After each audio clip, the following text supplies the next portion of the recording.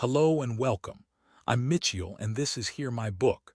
Today, we're not just reading words, we're giving them breath, life, and a space in your imagination. So find your comfortable spot, adjust your volume, and let's begin The Picture of Dorian Gray by Oscar Wilde. This audiobook is from a work that is in the public domain. The text was obtained from Project Gutenberg. Chapter 1. The studio was filled with the rich odor of roses, and when the light summer wind stirred amid the trees of the garden, there came through the open door the heavy scent of the lilac, or the more delicate perfume of the pink flowering thorn. From the corner of the divan of Persian saddlebags on which he was lying, smoking, as was his custom, innumerable cigarettes, Lord Henry Wotton could just catch the gleam of the honey-sweet and honey-colored blossoms of a laburnumsea whose tremulous branches seemed hardly able to bear the burden of a beauty so flame-like as theirs. And now and then the fantastic shadows of birds in flight flitted across the long tussa-silk curtains that were stretched in front of the huge window, producing a kind of momentary Japanese effect, and making him think of those pallid, jade-faced painters of Tokyo who, through the medium of an art that is necessarily immobile, seek to convey the sense of swiftness and motiony, the sullen murmur of the bees shouldering their way through the long unmown grass, or circling with monotonous insistence round the dusty gilt horns of the straggling woodbine, seemed to make the stillness more oppressive. The dim roar of London was like the burdened note of a distant organ.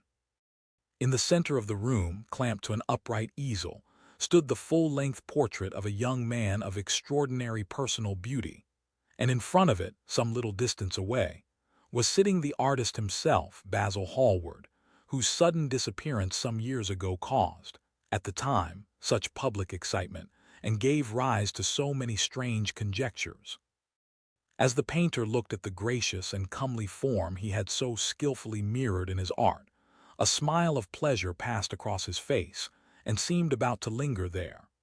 But he suddenly started up and, closing his eyes, placed his fingers upon the lids, as though he sought to imprison within his brain some curious dream from which he feared he might awake. "It is your best work, Basil, the best thing you have ever done," said Lord Henry languidly. "You must certainly send it next year to the Grosvenor. The Academy is too large and too vulgar one whenever I have gone there. There have been either so many people that I have not been able to see the pictures, which was dreadful, or so many pictures that I have not been able to see the people, which was worse. The Grosvenor is really the only place." "I don't think I shall send it anywhere," he answered, tossing his head back in that odd way that used to make his friends laugh at him at Oxford. "No, I won't send it anywhere." Lord Henry elevated his eyebrows and looked at him in amazement through the thin blue wreaths of smoke that curled up in such fanciful whorls from his heavy opium-tainted cigarette. "Not send it anywhere? My dear fellow, why? Have you any reason? What odd chaps you painters are! You do anything in the world to gain a reputation. As soon as you have one, you seem to want to throw it away. It is silly of you, for there is only one thing in the world worse than being talked about, and that is not being talked about. A portrait like this would set you far above all the young men in England, and make the old men quite jealous, if old men are ever capable of any emotion." "I know you will laugh at me," he replied, "but I really can't exhibit it. I have put too much of myself into it." Lord Henry stretched himself out on the divan and laughed. "Yes, I knew you would, but it is quite true all the same. Too much of yourself in it. Upon my word, Basil, I didn't know you were so vain, and I really can't see any resemblance between you with your rugged, strong face and your coal-black hair and this young Adonisji who looks as if he was made of ivory and rose leaves. Why, my dear Basil, he is a Narcissus, and you, well, of course, you have an intellectual expression and all that. But beauty, real beauty, ends where an intellectual expression begins. Intellect is in itself a mode of exaggeration and destroys the harmony of any face. The moment one sits down to think, one becomes all nose or all forehead or something horrid. Look at the successful men in any of the learned professions. How perfectly hideous they are. Except, of course, in the church eye, but then in tea. He church they don't think. A bishop keeps on saying at the age of 80 what he was told to say when he was a boy of 18, and as a natural consequence he always looks absolutely delightful. Your mysterious young friend, whose name you have never told me but whose picture really fascinates me, never thinks. I feel quite sure of that. He is some brainless, beautiful creature who should be always here in winter when we have no flowers to look at, and always here in summer when we want something to chill our intelligence. Don't flatter yourself, Basil. You are not in the least like him. You don't understand me, Harry, answered the artist. Of course I am not like him. I know that perfectly well. Indeed, I should be sorry to look like him. You shrug your shoulders. I am telling you the truth. There is a fatality about all physical and intellectual distinction, the sort of fatality that seems to dog through history the faltering steps of kings. It is better not to be different from one's fellows. The ugly and the stupid have the best of it in this world. They can sit at their ease and gape at the play. If they know nothing of victory, they are at least spared the knowledge of defeat. They live as we all should live, undisturbed, indifferent, and without disquiet. They neither bring ruin upon others, nor ever receive it from alien hands. Your rank and wealth, ha! RRY, my brains, such as they are, my art, whatever it may be worth, Dorian Gray's good looks, we shall all suffer for what the gods have given us, suffer terribly. Dorian Gray, is that his name? Asked Lord Henry, walking across the studio toward Basil Hallward. Yes, that is his name. I didn't intend to tell it to you. But why not? Oh, I can't explain. When I like people immensely, I never tell their names to anyone. It is like surrendering a part of them. I have grown to love secrecy. It seems to be the one thing that can make modern life mysterious or marvelous to us. The commonest thing is delightful if one only hides it. When I leave town now, I never tell my people where I am going. If I did, I would lose all my pleasure. It is a silly habit, I dare say, but somehow it seems to bring a great deal of romance into one's life. I suppose you think me awfully foolish about it. Not at all, answered Lord Henry. Not at all, my dear Basil. You seem to forget that I am married, and the one charm of marriage is that it makes a life of deception absolutely necessary for both parties. I never know where my wife is, and my wife never knows what I am doing. When we do meet occasionally, when we dine out together or go down to the Duke's, we tell each other the most absurd stories with the most serious faces. My wife is very good at it, much better, in fact, than I am. She never gets confused over her dates, and I always do. But when she does find me out, she makes no row at all. I sometimes wish she would, but she merely laughs at me. I hate the way you talk about your married life, Harry, said Basil Hallward, strolling toward the door that led into the garden. I believe that you are really a very good husband, but that you are thoroughly ashamed of your own virtues. You are an extraordinary fellow. You never say a moral thing, and you never do a wrong thing. Your cynicism is simply a pose. Being natural is simply a pose, and the most irritating pose I know, cried Lord Henry, laughing, and the two young men went out into the garden together, and ensconced themselves on a long bamboo seat that stood in the shade of a tall laurel bush. The sunlight slipped over the polished leaves. In the grass, white daisies were tremulous. After a pause, Lord Henry pulled out his watch. I am afraid I must be going, Basil, he murmured, and before I go, I insist on your answering a question I put to you some time ago. What is that? Said the painter, keeping his eyes fixed on the ground. You know quite well. I do not, Harry. Well, I will tell you what it is. I want you to explain to me why you won't exhibit Dorian Gray's picture. I want the real reason. I told you the real reason. No, you did not. You said it was because there was too much of yourself in it. Now that is childish. Harry, said Basil Hallward, looking him straight in the face, every portrait that is painted with feeling is a portrait of the artist, not of the sitter. The sitter is merely the accident, the occasion. It is not he who is revealed by the painter. It is rather the painter who, on the colored canvas, reveals himself. The reason I will not exhibit this picture is that I am afraid that I have shown in it the secret of my own soul." Lord Henry laughed. "And what is that?" he asked. "I will tell you," said Hallward, but an expression of perplexity came over his face. "I am all expectation, Basil," continued his companion, glancing at him. "Oh, there is really very little to tell, Harry," answered the painter, "and I am afraid you will hardly understand it. Perhaps you will hardly believe it." Lord Henry smiled and, leaning down, plucked a pink-petaled daisy from the grass and examined it. "I am quite sure I shall understand it," he replied, gazing intently at the little golden white-feathered disc. "And as for believing things, I can believe anything, provided that it is incredible."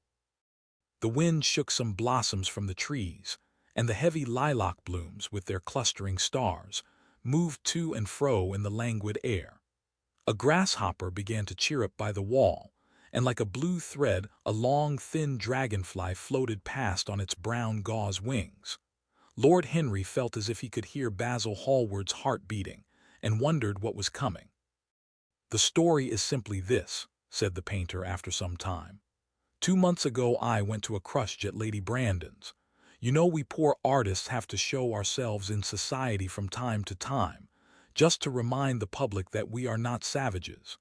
With an evening coat and a white tie, as you told me once, anybody, even a stockbroker, can gain a reputation for being civilized. Well, after I had been in the room about 10 minutes, talking to huge overdressed dowagers and tedious academicians, I suddenly became conscious that someone was looking at me.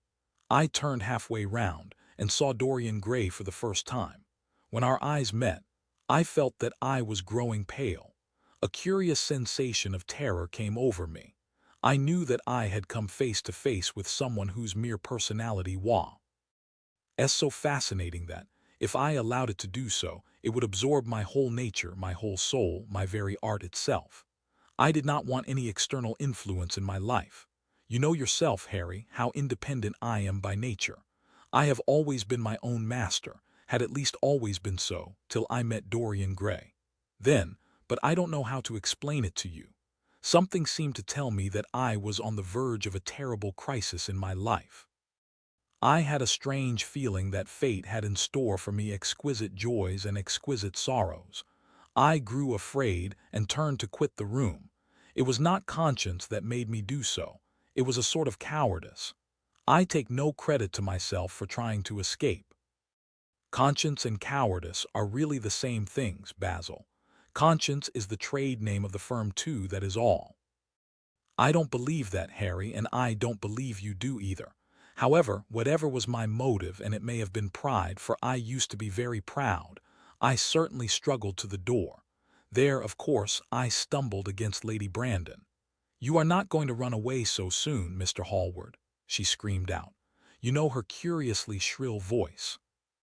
"Yes, she is a peacock and everything but beauty," said Lord Henry, pulling the daisy to bits with his long, nervous fingers. "I could not get rid of her. She brought me up to royalties, and people with stars and garters and elderly ladies with gigantic tiaras and parrot noses. She spoke of me as her dearest friend. I had only met her once before, but she took it into her head to lionize me. I believe some picture of mine had made a great success at the time, at least, had been chattered about in the penny newspapers, which is the 19th century standard of immortality. Suddenly I found myself face to face with the young man whose personality had so strangely stirred me. We were quite close, almost touching. Our eyes met again. It was reckless of me, but I asked Lady Brandon to introduce me to him. Perhaps it was not so reckless after all. It was simply inevitable. We would have spoken to each other without any introduction. I am sure of that. Dorian told me so afterward. He, too, felt that we were destined to know each other. "And how did Lady Brandon describe this wonderful young man?" asked his companion. "I know she goes in for giving a rapid praise of all her guests. I remember her bringing me up to a truculent and red-faced old gentleman covered all over with orders and ribbons, and hissing into my ear, in a tragic whisper which must have been perfectly audible to everybody in the room, the most astounding details. I simply fled. I like to find out people for myself. But poor Lady Brandon treats her guests exactly as an auctioneer treats his goods. She either explains them entirely away, or tells one everything about them except what one wants to know. Poor Lady Brandon, you are hard on her, Harry, said Hallward listlessly. My dear fellow, she tried to found a salon, and only succeeded in opening a restaurant. How could I admire her? But tell me, what did she say about Mr. Dorian Gray? Oh, something like, charming boy, poor dear mother and I absolutely inseparable. Quite forget what he does, afraid he doesn't do anything. Oh, yes, plays the piano. Or is it the violin, dear Mr. Gray? Neither of us could help laughing, and we became friends at once. Laughter is not at all a bad beginning for a friendship, and it is far the best ending for one, said the young lord, plucking another daisy. Hallward shook his head. You don't understand what friendship is, Harry, he murmured, or what enmity is, for that matter. You like everyone, that is to say, you are indifferent to everyone. How horribly unjust of you, cried Lord Henry, tilting his hat back and looking up at the little clouds that, like raveled skeins of glossy white silk, were drifting across the hollow turquoise of the summer sky. Yes, horribly unjust of you. I make a great difference between people. I choose my friends for their good looks, my acquaintances for their good characters, and my enemies for their good intellects. A man cannot be too careful in the choice of his enemies. I have not got one who is a fool. They are all men of some intellectual power, and consequently they all appreciate me. Is that very vain of me? I think it is rather vain. I should think it was, Harry. But according to your category, I must be merely an acquaintance. My dear old Basil, you are much more than an acquaintance, and much less than a friend, a sort of brother, I suppose. Oh, brothers! I don't care for brothers. My elder brother won't die, and my younger brothers seem never to do anything else. Harry, exclaimed Hallward, frowning. My dear fellow, I am not quite serious, but I can't help detesting my relations. I suppose it comes from the fact that none of us can stand other people having the same faults as ourselves. I quite sympathize with the rage of the English democracy against what they call the vices of the upper orders. The masses feel that drunkenness, stupidity, and immorality should be their own special property, and that if any one of us makes an ass of himself, he is poaching on their preserves. When poor Southward got into the divorce court, their indignation was quite magnificent. And yet, I don't suppose that 10% of the proletariat live correctly. I don't agree with a single word that you have said, and, what is more, Harry, I feel sure you don't either. Lord Henry stroked his pointed brown beard, and tapped the toe of his patent leather boot with a tasseled ebony cane. How English you are, Basil. That is the second time you have made that observation. If one puts forward an idea to a true Englishman, always a rash thing to do, he never dreams of considering whether the idea is right or wrong. The only thing he considers of any importance is whether one believes it oneself. Now, the value of an idea has nothing whatsoever to do with the sincerity of the man who expresses it. Indeed, the probabilities are that the more insincere the man is, the more purely intellectual will the idea be, as in that case it will not be colored by either his wants, his desires, or his prejudices. However, I don't propose to discuss politics, sociology, or metaphysics with you. I like persons better than principles, and I like persons with no principles better than anything else in the world. Tell me more about Mr. Dorian Gray. How often do you see him? Every day. I couldn't be happy if I didn't see him every day. He is absolutely necessary to me. How extraordinary. I thought you would never care for anything but your art. He is all my art to me now, said the painter gravely. I sometimes think, Harry, that there are only two eras of any importance in the world's history. The first is the appearance of a new medium for art, and the second is the appearance of a new personality for art also.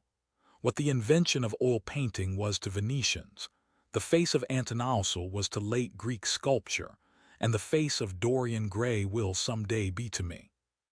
It is not merely that I paint from him, draw from him, sketch from him. Of course I have done all that, but he is much more to me than a model or a sitter. I won't tell you that I am dissatisfied with what I have done of him, or that his beauty is such that art cannot express it. There is nothing that art cannot express, and I know that the work I have do. Since I met Dorian Gray, is good work is the best work of my life. But in some curious way, I wonder will you understand me? His personality has suggested to me an entirely new manner in art, an entirely new mode of style. I see things differently, I think of them differently. I can now recreate life in a way that was hidden from me before. A dream of form in days of thought. Who is it who says that? I forget. But it is what Dorian Gray has been to me. The merely visible presence of this lad, for he seems to me little more than a lad, though he is really over 20, his merely visible presence. I wonder can you realize all that that means? Unconsciously he defines for me the lines of a fresh school, a school that is to have in it all the passion of the romantic spirit, all the perfection of the spirit that is Greek, the harmony of soul and body, how much that is. We in our madness have separated the two, and have invented a realism that is vulgar, an ideality that is void. Harry, if you only knew what Dorian Gray is to me. You remember that landscape of mine for which Agnum offered me such a huge price, but which I would not part with. It is one of the best things I have ever done. And why is it so? Because, while I was painting it, Dorian Gray sat beside me. Some subtle influence passed from him to me, and for the first time in my life I saw in the plain woodland the wonder I had always looked for, and always missed.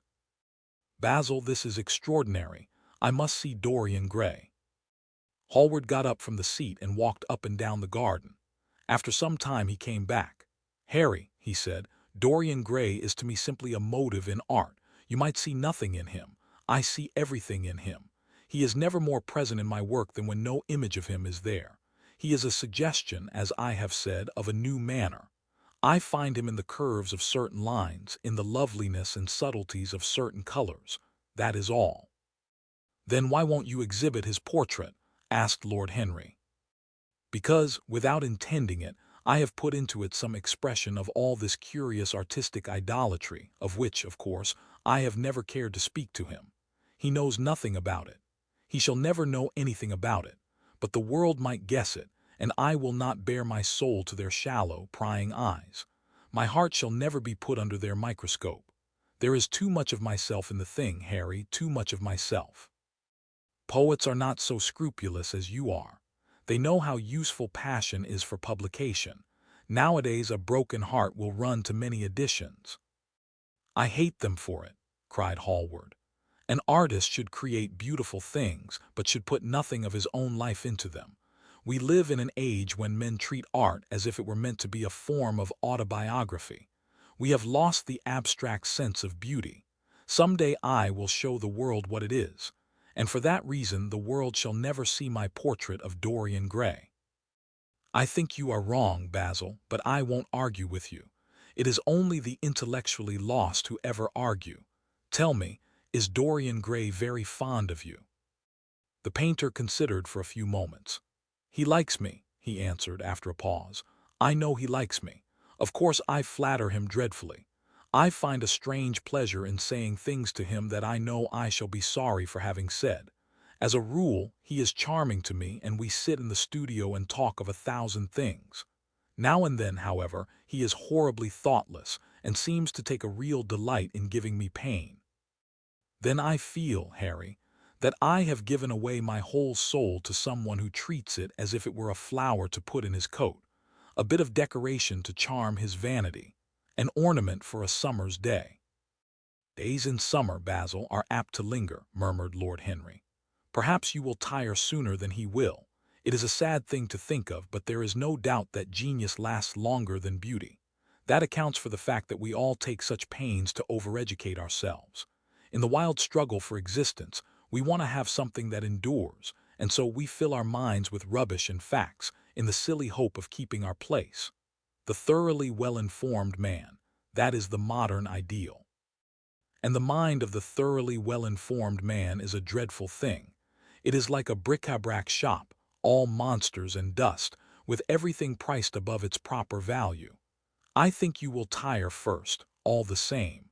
Some day you will look at your friend, and he will seem to you to be a little out of drawing, or you won't like his tone of color or something. You will bitterly reproach him in your own heart, and seriously think that he has behaved very badly to you. The next time he calls, you will be perfectly cold and indifferent. It will be a great pity, for it will alter you. What you have told me is quite a romance. A romance of art, one might call it. And the worst of having a romance of any kind is that it leaves one so unromantic. Harry, don't talk like that. As long as I live, the personality of Dorian Gray will dominate me. You can't feel what I feel. You change too often. Ah, my dear Basil, that is exactly why I can feel it. Those who are faithful know only the trivial side of love. It is the faithless who know love's tragedies. And Lord Henry struck a light on a dainty silver case, and began to smoke a cigarette with a self-conscious and satisfied air, as if he had summed up the world in a phrase. There was a rustle of chirruping sparrows in the green lacquer leaves of the ivy, and the blue cloud shadows chased themselves across the grass like swallows. How pleasant it was in the garden, and how delightful other people's emotions were, much more delightful than their ideas, it seemed to him. One's own soul and the passions of one's friends, those were the fascinating things in life. He pictured to himself with silent amusement the tedious lunch that he had missed by staying so long with Basil Hallward. Had he gone to his Aunt S., he would have been sure to have met Lord Goodbody there, and the whole conversation would have been about the feeding of the poor and the necessity for model lodging-houses. Each class would have preached the importance of those virtues, for whose exercise there was no necessity in their own lives. The rich would have spoken on the value of thrift, and the idle grown eloquent over the dignity of labor. It was charming to have escaped all that. As he thought of his aunt, an idea seemed to strike him. He turned to Hallward and said, "My dear fellow, I have just remembered." "Remembered what, Harry?" "Where I've heard the name of Dorian Gray." "Where was it?" asked Hallward with a slight frown. "Don't look so angry, Basil. It was at my Aunt Lady Agatha S. She told me she had discovered a wonderful young man who was going to help her in the East End and that his name was Dorian Gray. I am bound to state that she never told me he was good-looking. Women have no appreciation of good looks, at least, good women have not. She said that he was very earnest and had a beautiful nature. I at once pictured to myself a creature with spectacles and lank hair, horribly freckled, and tramping about on huge feet. I wish I had known it was your friend." "I am very glad you didn't, Harry." "Why?" "I don't want you to meet him." "You don't want me to meet him?" "No." "Mr. Dorian Gray is in the studio, sir," said the butler, coming into the garden. "You must introduce me now," cried Lord Henry, laughing. The painter turned to his servant, who stood blinking in the sunlight. "Ask Mr. Gray to wait, Parker. I shall be in a few moments." The man bowed and went up the walk. Then he looked at Lord Henry. "Dorian Gray is my dearest friend," he said. "He has a simple and a beautiful nature. Your aunt was quite right in what she said of him. Don't spoil him. Don't try to influence him. Your influence would be bad. The world is wide and has many marvelous people in it. Don't take away from me the one person who gives to my art whatever charm it possesses. My life as an artist depends on him. Mind, Harry, I trust you." He spoke very slowly, and the words seemed wrung out of him almost against his will. "What nonsense you talk," said Lord Henry, smiling, and taking Hallward by the arm, he almost led him into the house. Chapter 2. As they entered, they saw Dorian Gray. He was seated at the piano with his back to them, turning over the pages of a volume of Schumann's forest scenes.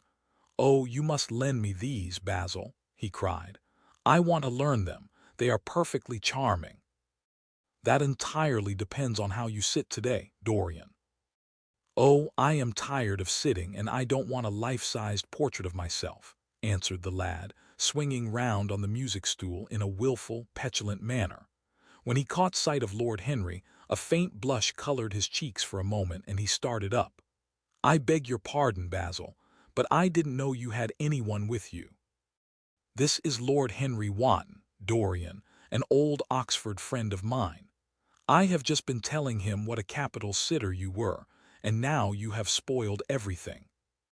You have not spoiled my pleasure in meeting you, Mr. Gray, said Lord Henry, stepping forward and extending his hand. My aunt has often spoken to me about you. You are one of her favorites, and, I am afraid, one of her victims also. I am in Lady Agatha's black books at present, answered Dorian, with a funny look of penitence. I promised to go to a club in Whitechapel with her last Tuesday, and I really forgot all about it. We were to have played a duet together, 3 duets, I believe. I don't know what she will say to me. I am far too frightened to call. Oh, I will make your peace with my aunt. She is quite devoted to you, and I don't think it really matters about your not being there. The audience probably thought it was a duet. When Aunt Agatha sits down to the piano, she makes quite enough noise for 2 people. That is very horrid to her, and not very nice to me, answered Dorian, laughing. Lord Henry looked at him. Yes, he was certainly wonderfully handsome, with his finely curved scarlet lips, his frank blue eyes, his crisp gold hair. There was something in his face that made one trust him at once. All the candor of youth was there, as well as all youth's passionate purity. One felt that he had kept himself unspotted from the world queue. No wonder Basil Hallward worshipped him. You are too charming to go in for philanthropy, Mr. Gray, far too charming. And Lord Henry flung himself down on the divan and opened his cigarette case. The painter had been busy mixing his colors and getting his brushes ready. He was looking worried, and when he heard Lord Henry's last remark he glanced at him, hesitated for a moment, and then said, Harry, I want to finish this picture today. Would you think it awfully rude of me if I asked you to go away? Lord Henry smiled and looked at Dorian Gray. Am I to go, Mr. Gray? He asked. Oh, please don't, Lord Henry. I see that Basil is in one of his sulky moods, and I can't bear him when he sulks. Besides, I want you to tell me why I should not go in for philanthropy. I don't know that I shall tell you that, Mr. Gray. It is so tedious a subject that one would have to talk seriously about it. But I certainly shall not run away, now that you have asked me to stop. You don't really mind, Basil, do you? You have often told me that you liked your sitters to have someone to chat to. Hallward bit his lip. If Dorian wishes it, of course you must stay.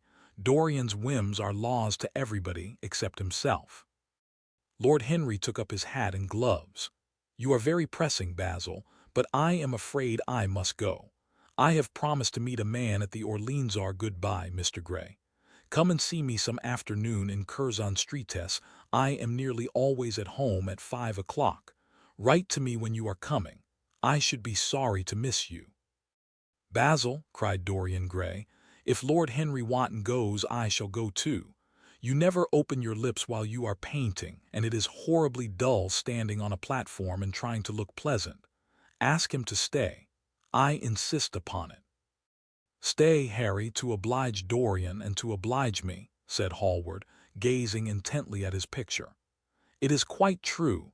I never talk when I am working and never listen either, and it must be dreadfully tedious for my unfortunate sitters. I beg you to stay. But what about my man at the Orleans? The painter laughed. I don't think there will be any difficulty about that. Sit down again, Harry. And now, Dorian, get up on the platform and don't move about too much, or pay any attention to what Lord Henry says. He has a very bad influence over all his friends, with the single exception of myself. Dorian Gray stepped up on the dais with the air of a young Greek martyr and made a little moue of discontent to Lord Henry, to whom he had rather taken a fancy. He was so unlike Basil. They made a delightful contrast, and he had such a beautiful voice. After a few moments he said to him, Have you really a very bad influence, Lord Henry? As bad as Basil says. There is no such thing as a good influence, Mr. Gray. All influence is immoral, immoral from the scientific point of view. Why? Because to influence a person is to give him one's own soul. He does not think his natural thoughts or burn with his natural passions. His virtues are not real to him. His sins, if there are such things as sins, are borrowed. He becomes an echo of someone else's music, an actor of a part that has not been written for him. The aim of life is self-development. To realize one's nature perfectly, that is what each of us is here for. People are afraid of themselves nowadays. They have forgotten the highest of all duties, the duty that one owes to oneself. Of course they are charitable. They feed the hungry and clothe the beggar, but their own souls starve and are naked. Courage has gone out of our race. Perhaps we never really had it. The terror of society, which is the basis of morals, the terror of God, which is the secret of religion, these are the two things that govern us. And yet, just turn your head a little more to the right, Dorian, like a good boy, said the painter, deep in his work, and conscious only that a look had come into the lad's face that he had never seen there before. And yet, continued Lord Henry, in his low, musical voice, and with that graceful wave of the hand that was always so characteristic of him, and that he had even in his Eton days, I believe that if one man were to live out his life fully and completely, were to give form to every feeling, expression to every thought, reality to every dream, I believe that the world would gain such a fresh impulse of joy that we would forget all the maladies of medievalism and return to the Hellenic ideal, to something finer, richer than the Hellenic ideal, it may be. But the bravest man among us is afraid of himself. The mutilation of the savage has its tragic survival in the self-denial that mars our lives. We are punished for our refusals. Every impulse that we strive to strangle broods in the mind and poisons us. The body sins once and has done with its sin, for action is a mode of purification. Nothing remains then but the recollection of a pleasure or the luxury of a regret. The only way to get rid of a temptation is to yield to it, resist it, and your soul grows sick with longing for the things it has forbidden to itself, with desire for what its monstrous laws have made monstrous and unlawful. It has been said that the great events of the world take place in the brain. It is in the brain and the brain only that the great sins of the world take place also. You, Mr. Gray, you yourself, with your rose-red youth and your rose-white boyhood, you have had passions that have made you afraid, thoughts that have filled you with terror, daydreams and sleeping, dreams whose mere memory might stain your cheek with shame. Stop, faltered Dorian Gray, stop. You bewilder me. I don't know what to say. There is some answer to you, but I cannot find it. Don't speak. Let me think, or rather, let me try not to think. For nearly 10 minutes he stood there, motionless, with parted lips and eyes strangely bright. He was dimly conscious that entirely fresh influences were at work within him, yet they seemed to him to have come really from himself. The few words that Basil's friend had said to him, words spoken by chance, no doubt, and with willful paradox in them, had touched some secret chord that had never been touched before, but that he felt was now vibrating and throbbing to curious pulses. Music had stirred him like that. Music had troubled him many times, but music was not articulate. It was not a new world, but rather another chaos that it created in us. Words, mere words, how terrible they were, how clear and vivid and cruel. One could not escape from them, and yet what a subtle magic there was in them. They seemed to be able to give a plastic form to formless things, and to have a music of their own as sweet as that of viol or of lute. Mere words. Was there anything so real as words? Yes, there had been things in his boyhood that he had not understood. He understood them now. Life suddenly became fiery-colored to him. It seemed to him that he had been walking in fire. Why had he not known it? With his subtle smile, Lord Henry watched him. He knew the precise psychological moment when to say nothing. He felt intensely interested. He was amazed at the sudden impression that his words had produced, and remembering a book that he had read when he was 16, a book which had revealed to him much that he had not known before, He wondered whether Dorian Gray was passing through a similar experience. He had merely shot an arrow into the air. Had it hit the mark? How fascinating the lad was. Hallward painted away with that marvelous, bold touch of his that had the true refinement and perfect delicacy that in art, at any rate, comes only from strength. He was unconscious of the silence. "Basil, I am tired of standing," cried Dorian Gray suddenly. "I must go out and sit in the garden. The air is stifling here." "My dear fellow, I am so sorry. When I am painting, I can't think of anything else, but you never sat better. You were perfectly still, and I have caught the effect I wanted, the half-parted lips and the bright look in the eyes. I don't know what Harry has been saying to you, but he has certainly made you have the most wonderful expression. I suppose he has been paying you compliments. You mustn't believe a word that he says." "He has certainly not been paying me compliments. Perhaps that is the reason that I don't believe anything he has told me." "You know you believe it all," said Lord Henry, looking at him with his dreamy, languorous eyes. "I will go out to the garden with you. It is horribly hot in the studio. Basil, let us have something iced to drink, something with strawberries in it." "Certainly, Harry. Just touch the bell, and when Parker comes I will tell him what you want. I have got to work up this background, so I will join you later on. Don't keep Dorian too long. I have never been in better form for painting than I am today. This is going to be my masterpiece. It is my masterpiece as it stands." Lord Henry went out to the garden and found Dorian Gray burying his face in the great cool lilac blossoms, feverishly drinking in their perfume as if it had been wine. He came close to him and put his hand upon his shoulder. "You are quite right to do that," he murmured. "Nothing can cure the soul but the senses, just as nothing can cure the senses but the soul."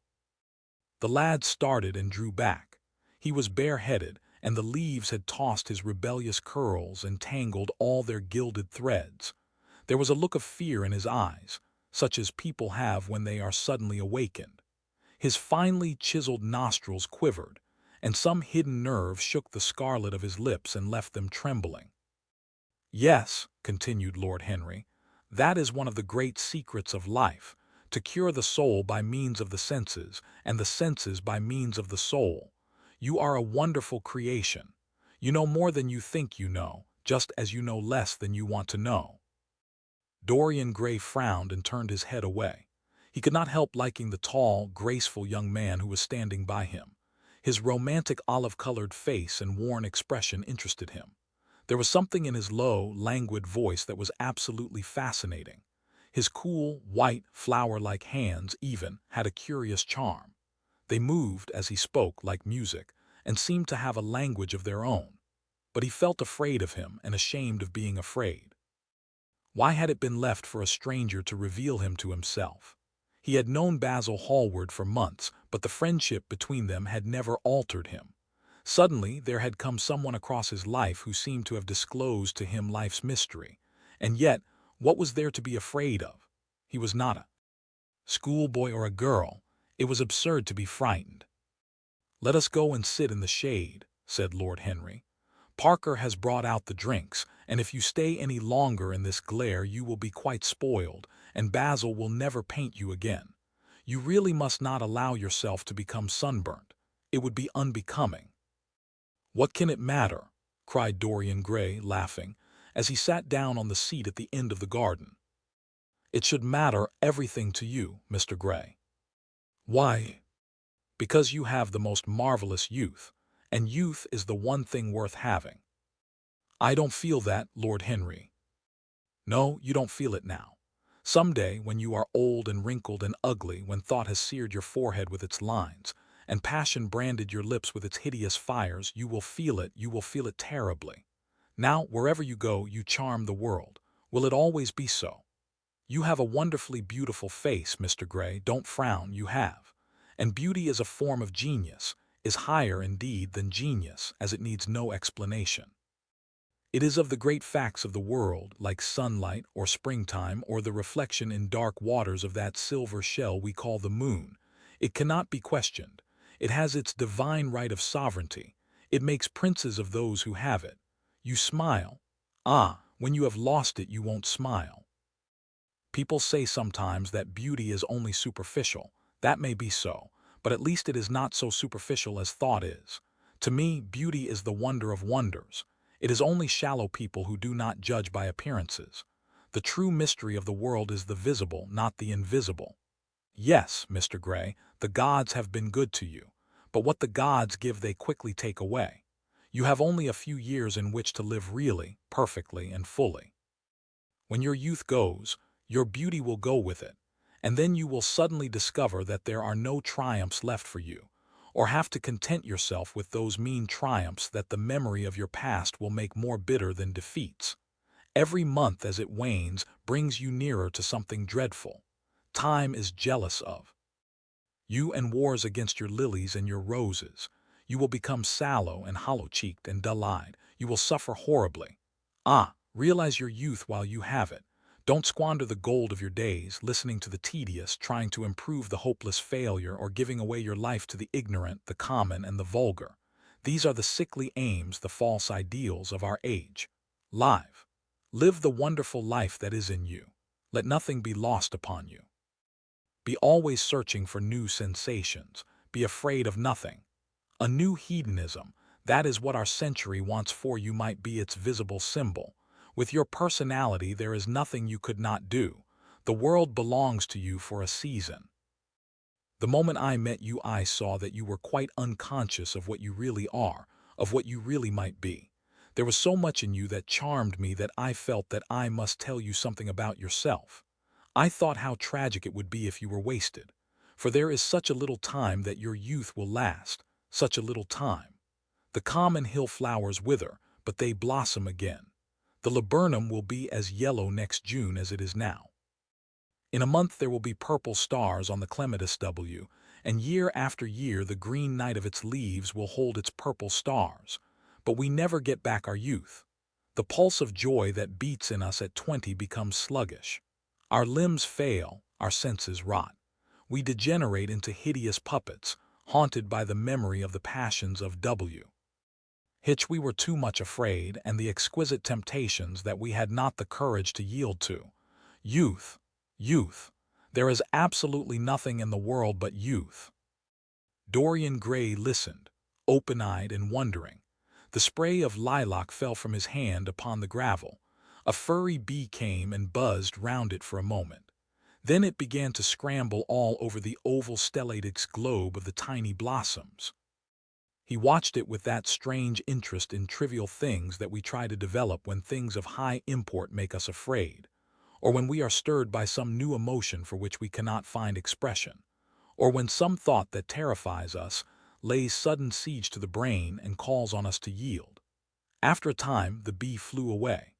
He saw it creeping into the stained trumpet of a Tyrian convolvulus while the flower seemed to quiver, and then swayed gently to and fro. Suddenly the painter appeared at the door of the studio and made staccato signs for them to come in. They turned to each other and smiled. "I am waiting," he cried. "Do come in. The light is quite perfect and you can bring your drinks." They rose up and sauntered down the walk together. 2 green and white butterflies fluttered past them, and in the pear tree at the corner of the garden a thrush began to sing. "You are glad you have met me, Mr. Gray," said Lord Henry, looking at him. "Yes, I am glad now. I wonder, shall I always be glad?" "Always, that is a dreadful word. It makes me shudder when I hear it. Women are so fond of using it. They spoil every romance by trying to make it last forever. It is a meaningless word, too. The only difference between a caprice and a lifelong passion is that the caprice lasts a little longer." As they entered the studio, Dorian Gray put his hand upon Lord Henry's arm. "In that case, let our friendship be a caprice," he murmured, flushing at his own boldness, then stepped up on the platform and resumed his pose. Lord Henry flung himself into a large wicker armchair and watched him. The sweep and dash of the brush on the canvas made the only sound that broke the stillness, except when, now and then, Hallward stepped back to look at his work from a distance. In the slanting beams that streamed through the open doorway the dust danced and was golden. The heavy scent of the roses seemed to brood over everything. After about a quarter of an hour, Hallward stopped painting, looked for a long time at Dorian Gray, and then for a long time at the picture, biting the end of one of his huge brushes and frowning. "It is quite finished," he cried at last, and stooping down he wrote his name in long vermilion letters on the left-hand corner of the canvas. Lord Henry came over and examined the picture. It was certainly a wonderful work of art, and a wonderful likeness as well. "My dear fellow, I congratulate you most warmly," he said. "It is the finest portrait of modern times. Mr. Gray, come over and look at yourself." The lad started, as if awakened from some dream. "Is it really finished?" he murmured, stepping down from the platform.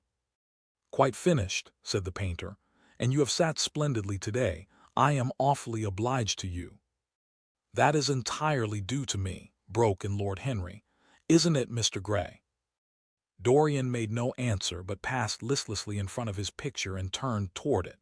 When he saw it he drew back, and his cheeks flushed for a moment with pleasure. A look of joy came into his eyes, as if he had recognized himself for the first time. He stood there motionless and in wonder, dimly conscious that Hallward was speaking to him, but not catching the meaning of his words. The sense of his own beauty came on him like a revelation. He had never felt it before. Basil Hallward's compliments had seemed to him to be merely the charming exaggerations of friendship. He had listened to them, laughed at them, forgotten them. They had not influenced his nature. Then had come Lord Henry Wotton with his strange panegyric on youth, his terrible warning of its brevity. That had stirred him at the time, and now, as he stood gazing at the shadow of his own loveliness, the full reality of the description flashed across him. Yes, there would be a day when his face would be wrinkled and wizen, his eyes dim and colorless, the grace of his figure broken and deformed. The scarlet would pass away from his lips and the gold steal from his hair. The life that was to make his soul would mar his body. He would become dreadful, hideous, and uncouth. As he thought of it, a sharp pang of pain struck through him like a knife, and made each delicate fiber of his nature quiver. His eyes deepened into amethyst, and across them came a mist of tears. He felt as if a hand of ice had been laid upon his heart. "Don't you like it?" cried Hallward at last, stung a little by the lad's silence, not understanding what it meant. "Of course he likes it," said Lord Henry. "Who wouldn't like it? It is one of the greatest things in modern art. I will give you anything you like to ask for it. I must have it." "It is not my property, Harry." "Whose property is it?" "Dorian's, of course," answered the painter. "He is a very lucky fellow." "Sad it is," murmured Dorian Gray, with his eyes still fixed upon his own portrait. "How sad it is! I shall grow old and horrible and dreadful, but this picture will remain always young. It will never be older than this particular day of June. If it were only the other way, if it were I who was to be always young and the picture that was to grow old, for that I would give everything. Yes, there is nothing in the whole world I would not give. I would give my soul for that." "You would hardly care for such an arrangement, Basil," cried Lord Henry, laughing. "It would be rather hard lines on your work." "I should object very strongly, Harry," said Hallward. Dorian Gray turned and looked at him. "I believe you would, Basil. You like your art better than your friends. I am no more to you than a green bronze figure.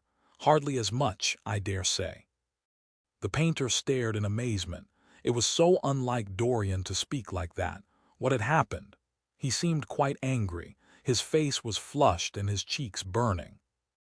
"Yes," he continued, "I am less to you than your ivory Hermes or your silver fauna. You will like them always. How long will you like me? Till I have my first wrinkle, I suppose. I know now that when one loses one's good looks, whatever they may be, one loses everything. Your picture has taught me that.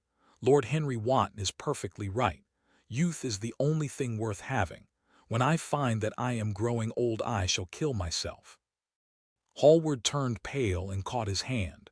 "Dorian, Dorian," he cried, "don't talk like that. I have never had such a friend as you, and I shall never have such another. You are not jealous of material things, are you? you who are finer than any of them. I am jealous of everything whose beauty does not die. I am jealous of the portrait you have painted of me. Why should it keep what I must lose? Every moment that passes takes something from me and gives something to it. Oh, if it were only the other way. If the picture could change and I could be always what I am now. Why did you paint it? It will mock me some day, mock me horribly. The hot tears welled into his eyes. He tore his hand away and, flinging himself on the divan, he buried his face in the cushions, as though he was praying. "This is your doing, Harry," said the painter bitterly. Lord Henry shrugged his shoulders. "It is the real Dorian Gray, that is all." "It is not." "If it is not, what have I to do with it?" "You should have gone away when I asked you," he muttered. "I stayed when you asked me," was Lord Henry's answer. "Harry, I can't quarrel with my two best friends at once, but between you both you have made me hate the finest piece of work I have ever done, and I will destroy it. What is it but canvas and color? I will not let it come across our 3 lives and mar them." Dorian Gray lifted his golden head from the pillow and with pallid face and tear-stained eyes looked at him as he walked over to the D-Lab painting table that was set beneath the high curtained window. What was he doing there? His fingers were straying about among the litter of tin tubes and dry brushes, seeking for something. Yes, it was for the long palette knife with its thin blade of lithe steel. He had found it at last. He was going to rip up the canvas. With a stifled sob, the lad leaped from the couch and, rushing over to Hallward, tore the knife out of his hand and flung it to the end of the studio. "Don't, Basil, don't," he cried. "It would be murder." "I am glad you appreciate my work at last, Dorian," said the painter, coldly, when he had recovered from his surprise. "I never thought you would." "Appreciate it? I am in love with it, Basil. It is part of myself. I feel that." "Well, as soon as you are dry, you shall be varnished and framed and sent home. Then you can do what you like with yourself." And he walked across the room and rang the bell for tea. "You will have tea, of course, Dorian. And so will you, Harry. Or do you object to such simple pleasure?" "I adore simple pleasure," said Lord Henry. "They are the last refuge of the complex, but I don't like scenes except on the stage. What absurd fellows you are, both of you. I wonder who it was defined man as a rational animal. It was the most premature definition ever given. Man is many things, but he is not rational. I am glad he is not, after all, though I wish you chaps would not squabble over the picture. You had much better let me have it, Basil. This silly boy doesn't really want it, and I really do." "If you let anyone have it but me, Basil, I shall never forgive you," cried Dorian Gray. "And I don't allow people to call me a silly boy." "You know the picture is yours, Dorian. I gave it to you before it existed. And you know you have been a little silly, Mr. Gray, and that you don't really object to being reminded that you are extremely young." "I should have objected very strongly this morning, Lord Henry." "Ah, this morning, you have lived since then." There came a knock at the door, and the butler entered with a laden tea-tray and set it down upon a small Japanese table. There was a rattle of cups and saucers and the hissing of a fluted Georgian urn. 2 globe-shaped china dishes were brought in by a page. Dorian Gray went over and poured out the tea. The 2 men sauntered languidly to the table and examined what was under the covers. "Let us go to the theater tonight," said Lord Henry. "There is sure to be something on somewhere. I have promised to dine at White's, AC, but it is only with an old friend, so I can send him a wire to say that I am ill, or that I am prevented from coming in consequence of a subsequent engagement. I think that would be a rather nice excuse. It would have all the surprise of candor." "It is such a bore putting on one's dress clothes," muttered Hallward. "And when one has them on, they are so horrid." "Yes," answered Lord Henry dreamily. "The costume of the 19th century is detestable. It is so somber, so depressing. Sin is the only real color element left in modern life." "You really must not say things like that before Dorian, Harry." "Before which Dorian? The one who is pouring out tea for us, or the one in the picture?" "Before either." "I should like to come to the theatre with you, Lord Henry," said the lad. "Then you shall come, and you will come too, Basil, won't you?" "I can't, really. I would sooner not. I have a lot of work to do." "Well then, you and I will go alone, Mr. Gray." "I should like that awfully." The painter bit his lip and walked over, cup in hand, to the picture. "I shall stay with the real Dorian," he said sadly. "Is it the real Dorian?" cried the original of the portrait, strolling across to him. "Am I really like that?" "Yes, you are just like that." "How wonderful, Basil. At least you are like it in appearance, but it will never alter," sighed Hallward. "That is something." "What a fuss people make about fidelity," exclaimed Lord Henry. "Why, even in love it is purely a question for physiology. It has nothing to do with our own will. Young men want to be faithful and are not. Old men want to be faithless and cannot. That is all one can say." "Don't go to the theatre tonight, Dorian," said Hallward. "Stop and dine with me." "I can't, Basil." "Why?" "Because I have promised Lord Henry Wotton to go with him." "He won't like you the better for keeping your promises. He always breaks his own. I beg you not to go." Dorian Gray laughed and shook his head. "I entreat you." The lad hesitated and looked over at Lord Henry, who was watching them from the tea-table with an amused smile. "I must go, Basil," he answered. "Very well," said Hallward, and he went over and laid down his cup on the tray. "It is rather late, and, as you have to dress, you had better lose no time. Good-bye, Harry, good-bye, Dorian. Come and see me soon. Come tomorrow." "Certainly." "You won't forget." "No, of course not," cried Dorian. "And Harry." "Yes, Basil." "Remember what I asked you when we were in the garden this morning." "I have forgotten it." "I trust you." "I wish I could trust myself," said Lord Henry, laughing. "Come, Mr. Gray, my hansom is outside, and I can drop you at your own place. Good-bye, Basil. It has been a most interesting afternoon." As the door closed behind them, the painter flung himself down on a sofa, and a look of pain came into his face.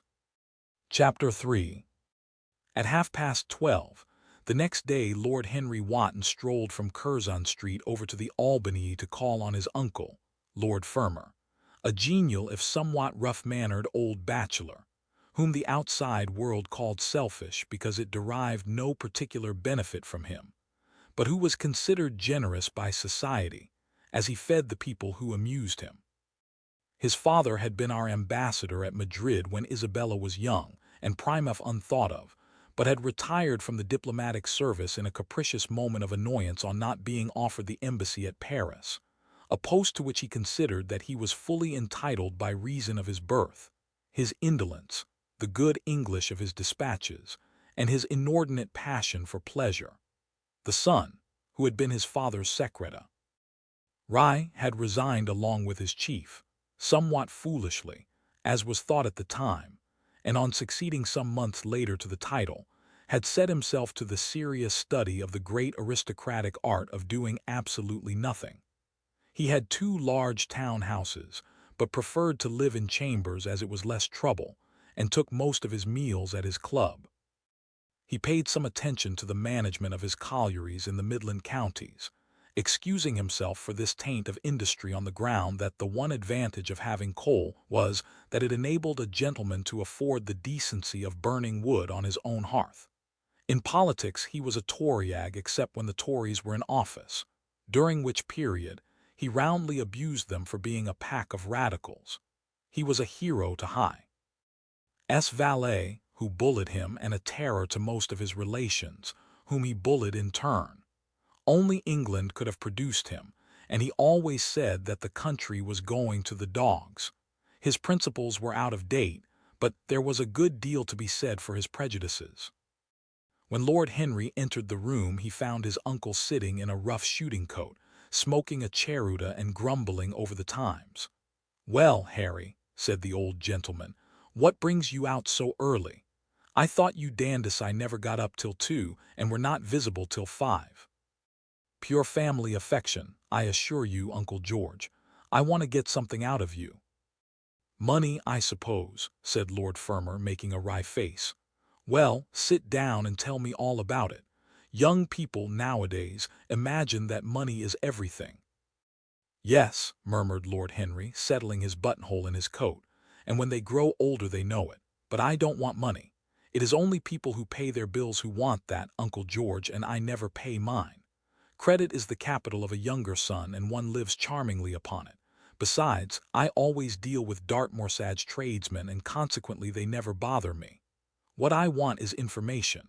Not useful information, of course. Useless information. Well, I can tell you anything that is in an English blue book, Harry, although those fellows nowadays write a lot of nonsense. When I was in the diplomatic, things were much better, but I hear they let them in now by examination. What can you expect? Examinations, sir, are pure humbug from beginning to end. If a man is a gentleman, he knows quite enough, and if he is not a gentleman, whatever he knows is bad for him. Mr. Dorian Gray does not belong to blue books, Uncle George, said Lord Henry, languidly. Mr. Dorian Gray. Who is he? Asked Lord Fermor, knitting his bushy white eyebrows. That is what I have come to learn, Uncle George, or rather I know who he is. He is the last Lord Kelso's grandson. His mother was a Devereux, Lady Margaret Devereux. I want you to tell me about this mother. What was she like? Whom did she marry? You have known nearly everybody in your time, so you might have known her. I am very much interested in Mr. Gray at present. I have only just met him. Kelso's grandson, echoed the old gentleman, Kelso's grandson. Of course. I knew his mother intimately. I believe I was at her christening. She was an extraordinarily beautiful girl, Margaret Devereux, and made all the men frantic by running away with a penniless young fellow, a mere nobody, a subaltern in a foot regiment or something of that kind.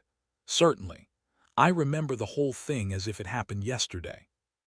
The poor chap was killed in a duel at Spal a few months after the marriage. There was an ugly story about it.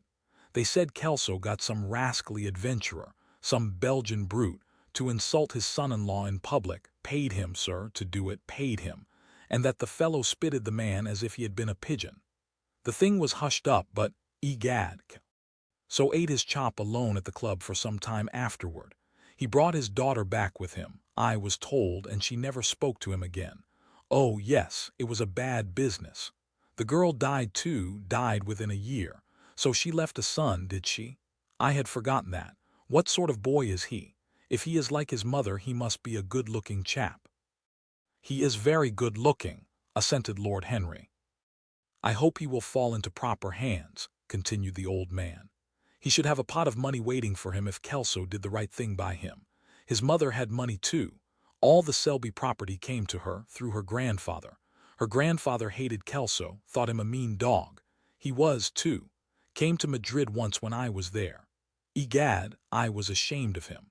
The Queen used to ask me about the English noble who was always quarreling with the cabmen about their fares. They made quite a story of it. I didn't dare show my face at court for a month. I hope he treated his grandson better than he did the Jarvies.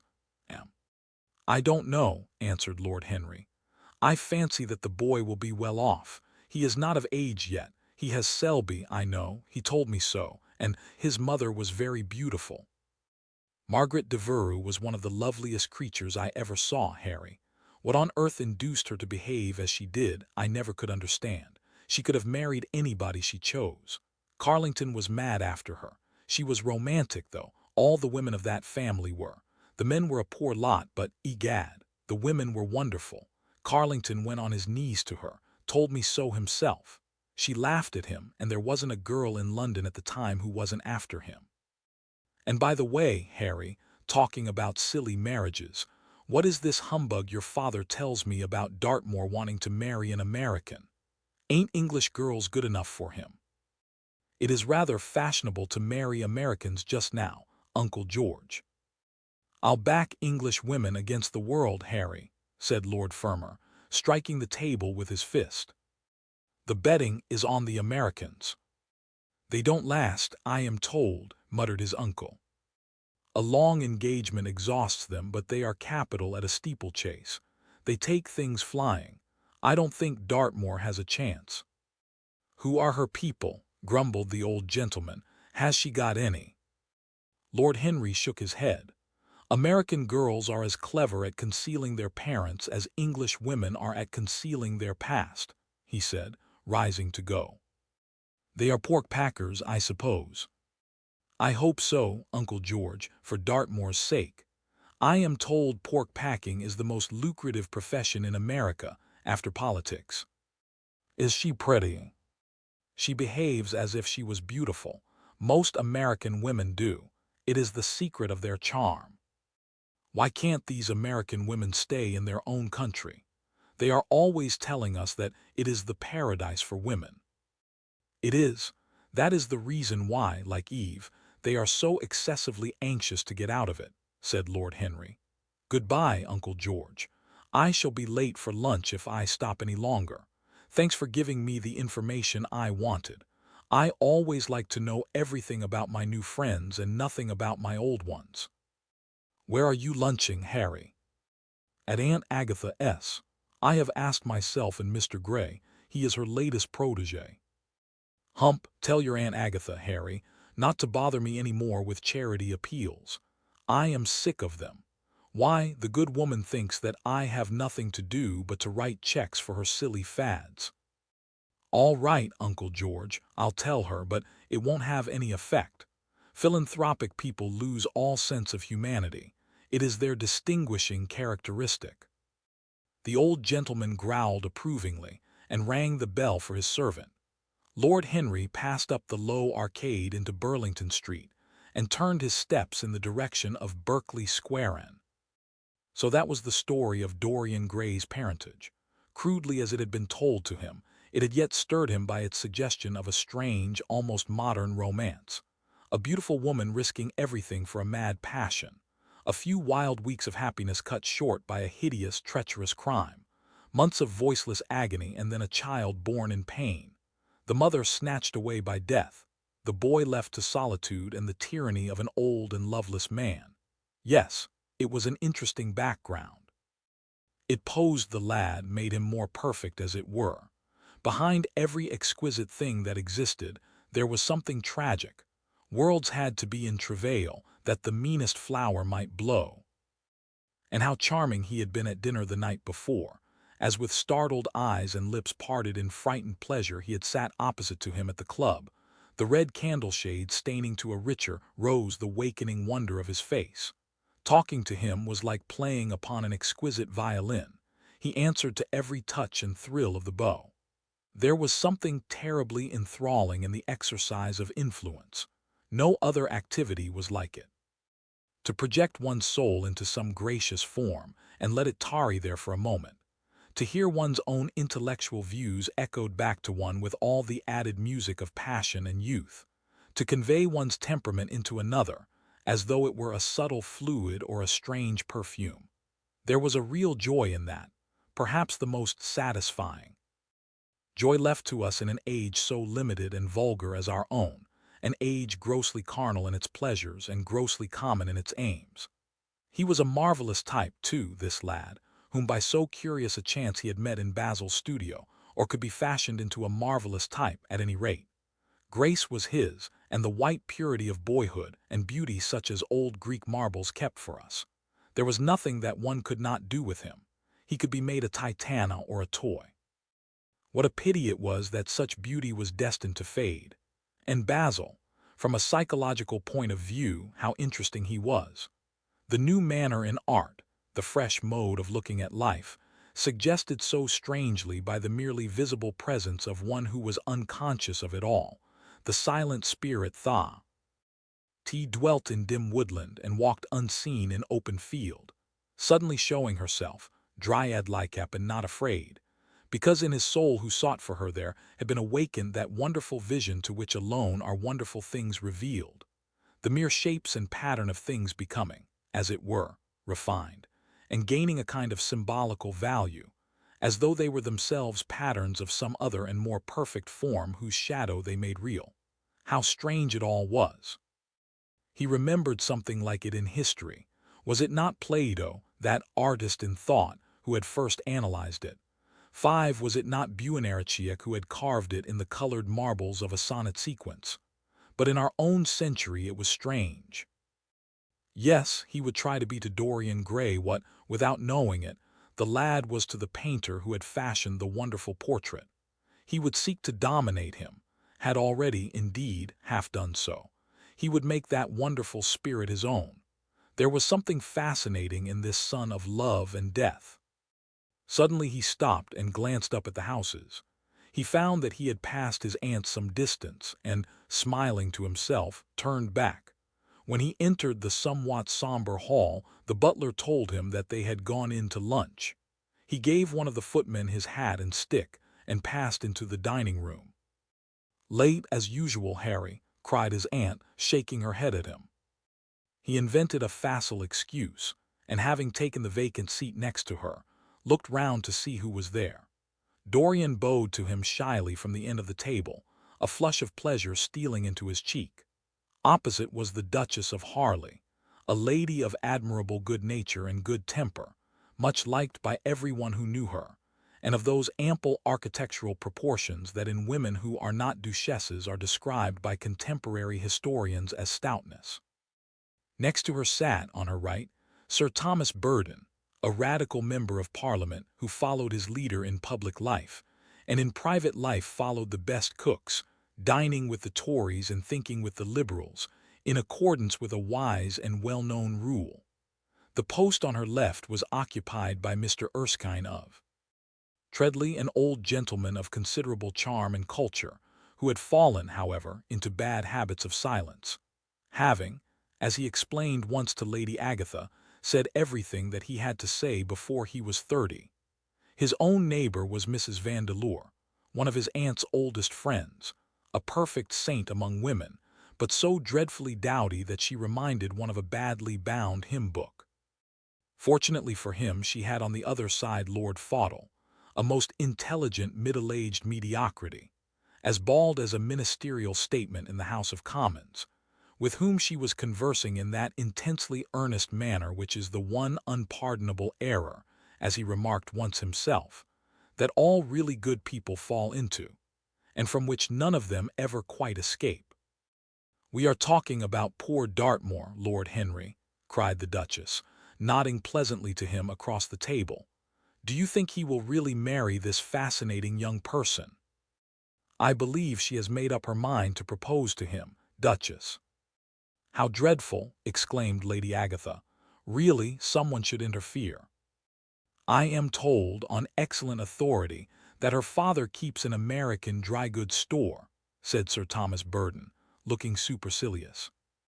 "My uncle has already suggested pork packing, Sir Thomas." "Dry goods? What are American dry goods?" asked the Duchess, raising her large hands in wonder and accentuating the verb. "American novels," answered Lord Henry, helping himself to some quail. The Duchess looked puzzled. "Don't mind him, my dear," whispered Lady Agatha. "He never means anything that he says." "When Americar was discovered," said the radical member, and he began to give some wearisome facts. Like all people who try to exhaust a subject, he exhausted his listeners. The Duchess sighed and exercised her privilege of interruption. "I wish to goodness it never had been discovered at all," she exclaimed. "Really, our girls have no chance nowadays. It is most unfair." "Perhaps, after all, America never has been discovered," said Mr. Erskine. "I myself would really say that it had merely been detected." "Oh, but I have seen specimens of the inhabitants," answered the Duchess vaguely. "I must confess that most of them are extremely pretty, and they dress well, too. They get all their dresses in Paris. I wish I could afford to do the same." "They say that when good Americans die they go to Paris," chuckled Sir Thomas, who had a large wardrobe of humor's cast-off clothes. "Really, and where do bad Americans go to when they die?" inquired the Duchess. "They go to America," murmured Lord Henry. Sir Thomas frowned. "I am afraid that your nephew is prejudiced against that great country," he said to Lady Agatha. "I have traveled all over it, in cars provided by the directors, who, in such matters are extremely civil. I assure you that it is an education to visit it." "But must we really see Chicago in order to be educated?" asked Mr. Erskine, plaintively. "I don't feel up to the journey." Sir Thomas waved his hand. "Mr. Erskine of Treadley has the world on his shelves. We practical men like to see things, not to read about them. The Americans are an extremely interesting people. They are absolutely reasonable. I think that is their distinguishing characteristic. Yes, Mr. Erskine, an absolutely reasonable people. I assure you there is no nonsense about the Americans." "How dreadful!" cried Lord Henry. "I can stand brute force, but brute reason is quite unbearable. There is something unfair about its use. It is hitting below the intellect." "I do not understand you," said Sir Thomas, growing rather red. "I do, Lord Henry," murmured Mr. Erskine with a smile. "Paradoxes are all very well in their way," rejoined the baronet. "Was that a paradox?" asked Mr. Erskine. "I did not think so. Perhaps it was. Well, the way of paradoxes is the way of truth. To test reality we must see it on the tightrope. When the verities become acrobats we can judge them." "Dear me," said Lady Agatha, "how you men argue. I am sure I never can make out what you are talking about. Oh, Harry, I am quite vexed with you. Why do you try to persuade our nice Mr. Dorian Gray to give up the East End? I assure you he would be quite invaluable. They would love his playing." "I want him to play to me," cried Lord Henry, smiling, and he looked down the table and caught a bright answering glance. "But they are so unhappy in Whitechapel," continued Lady Agatha.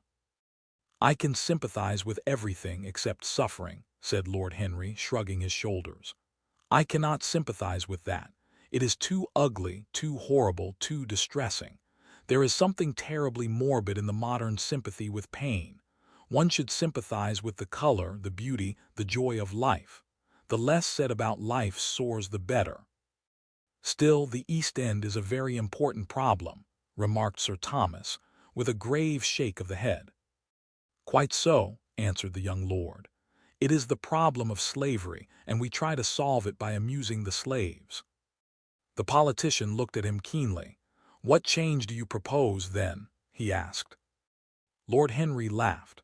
"I don't desire to change anything in England except the weather," he answered. "I am quite content with philosophical contemplation. But, as the 19th century has gone bankrupt through an over-expenditure of sympathy, I would suggest that we should appeal to science to put us straight. The advantage of the emotions is that they lead us astray, and the advantage of science is that it is not emotional." "But we have such grave responsibilities," ventured Mrs. Vandeleur, timidly. "Terribly grave," echoed Lady Agatha. Lord Henry looked over at Mr. Erskine. "Humanity takes itself too seriously. It is the world's original sin. If the caveman had known how to laugh, history would have been different." "You are really very comforting," warbled the Duchess. "I have always felt rather guilty when I came to see your dear aunt, for I take no interest at all in the East End.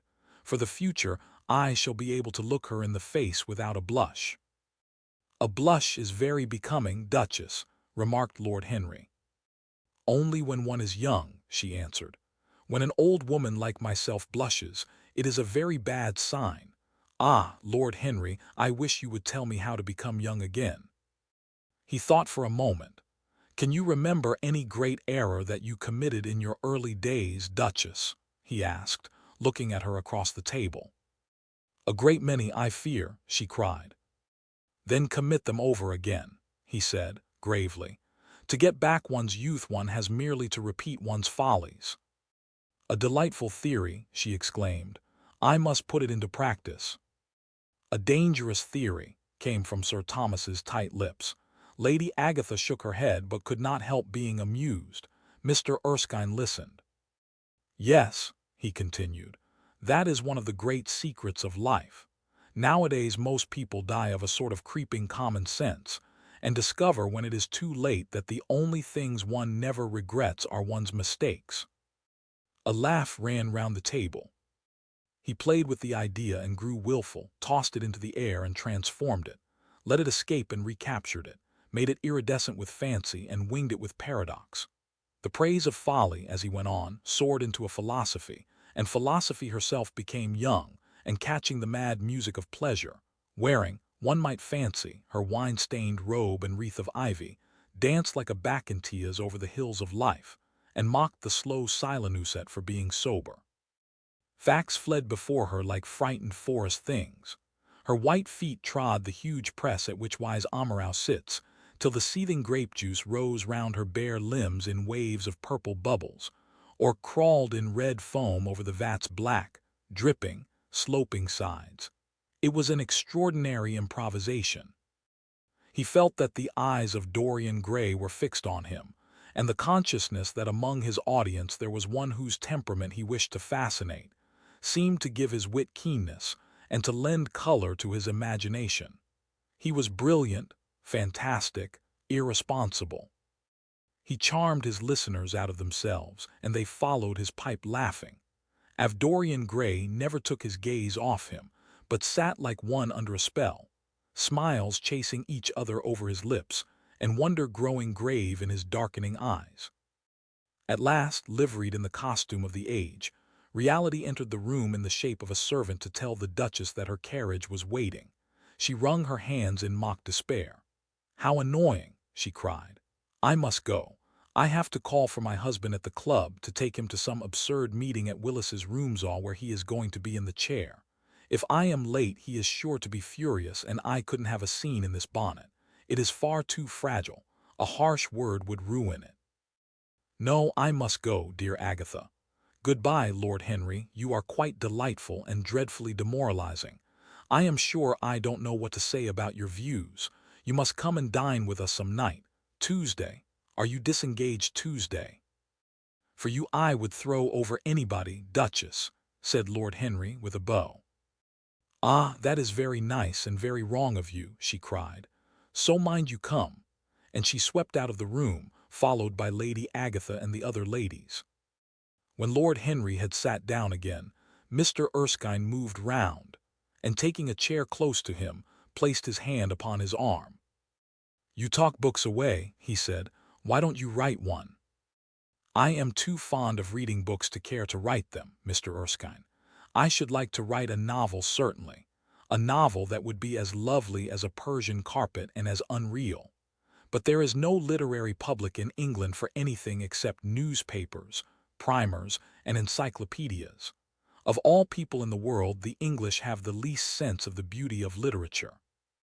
"I fear you are right," answered Mr. Erskine. "I myself used to have literary ambitions, but I gave them up long ago.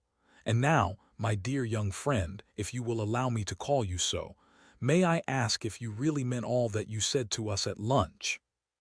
"I quite forget what I said," smiled Lord Henry. "Was it all very bad?" "Very bad indeed. In fact, I consider you extremely dangerous, and if anything happens to our good Duchess we shall all look on you as being primarily responsible. But I should like to talk to you about life. The generation into which I was born was tedious. Some day, when you are tired of London, come down to Treadley, and expound to me your philosophy of pleasure over some admirable Burgundy I am fortunate enough to possess. I shall be charmed. A visit to Treadley would be a great privilege. It has a perfect host and a perfect library." "You will complete it," answered the old gentleman with a courteous bow.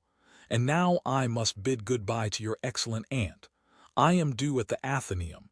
It is the hour when we sleep there. All of you, Mr. Erskine. 40 of us, in 40 armchairs. We are practicing for an English Academy of Letters." Lord Henry laughed and rose. "I am going to the park," he cried. As he was passing out of the door, Dorian Gray touched him on the arm. "Let me come with you," he murmured. "But I thought you had promised Basil Hallward to go and see him," answered Lord Henry. "I would sooner come with you. Yes, I feel I must come with you. Do let me. And you will promise to talk to me all the time. No one talks so wonderfully as you do." "Ah, I have talked quite enough for today," said Lord Henry, smiling. All I want now is to look at life. You may come and look at it with me if you care to.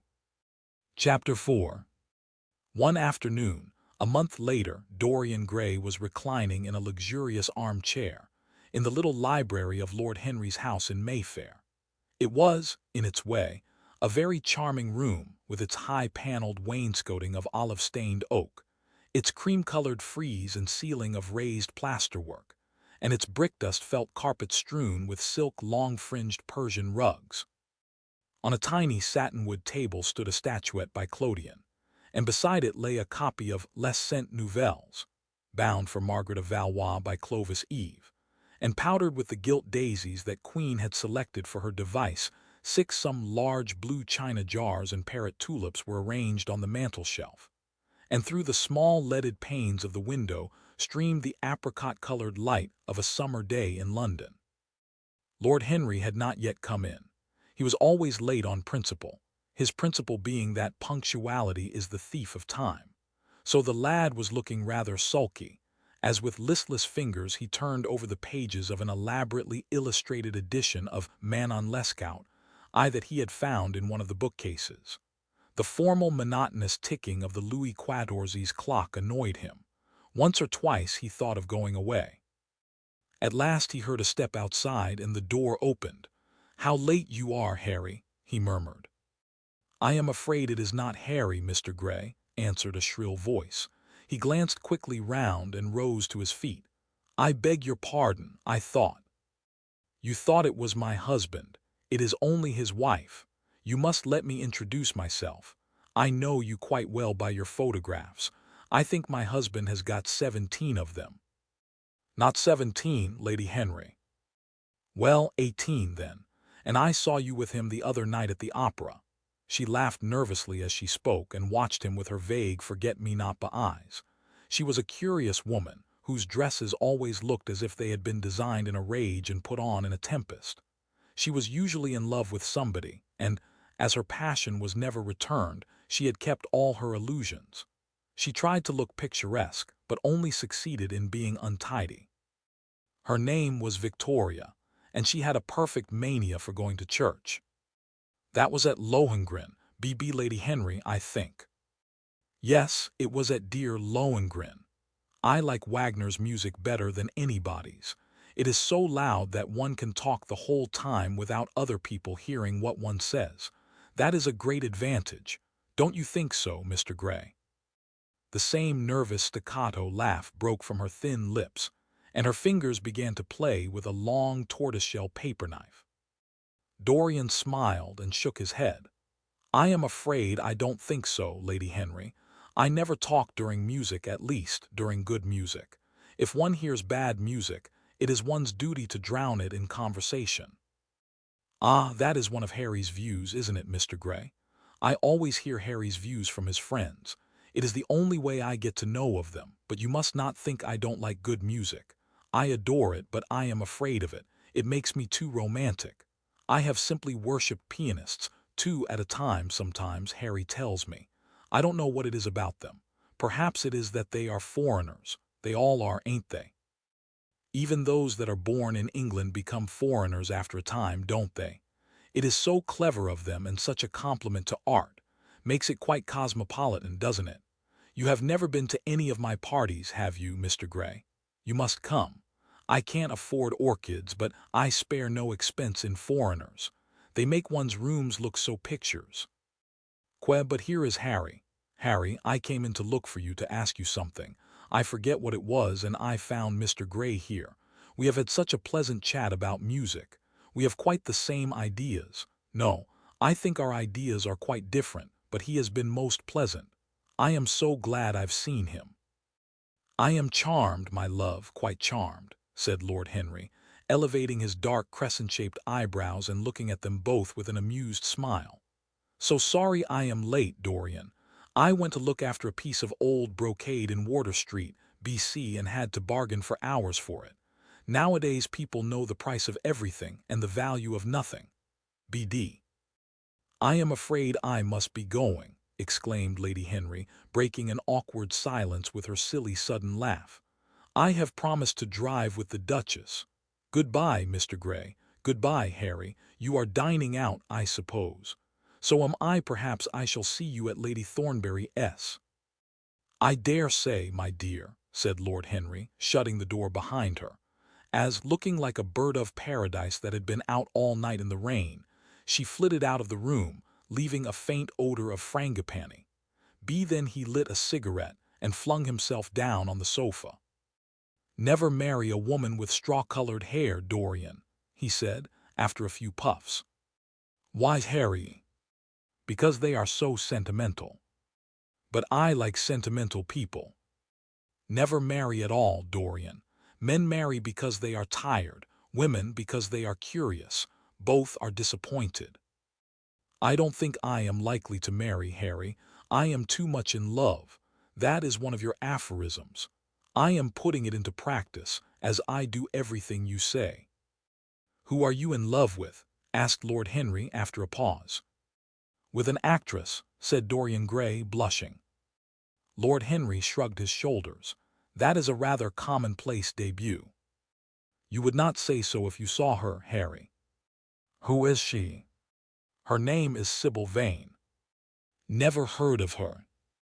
No one has. People will some day, however. She is a genius. My dear boy, no woman is a genius. Women are a decorative sex. They never have anything to say, but they say it charmingly. Women represent the triumph of matter over mind, just as men represent the triumph of mind over morals.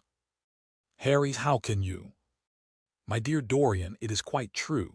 I am analyzing women at present, so I ought to know. The subject is not so abstruse as I thought it was. I find that, ultimately, there are only two kinds of women, the plain and the colored.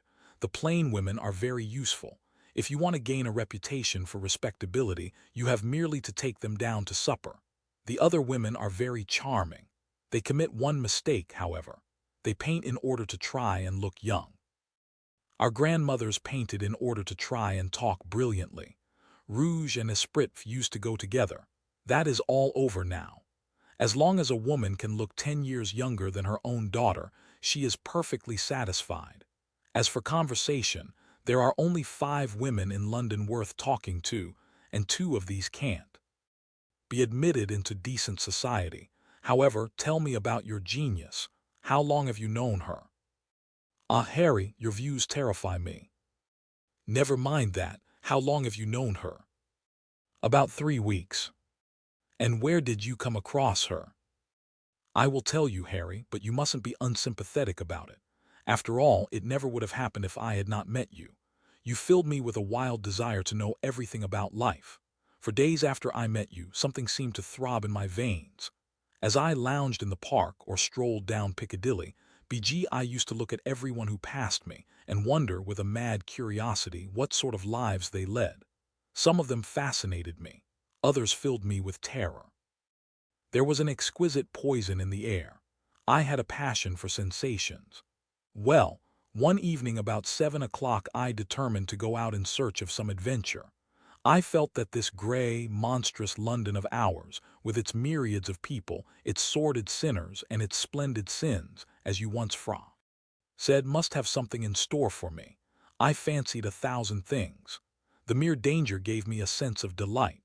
I remembered what you had said to me on that wonderful evening when we first dined together, about the search for beauty being the real secret of life. I don't know what I expected, but I went out and wandered eastward, soon losing my way in a labyrinth of grimy streets and black, grassless squares. About 8:30 I passed by an absurd little theater with great flaring gas jets and gaudy playbills.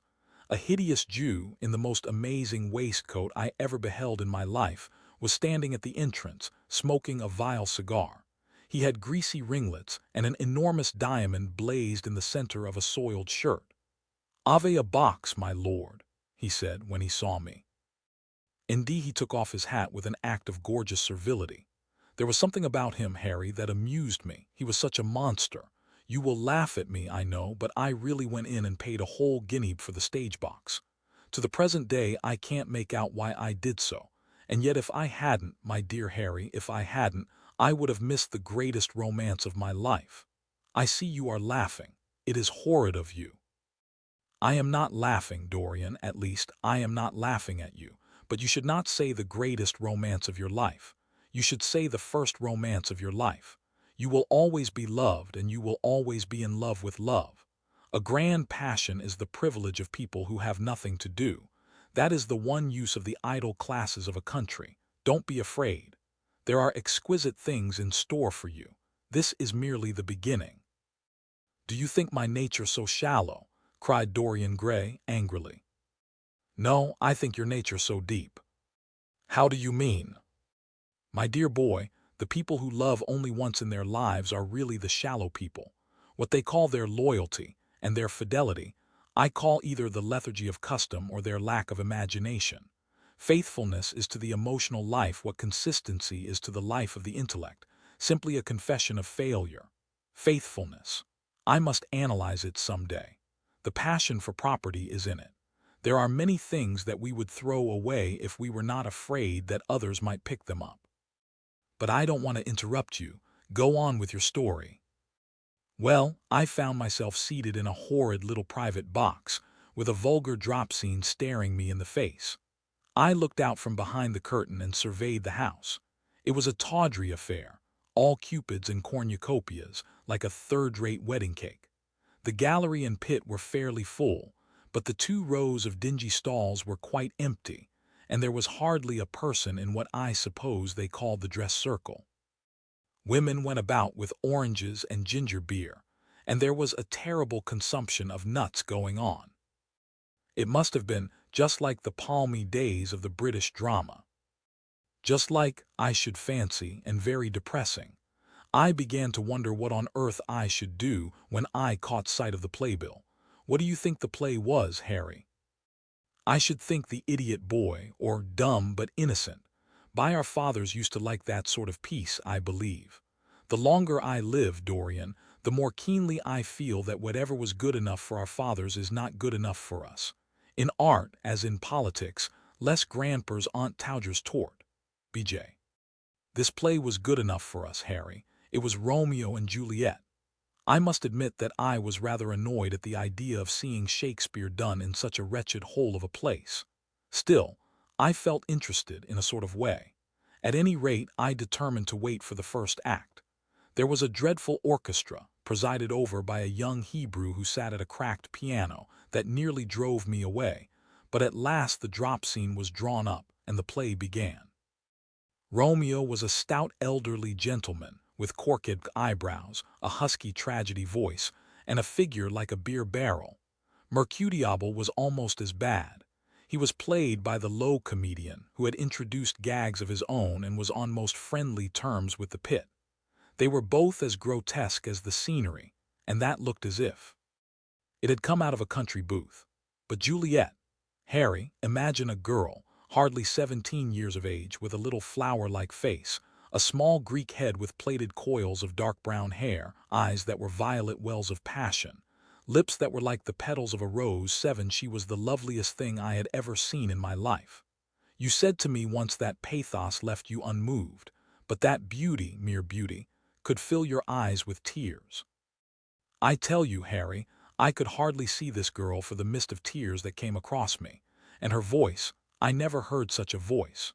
It was very low at first, with deep mellow notes that seemed to fall singly upon one's ear. Then it became a little louder and sounded like a flute or a distant hautboy. B.M. in the garden scene it had all th. A tremulous ecstasy that one hears just before dawn when nightingales are singing. There were moments later on when it had the wild passion of violins. You know how a voice can stir one. Your voice and the voice of Sybil Vane are 2 things that I shall never forget. When I close my eyes, I hear them, and each of them says something different. I don't know which to follow. Why should I not love her? Harry, I do love her.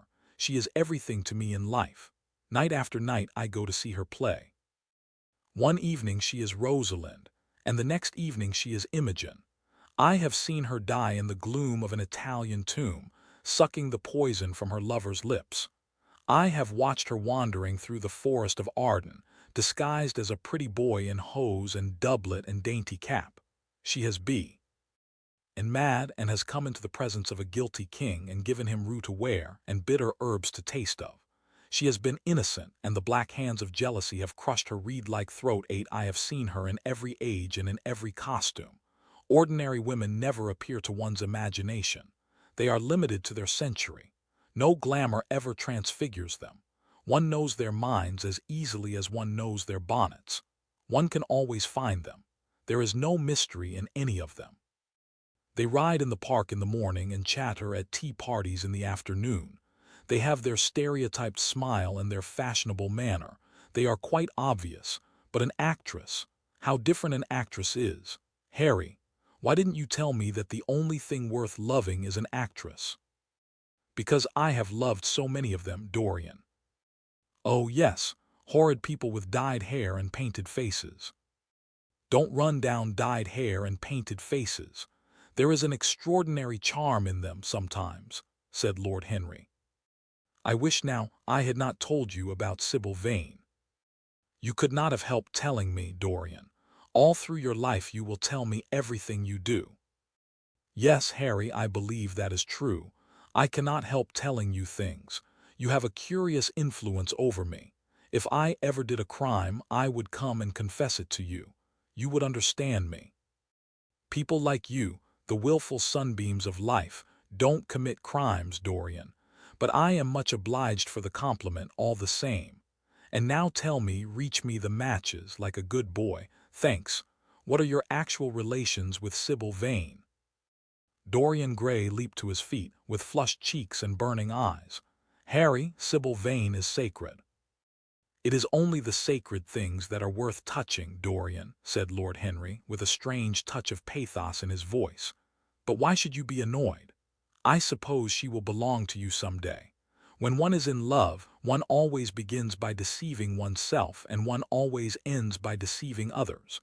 That is what the world calls a romance. You know her, at any rate, I suppose.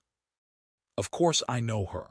On the first night I was at the theater, the horrid old Jew came round to the box after the performance was over, and offered to take me behind the scenes and introduce me to her. I was furious with him, and told him that Juliet had been dead for hundreds of years, and that her body was lying in a marble tomb in Verona. I think, from his blank look of amazement, that he was under the impression that I had taken too much champagne, or something. I am not surprised. Then he asked me if I wrote for any of the newspapers. I told him I never even read them. He seemed terribly disappointed at that, and confided to me that all the dramatic critics were in a conspiracy against him, and that they were every one of them to be bought. I should not wonder if he was quite right there. But, on the other hand, judging from their appearance, most of them cannot be at all expensive. Well, he seemed to think they were beyond his means, laughed Dorian.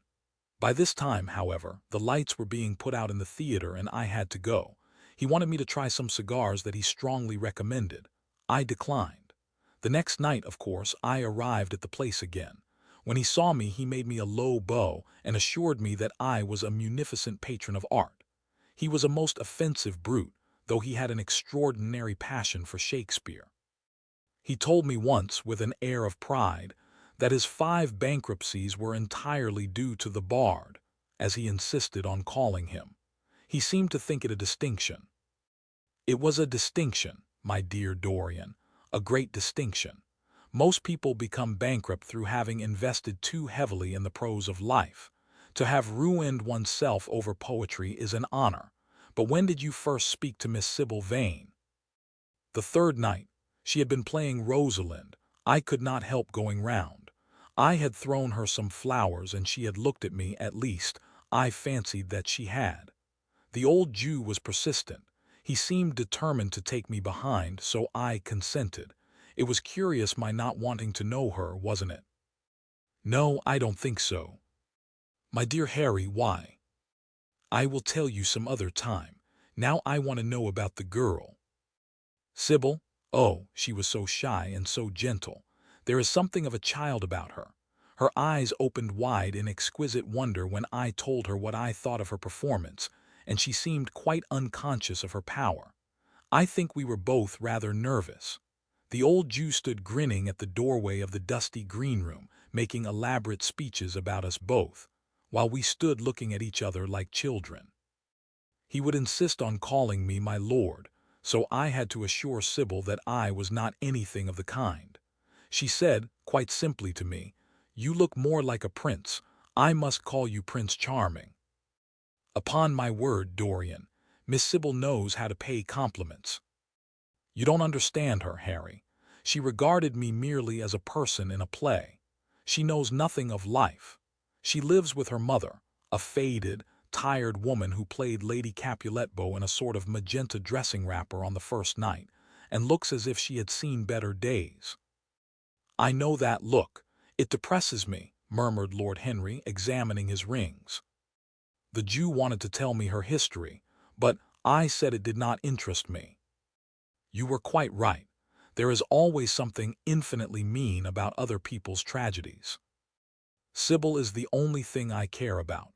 What is it to me where she came from? From her little head to her little feet, she is absolutely and entirely divine. Every night of my life I go to see her act, and every night she is more marvelous. That is the reason, I suppose, that you never dine with me now. I thought you must have some curious romance on hand. You have, but it is not quite what I expected. My dear Harry, we either lunch or sup together every day, and I have been to the opera with you several times, said Dorian, opening his blue eyes in wonder. You always come dreadfully late. Well, I can't help going to see Sybil play, he cried, even if it is only a single act. I get hungry for her presence, and when I think of the wonderful soul that is hidden away in that little ivory body, I am filled with awe. You can dine with me tonight, Dorian, can't you? He shook his head. Tonight she is Imogen, he answered, and tomorrow night she will be Juliet. When is she Sybil Vane? Never. I congratulate you. How horrid you are. She is all the great heroines of the world in one. She is more than an individual, you laugh, but I tell you she has genius. I love her and I must make her love me. You, who know all the secrets of life, tell me how to charm Sybil Vane to love me. I want to make Romeo jealous. I want the dead lovers of the world to hear our laughter and grow sad. I want a breath of our passion to stir their dust into consciousness, to wake their ashes into pain. My God, Harry, how I worship her. He was walking up and down the room as he spoke. Hectic spots of red burned on his cheeks. He was terribly excited. Lord Henry watched him with a subtle sense of pleasure. How different he was now from the shy, frightened boy he had met in Basil Hallward's studio. His nature had developed like a flower, had borne blossoms of scarlet flame. Out of its secret hiding place had crept his soul, and desire had come to meet it on the way. "And what do you propose to do?" said Lord Henry at last. "I want you and Basil to come with me some night and see her act. I have not the slightest fear of the result. You are certain to acknowledge her genius. Then we must get her out of the Jew's hands. She is bound to him for 3 years at least, for 2 years and 8 months from the present time. I shall have to pay him something, of course. When all that is settled, I shall take a West End theater and bring her out properly. She will make the world as mad as she has made me." "That would be impossible, my dear boy." "Yes, she will. She has not merely art, consummate art instinct in her, but she has personality also, and you have often told me that it is personalities, not principles, that move the age. Well, what night shall we go? Let me see, today is Tuesday, let us fix tomorrow. She plays Juliet tomorrow. All right, the Bristol at 8 o'clock, and I will get Basil. Not 8, Harry, please, 6:30. We must be there before the curtain rises.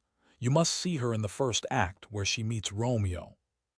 6:30. What an hour!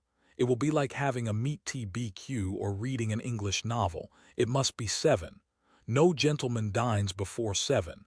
Shall you see Basil between this and then, or shall I write to him? Dear Basil, I have not laid eyes on him for a week.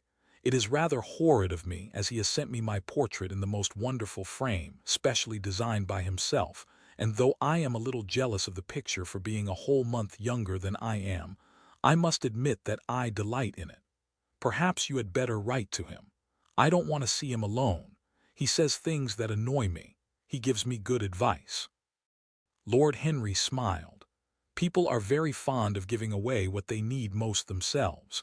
It is what I call the depth of generosity. "Oh, Basil is the best of fellows, but he seems to me to be just a bit of a Philistine.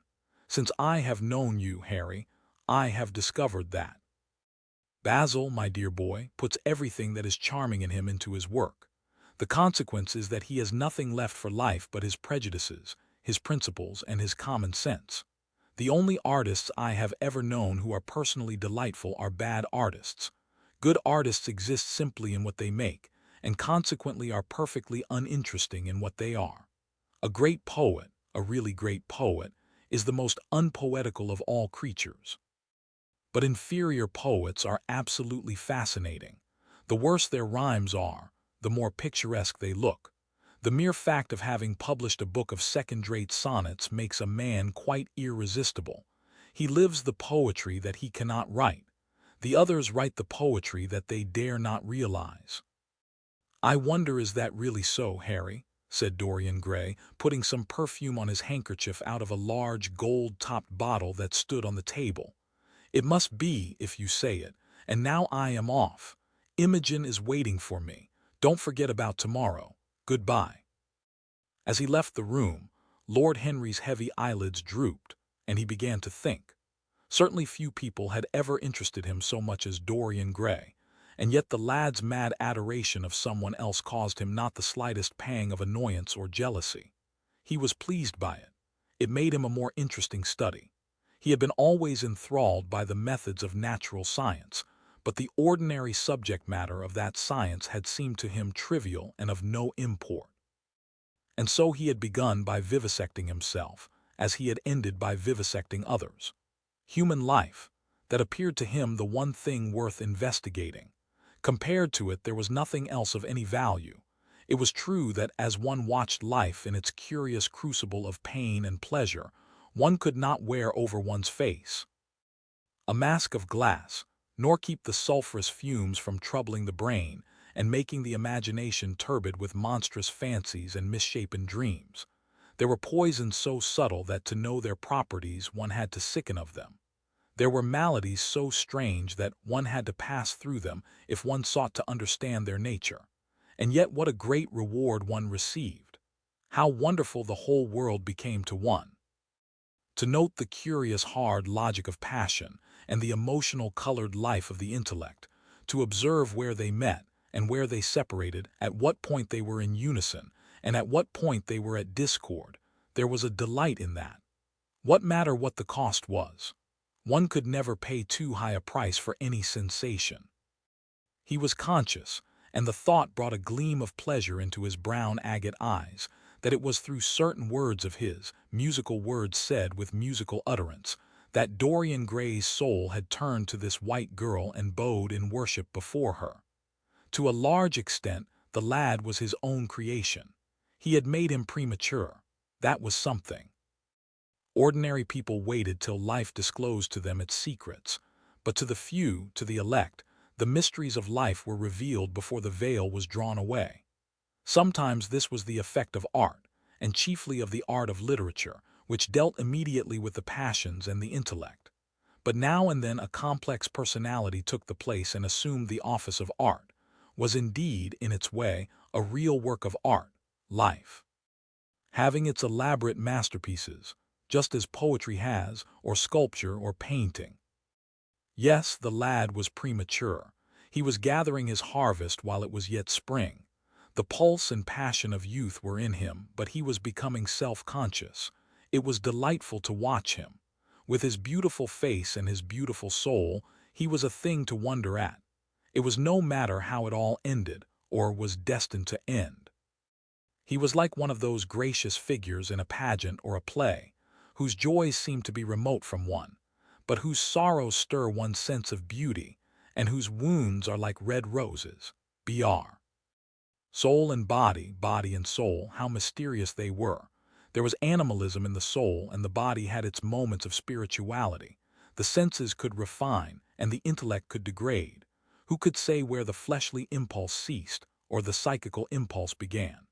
How shallow were the arbitrary definitions of ordinary psychologists, and yet how difficult to decide between the claims of the various schools.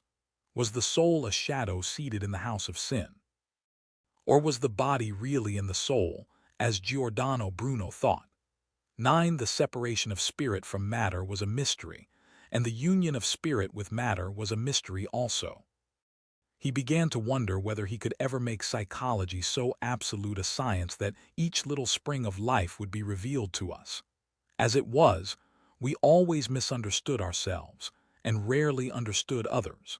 Experience was of no ethical value. It was merely the name men gave to their mistakes. B.S. moralists had, as a rule, regarded it as a mode of warning, had claimed for it a certain ethical efficacy in the formation of character, had praised it as something that taught us what to follow and showed us what to avoid.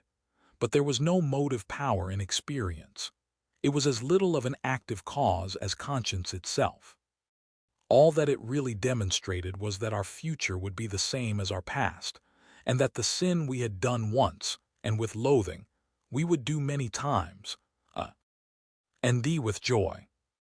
It was clear to him that the experimental method was the only method by which one could arrive at any scientific analysis of the passions, and certainly Dorian Gray was a subject made to his hand, and seemed to promise rich and fruitful results. His sudden mad love for Sybil Vane was a psychological phenomenon of no small interest. There was no doubt that curiosity had much to do with it, curiosity and the desire for new experiences. Yet it was not a simple but rather a very complex passion. What there was in it of the purely sensuous instinct of boyhood had been transformed by the workings of the imagination, changed into something that seemed to the lad himself to be remote from sense, and was for that very reason all the more dangerous. It was the passions about whose origin we deceive, ourselves, that tyrannized most strongly over us. Our weakest motives were those of whose nature we were conscious. It often happened that, when we thought we were experimenting on others, we were really experimenting on ourselves. While Lord Henry sat dreaming on these things, a knock came to the door and his valet entered, and reminded him it was time to dress for dinner. He got up and looked out into the street. The sunset had smitten into scarlet gold the upper windows of the houses opposite. The panes glowed like plates of heated metal. The sky above was like a faded rose. He thought of his friend's young, fiery-colored life, and wondered how it was all going to end. When he arrived home, about 12:30, he saw a telegram lying on the hall table. He opened it and found it was from Dorian Gray. It was to tell him that he was engaged to be married to Sybil Vane. Chapter 5. "Mother, mother, I am so happy," whispered the girl, burying her face in the lap of the faded, tired-looking woman who, with back turned to the shrill, intrusive light, was sitting in the one armchair that their dingy sitting-room contained. "I am so happy," she repeated, "and you must be happy too." Mrs. Vane winced and put her thin, bismuth-white-nibbed hands on her daughter's head. "Happy," she echoed. "I am only happy, Sybil, when I see you act. You must not think of anything but your acting. Mr. Isaacs has been very good to us, and we owe him money." The girl looked up and pouted. "Money, mother," she cried. "What does money matter? Love is more than money. Mr. Isaacs has advanced us £50 to pay off our debts and to get a proper outfit for James. You must not forget that, Sybil. £50 is a very large sum. Mr. Isaacs has been most considerate." "He is not a gentleman, mother, and I hate the way he talks to me," said the girl, rising to her feet and going over to the window. "I don't know how we could manage without him," answered the elder woman, querulously. Sybil Vane tossed her head and laughed. "We don't want him any more, mother. Prince Charming rules life for us now." Then she paused. A rose shook in her blood and shadowed her cheeks. Quick breath parted the petals of her lips. They trembled. Some southern wind of passion swept over her and stirred the dainty folds of her dress. "I love him," she said simply. Foolish child," was the parrot phrase flung in answer. The waving of crooked, false-jeweled fingers gave an added grotesqueness to the words. The girl laughed again. The joy of a caged bird was in her voice. Her eyes caught the melody and echoed it in radiance, then closed for a moment as though to hide their secret. When they opened, the mist of a dream had passed across them. Thin-lipped wisdom spoke at her from the worn chair, hinted at prudence, quoted from that book of cowardice whose author apes the name of common sense. She did not listen. She was free in her prison of passion. Her Prince Charming, was with her. She had called on memory to remake him. She had sent her soul to search for him, and it had brought him back. His kiss burned again upon her mouth. Her eyelids were warm with his breath. Then wisdom altered its method and spoke of a spile and discovery. This young man might be rich. If so, marriage should be thought of. Against the shell of her ear broke the waves of worldly cunning. The arrows of craft shot by her. She saw the thin lips moving and smiled. Suddenly she felt the need to speak. The wordy silence troubled her. Mother, she cried, why does he love me so much? I know why I love him. I love him because he is like what love himself should be, but what does he see in me? I am not worthy of him, and yet why I cannot tell, though I feel so much beneath him. I don't feel humble. I feel proud, terribly proud. Mother, did you love my father as I love Prince Charming? The elder woman grew pale beneath the coarse powder that daubed her cheeks, and her dry lips twitched with a spasm of pain. Sybil rushed to her, flung her arms around her neck, and kissed her. Forgive me, mother. I know it pains you to talk about our father, but it only pains you because you loved him so much. Don't look so sad. I am as happy today as you were 20 years ago. Ah, let me be happy forever. My child, you are far too young to think of falling in love. Besides, what do you know of this young man? You don't even know his name. The whole thing is most inconvenient, and really, when James is going away to Australia and I have so much to think of, I must say that you should have shown more consideration. However, as I said before, if he is rich. Ah, mother, let me be happy. Mrs. Vane glanced at her, and with one of those false theatrical gestures that so often become a mode of second nature to a stage player, clasped her in her arms. At this moment the door opened, and a young lad with rough brown hair came into the room. He was thick-set of figure, and his hands and feet were large, and somewhat clumsy in movement. He was not so finely bred as his sister. One would hardly have guessed the close relationship that existed between them. Mrs. Vane fixed her eyes on him and intensified her smile. She mentally elevated her son to the dignity of an audience. She felt sure that the tableau was interesting. You might keep some of your kisses for me, Sybil, I think, said the lad with a good-natured grumble. Ah, but you don't like being kissed, Jim, she cried. You are a dreadful old bear. And she ran across the room and hugged him. James Vane looked into his sister's face with tenderness. I want you to come out with me for a walk, Sybil. I don't suppose I shall ever see this horrid London again. I am sure I don't want to. My son, don't say such dreadful things, murmured Mrs. Vane, taking up a tawdry theatrical dress, with a sigh, and beginning to patch it. She felt a little disappointed that he had not joined the group. It would have increased the theatrical picturesqueness of the situation. Why not, mother? I mean it. You pain me, my son. I trust you will return from Australia in a position of affluence. I believe there is no society of any kind in the colonies, nothing that I would call society. So when you have made your fortune, you must come back and assert yourself in London. Society, muttered the lad. I don't want to know anything about that. I should like to make some money to take you and Sybil off the stage. I hate it. Oh, Jim, said Sybil, laughing, how unkind of you. But are you really going for a walk with me? That will be nice. I was afraid you were going to say goodbye to some of your friends, to Tom Hardy, who gave you that hideous pipe, or Ned Langton, who makes fun of you for smoking it. It is very sweet of you to let me have your last afternoon. Where shall we go? Let us go to the park. I am too shabby, he answered, frowning. Only swell people go to the park. "Nonsense, Jim," she whispered, stroking the sleeve of his coat. He hesitated for a moment. "Very well," he said at last, "but don't be too long dressing." She danced out of the door. One could hear her singing as she ran upstairs. Her little feet pattered overhead. He walked up and down the room 2 or 3 times. Then he turned to the still figure in the chair. "Mother, are my things ready?" he asked. "Quite ready, James," she answered, keeping her eyes on her work. For some months past she had felt ill at ease when she was alone with this rough, stern son of hers. Her shallow, secret nature was troubled when their eyes met. She used to wonder if he suspected anything. The silence, for he made no other observation, became intolerable to her. She began to complain. Women defend themselves by attacking, just as they attack by sudden and strange surrenders. "I hope you will be contented, James, with your seafaring life," she said. "You must remember that it is your own choice. You might have entered a solicitor's office. Solicitorsbus are a very respectable class, and in the country often dine with the best families."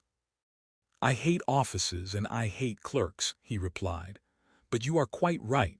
I have chosen my own life. All I say is, watch over Sybil. Don't let her come to any harm. Mother, you must watch over her." "James, you really talk very strangely. Of course I watch over Sybil. I hear a gentleman comes every night to the theater and goes behind to talk to her. Is that right? What about that?" "You are speaking about things you don't understand, James. In the profession we are accustomed to receive a great deal of most gratifying attention. I myself used to receive many bouquets at one time. That was when acting was really understood. As for Sybil, I do not know at present whether her attachment is serious or not. But there is no doubt that the young man in question is a perfect gentleman. He is always most polite to me. Besides, he has the appearance of being rich, and the flowers he sends are lovely." "You don't know his name, though," said the lad harshly. "No," answered his mother, with a placid expression on her face. "He has not yet revealed his real name. I think it is quite romantic of him. He is probably a member of the aristocracy." James Vane bit his lip. "Watch over Sybil, mother," he cried. "Watch over her." "My son, you distress me very much. Sybil is always under my special care. Of course, if this gentleman is wealthy, there is no reason why she should not contract an alliance with him. I trust he is one of the aristocracy. He has all the appearance of it, I must say. It might be a most brilliant marriage for Sybil. They would make a charming couple.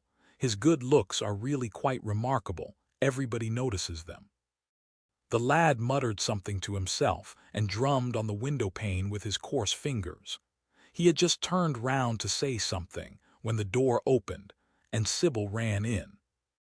"How serious you both are," she cried. "What is the matter?" "Nothing," he answered. "I suppose one must be serious sometimes. Goodbye, mother. I will have my dinner at 5 o'clock. Everything is packed except my shirts, so you need not trouble." "Goodbye, my son," she answered, with a bow of strained stateliness.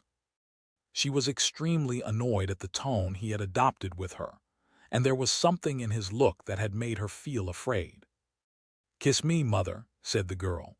Her flower-like lips touched the withered cheek and warmed its frost. My child," cried Mrs. Vane, looking up to the ceiling in search of an imaginary gallery. "Come, Sybil," said her brother impatiently. He hated his mother's affectations. They went out into the flickering, wind-blown sunlight and strolled down the dreary Euston Road. The passers-by glanced in wonder at the sullen, heavy youth, who, in coarse, ill-fitting clothes, was in the company of such a graceful, refined-looking girl. He was like a common gardener walking with a rose. Jim frowned from time to time when he caught the inquisitive glance of some stranger. He had that dislike of being stared at which comes on geniuses late in life, and never leaves the commonplace. Sybil, however, was quite unconscious of the effect she was producing. Her love was trembling in laughter on her lips. She was thinking of Prince Charming, and, that she might think of him all the more, she did not talk of him, but prattled on about the ship in which Jim was going to sail. about the gold he was certain to find, about the wonderful heiress whose life he was to save from the wicked, red-shirted bushrangers. BW, for he was not to remain a sailor, or a supercargo, BX, or whatever he was going to be. Oh no, a sailor's existence was dreadful. Fancy being cooped up in a whore. Its ship, with the hoarse, hump-backed waves trying to get in, and a black wind blowing the masts down, and tearing the sails into long, screaming ribbons. He was to leave the vessel at Melbourne, bid a polite goodbye to the captain, and go off at once to the gold fields. Before a week was over, he was to come across a large nugget of pure gold, the largest nugget that had ever been discovered, and bring it down to the coast in a wagon guarded by 6 mounted policemen. The bushrangers were to attack them 3 times and be defeated with immense slaughter. Or no, he was not to go to the gold fields at all. They were horrid places where men got intoxicated and shot each other in barrooms and used bad language. He was to be a nice sheep farmer, and one evening, as he was riding home, he was to see the beautiful heiress being carried off by a robber on a black horse and give chase and rescue her. Of course she would fall in love with him and he with her, and they would get married and come home and live in an immense house in London. Yes, there were delightful things in store for him. But he must be very good and not lose his temper or spend his money foolishly. She was only a year older than he was, but she knew so much more of life. He must be sure also to write to her by every mail and to say his prayers each night before he went asleep. God was very good and would watch over him. She would pray for him, too, and in a few years he would come back quite rich and happy. The lad listened sulkily to her and made no answer. He was heartsick at leaving home. Yet it was not this alone that made him gloomy and morose. Inexperienced though he was, he had still a strong sense of the danger of Sybil's position. This young dandy who was making love to her could mean her no good. He was a gentleman, and he hated him for that, hated him through some curious race instinct for which he could not account, and which for that reason was all the more dominant in him. He was conscious also of the shallowness and vanity of his mother's nature, and in that saw infinite peril for Sybil and Sybil's happiness. Children begin by loving their parents. As they grow older they judge them. Sometimes they forgive them by. His mother, he had something on his mind to ask of her, something that he had brooded on for many months of silence. A chance phrase that he had heard at the theater, a whispered sneer that had reached his ears one night as he waited at the stage door, had set loose a train of horrible thoughts. He remembered it as if it had been the lash of a hunting crop across his face. His brows knit together into a wedge-like furrow, and with a twitch of pain he bit his under lip. "You are not listening to a word I am saying, Jim," cried Sybil, "and I am making the most delightful plans for your future. Do say something." "What do you want me to say?" "Oh, that you will be a good boy and not forget us," she answered, smiling at him. He shrugged his shoulders. "You are more likely to forget me than I am to forget you, Sybil." She flushed. "What do you mean, Jim?" she asked. "You have a new friend, I hear. Who is he? Why have you not told me about him? He means you no good." "Stop, Jim," she exclaimed. "You must not say anything about him. I love him." "Why, you don't even know his name," answered the lad. "Who is he? I have a right to know." "He is called Prince Charming. Don't you like the name?" "Oh, you silly boy, you should never forget it. If you only saw him, you would think him the most wonderful person in the world. Some day you will meet him when you come back from Australia. You will like him so much. Everybody likes him, and I love him. I wish you could come to the theater tonight. He is going to be there, and I am to play Juliet. Oh, how I shall play it. Fancy, Jim, to be in love and play Juliet. To have him sitting there, to play for his delight. I am afraid I may frighten the company, frighten or enthrall them. To be in love is to surpass oneself. Poor dreadful Mr. Isaacs will be shouting genius to his loafers at the bar. He has preached me as a dogma. Tonight he will announce me as a revelation. I feel it. And it is all his only, Prince Charming, my wonderful lover, my god of graces. But I am poor beside him, poor. What does that matter? When poverty creeps in at the door, love flies in through the window. Our proverbs want rewriting. They were made in winter, and it is summer now. Springtime for me, I think. A very dance of blossoms in blue skies." "He is a gentleman," said the lad suddenly. "A prince," she cried musically. "What more do you want?" "He wants to enslave you." "I shudder at the thought of being free." "I want you to beware of him. To see him is to worship him. To know him is to trust him." "Sybil, you are mad about him." She laughed and took his arm. "You dear old Jim, you talk as if you were 100. Some day you will be in love yourself. Then you will know what it is. Don't look so sulky. Surely you should be glad to think that, though you are going away, you leave me happier than I have ever been before. Life has been hard for us both, terribly hard and difficult, but it will be different now. You are going to a new world, and I have found one. Here are 2 chairs. Let us sit down and see the smart people go by." They took their seats amid a crowd of watchers. The tulip bed across the road flamed like throbbing rings of fire. A white dust, tremulous cloud of orris roots it seemed, hung in the panting air. The brightly colored parasols danced and dipped like monstrous butterflies. She made her brother talk of himself, his hopes, his prospects. He spoke slowly and with effort. They passed words to each other as players at a game pass counters. Sybil felt oppressed. She could not communicate her joy. A faint smile curving that sullen mouth was all the echo she could win. After some time she became silent. Suddenly she caught a glimpse of golden hair and laughing lips, and in an open carriage with 2 ladies Dorian Gray drove past. She started to her feet. "There he is," she cried. "Who?" said Jim Vane. "Prince Charming," she answered, looking after the Victoria. "Ka." He jumped up and seized her roughly by the arm. "Show him to me. Which is he? Point him out. I must see him," he exclaimed. But at that moment the Duke of Berwick's four-in-hand CB came between, and when it had left the space clear, the carriage had swept out of the park. "He is gone," murmured Sybil sadly. "I wish you had seen him." "I wish I had, for as sure as there is a God in heaven, if he ever does you any wrong, I shall kill him." She looked at him in horror. He repeated his words. They cut the air like a dagger. The people round began to gape. A lady standing close to her tittered. "Come away, Jim, come away," she whispered.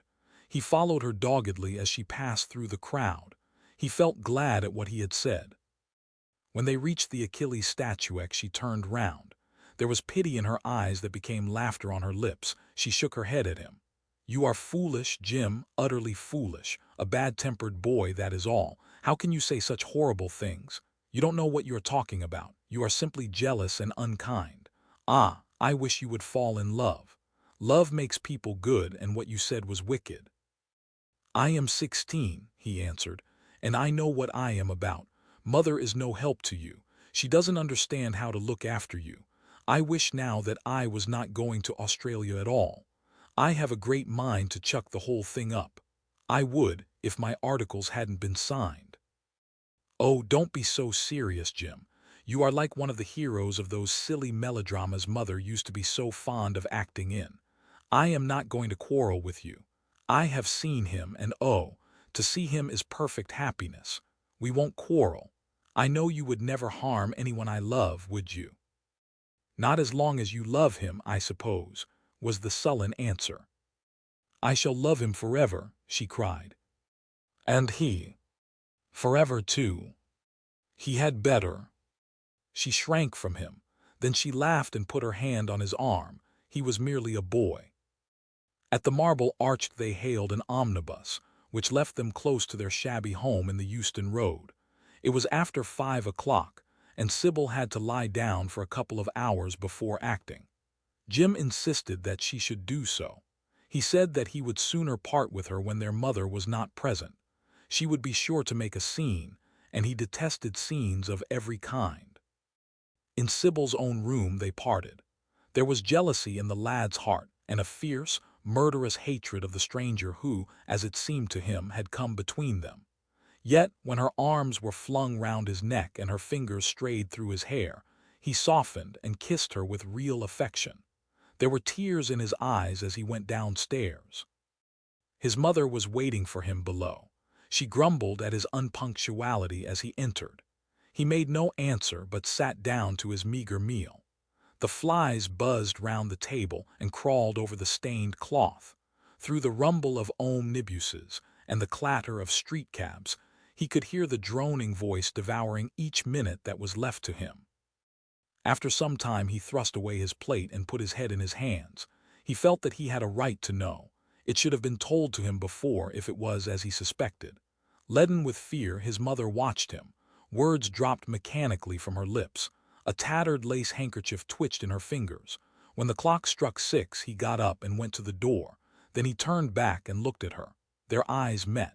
In hers he saw a wild appeal for mercy. It enraged him.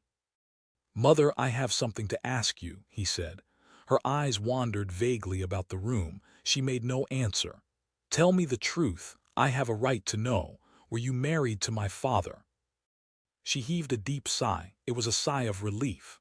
The terrible moment, the moment that night and day, for weeks and months she had dreaded, had come at last, and yet she felt no terror. Indeed, in some measure it was a disappointment to her. The vulgar directness of the question called for a direct answer. The situation had not been gradually led up to. It was crude. It reminded her of a bad rehearsal. "No," she answered, wondering at the harsh simplicity of life.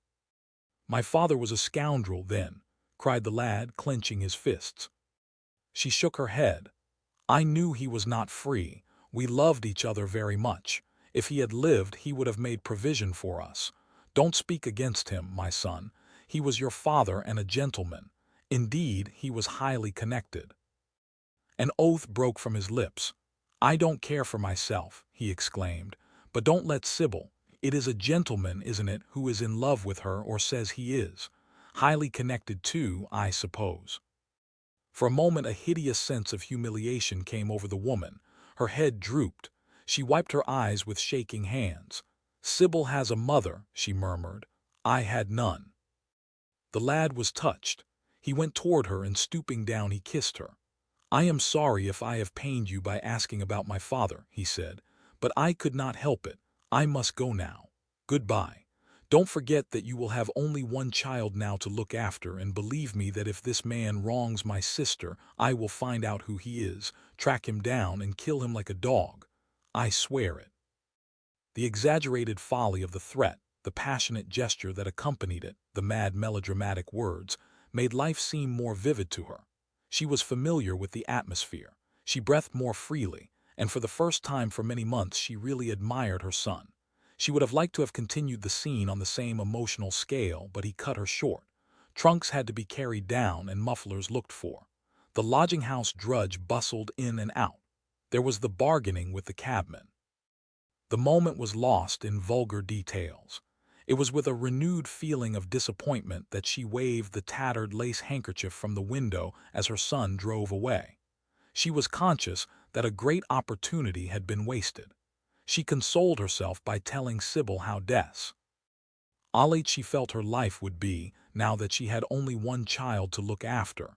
She remembered the phrase. It had pleased her. Of the threat she said nothing. It was vividly and dramatically expressed. She felt that they would all laugh at it some day. Chapter 6. "I suppose you have heard the news, Basil," said Lord Henry that evening, as Hallward was shown into a little private room at the Bristol, where dinner had been laid for 3. "No, Harry," answered the artist, giving his hat and coat to the bowing waiter. "What is it? Nothing about politics, I hope. They don't interest me. There is hardly a single person in the House of Commons worth painting, though many of them would be the better for a little whitewashing." "Dorian Gray is engaged to be married," said Lord Henry, watching him as he spoke. Hallward started and then frowned. "Dorian engaged to be married," he cried. "Impossible." "It is perfectly true." "To whom?" "To some little actress or other." "I can't believe it. Dorian is far too sensible." "Dorian is far too wise not to do foolish things now and then, my dear Basil." "Marriage is hardly a thing that one can do now and then, Harry." "Except in America," rejoined Lord Henry languidly. "But I didn't say that he was married. I said he was engaged to be married. There is a great difference. I have a distinct remembrance of being married, but I have no recollection at all of being engaged. I am inclined to think that I never was engaged. But think of Dorian's birth, and position, and wealth. It would be absurd for him to marry so much beneath him. If you want him to marry this girl, tell him that, Basil. He is sure to do it then. Whenever a man does a thoroughly stupid thing, it is always from the noblest motives. I hope the girl is good, Harry. I don't want to see Dorian tied to some vile creature who might degrade his nature and ruin his intellect. Oh, she is better than good, she is beautiful, murmured Lord Henry, sipping a glass of vermouth and orange bitters. Dorian says she is beautiful, and he is not often wrong about things of that kind. Your portrait of him has quickened his appreciation of the personal appearance of other people. It has had that excellent effect, among others.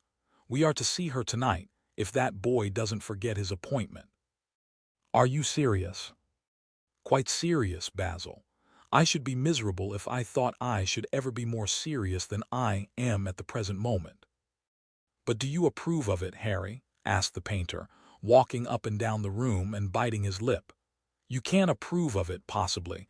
It is some silly infatuation.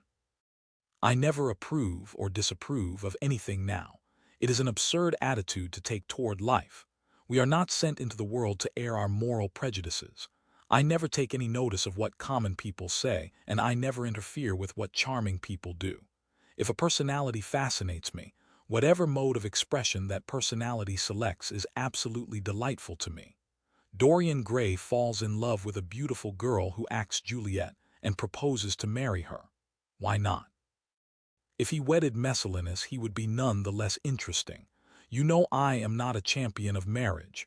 The real drawback to marriage is that it makes one unselfish, and unselfish people are colorless. They lack individuality. Still, there are certain temperaments that marriage makes more complex. They retain the egotism and add to it many other egos. They are forced to have more than one life. They become more highly organized, and to be highly organized is, I should fancy, the object of man's existence. Besides, every experience is of value, and whatever one may say against marriage, it is certainly an experience. I hope that Dorian Gray will make this girl his wife, passionately adore her for 6 months, and then suddenly become fascinated by someone else. He would be a wonderful study. You don't mean a single word of all that, Harry. You know you don't. If Dorian Gray's life were spoiled, no one would be sorrier than yourself. You are much better than you pretend to be. Lord Henry laughed. The reason we all like to think so well of others is that we are all afraid for ourselves. The basis of optimism is sheer terror. We think that we are generous because we credit our neighbor with the possession of those virtues that are likely to be a benefit to us. We praise the banker that we may overdraw our account, and find good qualities in the highwayman in the hope that he may spare our pockets. I mean everything that I have said. I have the greatest contempt for optimism. As for a spoiled life, no life is spoiled but one whose growth is arrested. If you want to mar a nature, you have merely to reform it. As for marriage, of course that would be silly, but there are other and more interesting bonds between men and women. I will certainly encourage them. Th. I have the charm of being fashionable, but here is Dorian himself. He will tell you more than I can. My dear Harry, my dear Basil, you must both congratulate me, said the lad, throwing off his evening cape with its satin-lined wings and shaking each of his friends by the hand in turn. I have never been so happy. Of course it is sudden.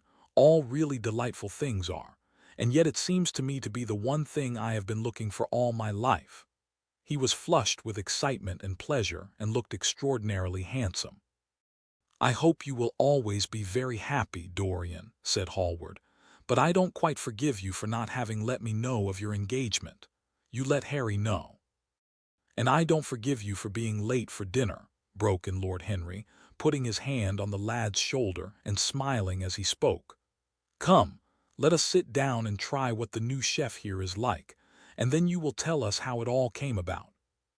There is really not much to tell, cried Dorian as they took their seats at the small round table. What happened was simply this. After I left you yesterday evening, Harry, I dressed, had some dinner at that little Italian restaurant in Rupert Street you introduced me to, and went down at 8 o'clock to the theater. Sybil was playing Rosalind. CG, of course, the scenery was dreadful and the Orlandoc absurd. But Sybil, you should have seen her. When she came on in her boy's clothes, she was perfectly wonderful. She wore a moss-colored velvet jerkin with cinnamon sleeves, slim brown cross-gartered hose, a dainty little green cap with a hawk's feather caught in a jewel, and a hooded cloak lined with dull red. She had never seemed to me more exquisite. She had all the delicate grace of that Tanagrassi figurine that you have in your studio, Basil. Her hair clustered round her face like dark leaves round a pale rose. As for her acting, well, you shall see her tonight. She is simply a born artist. I sat in the dingy box absolutely enthralled. I forgot that I was in London and in the 19th century. I was away with my love in a forest that no man had ever seen. After the performance was over, I went behind and spoke to her.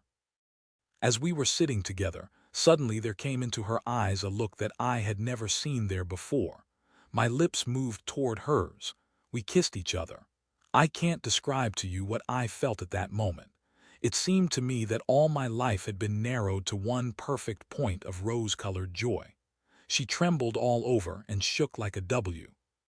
Height Narcissus. Then she flung herself on her knees and kissed my hands. I feel that I should not tell you all this, but I can't help it. Of course our engagement is a dead secret. She has not even told her own mother. I don't know what my guardians will say. Lord Radley is sure to be furious. I don't care. I shall be of age in less than a year, and then I can do what I like. I have been right, Basil, haven't I, to take my love out of poetry and to find my wife in Shakespeare's plays.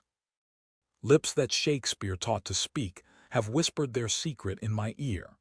I have had the arms of Rosalind around me and kissed Juliet on the mouth. Yes, Dorian, I suppose you were right, said Hallward slowly. Have you seen her today? Asked Lord Henry. Dorian Gray shook his head. I left her in the forest of Arden. I shall find her in an orchard in Verona. Lord Henry sipped his champagne in a meditative manner. At what particular point did you mention the word marriage, Dorian? And what did she say in answer? Perhaps you forgot all about it. My dear Harry, I did not treat it as a business transaction, and I did not make any formal proposal. I told her that I loved her, and she said she was not worthy to be my wife. Not worthy? Why, the whole world is nothing to me compared with her. Women are wonderfully practical, murmured Lord Henry, much more practical than we are.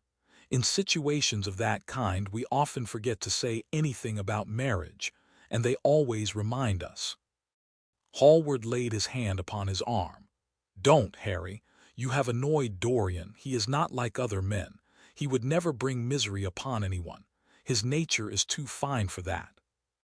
Lord Henry looked across the table. Dorian is never annoyed with me, he answered. I asked the question for the best reason possible, for the only reason, indeed, that excuses one for asking any question, simple curiosity. I have a theory that it is always the women who propose to us, and not we who propose to the women, except, of course, in middle-class life. But then the middle classes are not modern. Dorian Gray laughed and tossed his head. You are quite incorrigible, Harry, but I don't mind. It is impossible to be angry with you. When you see Sybil Vane, you will feel that the man who could wrong her would be a beast without a heart. I cannot understand how anyone can wish to shame the thing he loves. I love Sybil Vane. I want to place her on a pedestal of gold and to see the world worship the woman who is mine. What is marriage? An irrevocable vow. You mock at it for that. Ah. Don't mock. It is an irrevocable vow that I want to take. Her trust makes me faithful, her belief makes me good. When I am with her, I regret all that you have taught me. I become different from what you have known me to be. I am changed, and the mere touch of Sybil Vane's hand makes me for. To you and all your wrong, fascinating, poisonous, delightful theories. And those are, asked Lord Henry, helping himself to some salad. Oh, your theories about life, your theories about love, your theories about pleasure. All your theories, in fact, Harry. Pleasure is the only thing worth having a theory about, he answered in his slow, melodious voice. But I am afraid I cannot claim my theory as my own. It belongs to nature, not to me. Pleasure is nature's test, her sign of approval. When we are happy, we are always good, but when we are good, we are not always happy. Ah, but what do you mean by good? Cried Basil Hallward.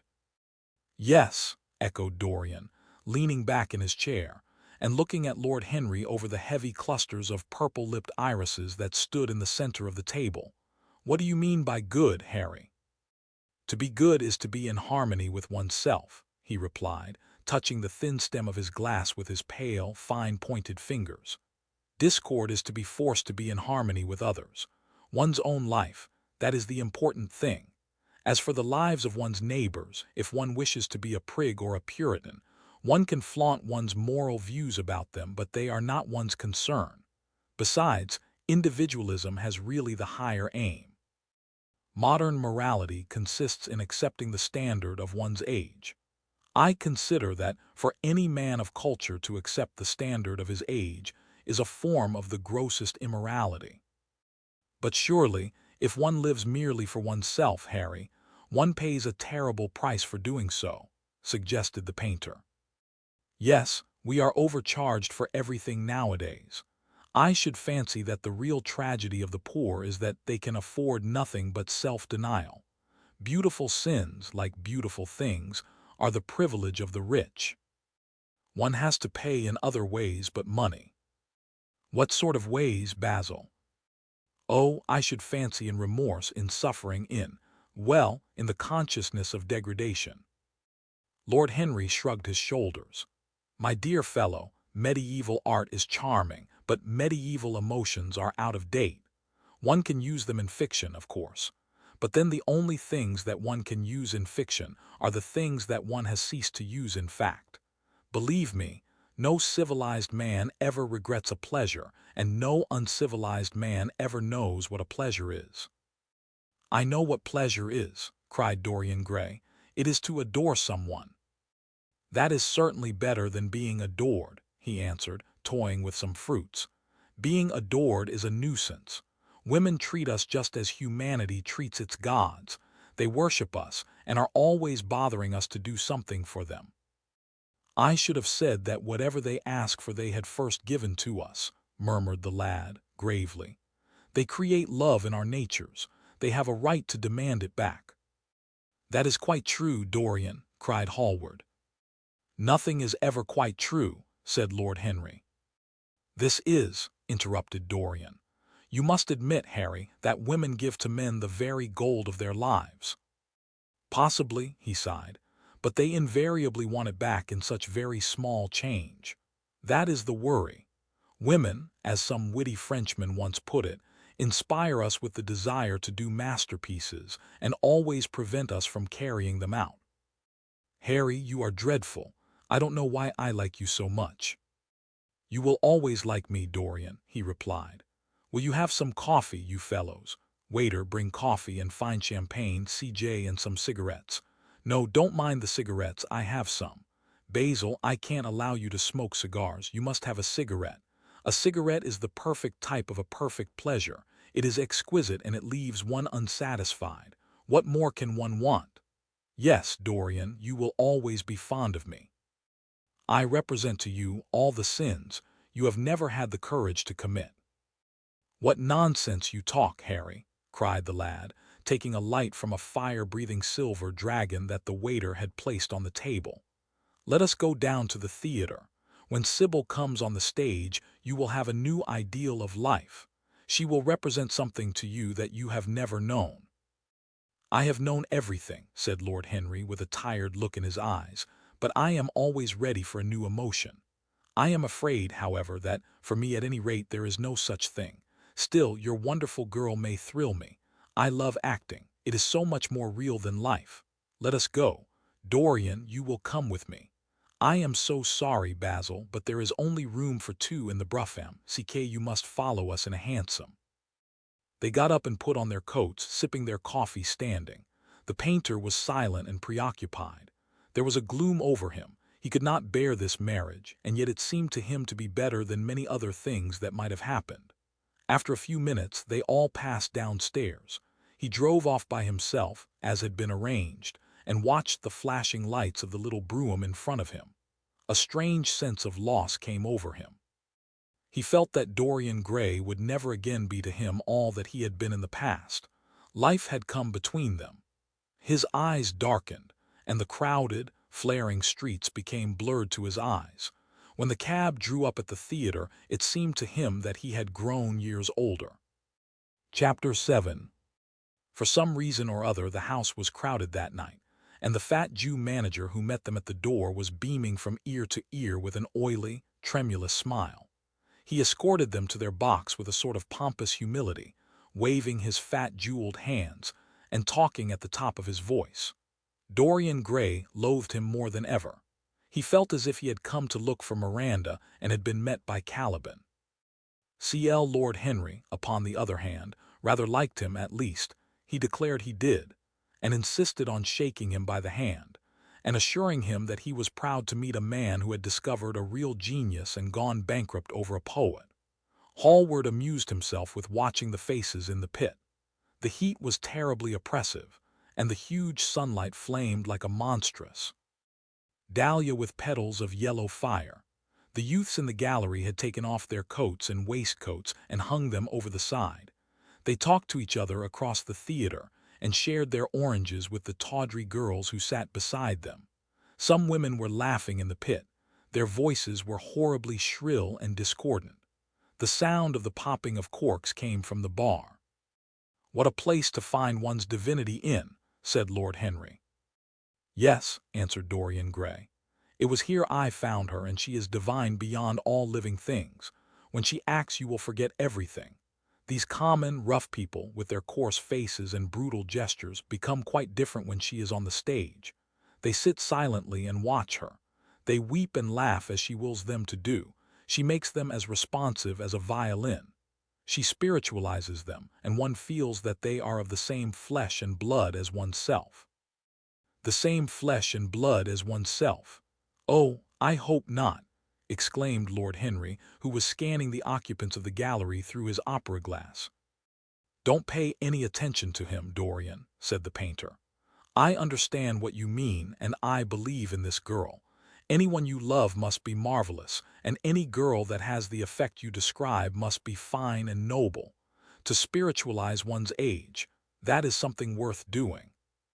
If this girl can give a soul to those who have lived without one, if she can create the sense of beauty in people whose lives have been sordid and ugly, if she can strip them of their selfishness and lend them tears for sorrows that are not their own, she is worthy of all your adoration, worthy of the adoration of the world.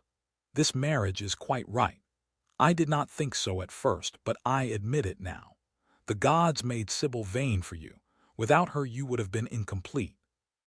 "Thanks, Basil," answered Dorian Gray, pressing his hand. "I knew that you would understand me. Harry is so cynical, he terrifies me. But here is the orchestra. It is quite dreadful, but it only lasts for about 5 minutes. Then the curtain rises, and you will see the girl to whom I am going to give all my life, to whom I have given everything that is good in me." A quarter of an hour afterward, amid an extraordinary turmoil of applause, Sybil Vane stepped onto the stage. Yes, she was certainly lovely to look at, one of the loveliest creatures, Lord Henry thought, that he had ever seen. There was something of the fawn in her shy grace and startled eyes.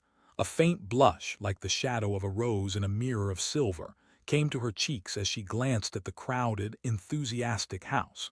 She stepped back a few paces, and her lips seemed to tremble. Basil Hallward leaped to his feet and began to applaud. Motionless and as one in a dream sat Dorian Gray, gazing at her. Lord Henry peered through his glasses, murmuring, "Charming, charming." The scene was the hall of Capulet's house, and Romeo in his pilgrim's dress had entered with Mercutio and his other friends. The band, such as it was, struck up a few bars of music, and the dance began. Through the crowd of ungainly, shabbily dressed actors, Sybil Vane moved like a creature from a finer world. Her body swayed while she danced, as a plant swayed in the water. The curves of her throat were the curves of a white lily. Her hands seemed to be made of cool ivory. Yet she was curiously listless. She showed no sign of joy when her eyes rested on Romeo. The few words she had to speak, with the brief dialogue that follows, were spoken in a thoroughly artificial manner. The voice was exquisite, but from that point of view of tone it was absolutely false. It was wrong in color. It took away all the life from the verse. It made the passion unreal. Good pilgrim, you do wrong your hand too much. Which mannerly devotion shows in this. For saints have hands that pilgrims' hands do touch, and palm to palm is holy palmer's kiss. Dorian Gray grew pale as he watched her. He was puzzled and anxious. Neither of his friends dared to say anything to him. She seemed to them to be absolutely incompetent. They were horribly disappointed. Yet they felt that the true test of any Juliet is in the balcony scene of the second act. They waited for that. If she failed there was nothing in her. She looked charming as she came out in the moonlight. That could not be denied. But the staginess of her acting was unbearable and grew worse as she went on. Her gestures became absurdly artificial. She overemphasized everything that she had to say. The beautiful passage was declaimed with the painful precision of a schoolgirl who has been taught to recite by some second-rate professor of elocution. When she leaned over the balcony and came to those wonderful lines, she spoke the words as though they conveyed no meaning to her. It was not nervousness. Indeed, so far from being nervous, she was absolutely self-contained. It was simply bad art. She was a complete failure. Although I joy in thee, I have no joy of this contract tonight. It is too rash, too unadvised, too sudden. Too like the lightning, which doth cease to be. Ere one can say, it lightens, sweet good night. This bud of love by summer's ripening breath may prove a beauteous flower when next we meet. Thou knowest the mask of night is on my face, else would a maiden blush bepaint my cheek, for that which thou hast heard me speak tonight. Even the common, uneducated audience of the pit and gallery lost their interest in the play. They got restless and began to talk loudly and to whistle. The Jew manager, who was standing at the back of the dress circle, stamped and swore with rage. The only person unmoved was the girl herself. When the second act was over there came a storm of hisses, and Lord Henry got up from his chair and put on his coat. "She is quite beautiful, Dorian," he said, "but she can't act. Let us go." "I am going to see the play through," answered the lad, in a hard, bitter voice. "I am awfully sorry that I have made you waste an evening, Harry. I apologize to you both." "My dear Dorian, I should think Miss Vane was ill," interrupted Hallward. "We will come some other night." "I wish she was ill," he rejoined, "but she seems to me to be simply callous and cold. She has entirely altered. Last night she was a great artist. This evening she is merely a commonplace, mediocre actress." "Don't talk like that about anyone you love, Dorian. Love is a more wonderful thing than art." "They are both simply forms of imitation," remarked Lord Henry. "But do let us go. Dorian, you must not stay here any longer. It is not good for one's morals to see bad acting. Besides, I don't suppose you will want your wife to act. So what does it matter if she plays Juliet like a wooden doll? She is very lovely, and if she knows as little about life as she does about acting, she will be a delightful experience. There are only two kinds of people who are really fascinating: people who know absolutely everything, and people who know absolutely nothing. Good heavens, my dear boy, don't look so tragic. The secret of remaining young is never to have an emotion that is unbecoming. Come to the club with Basil and myself.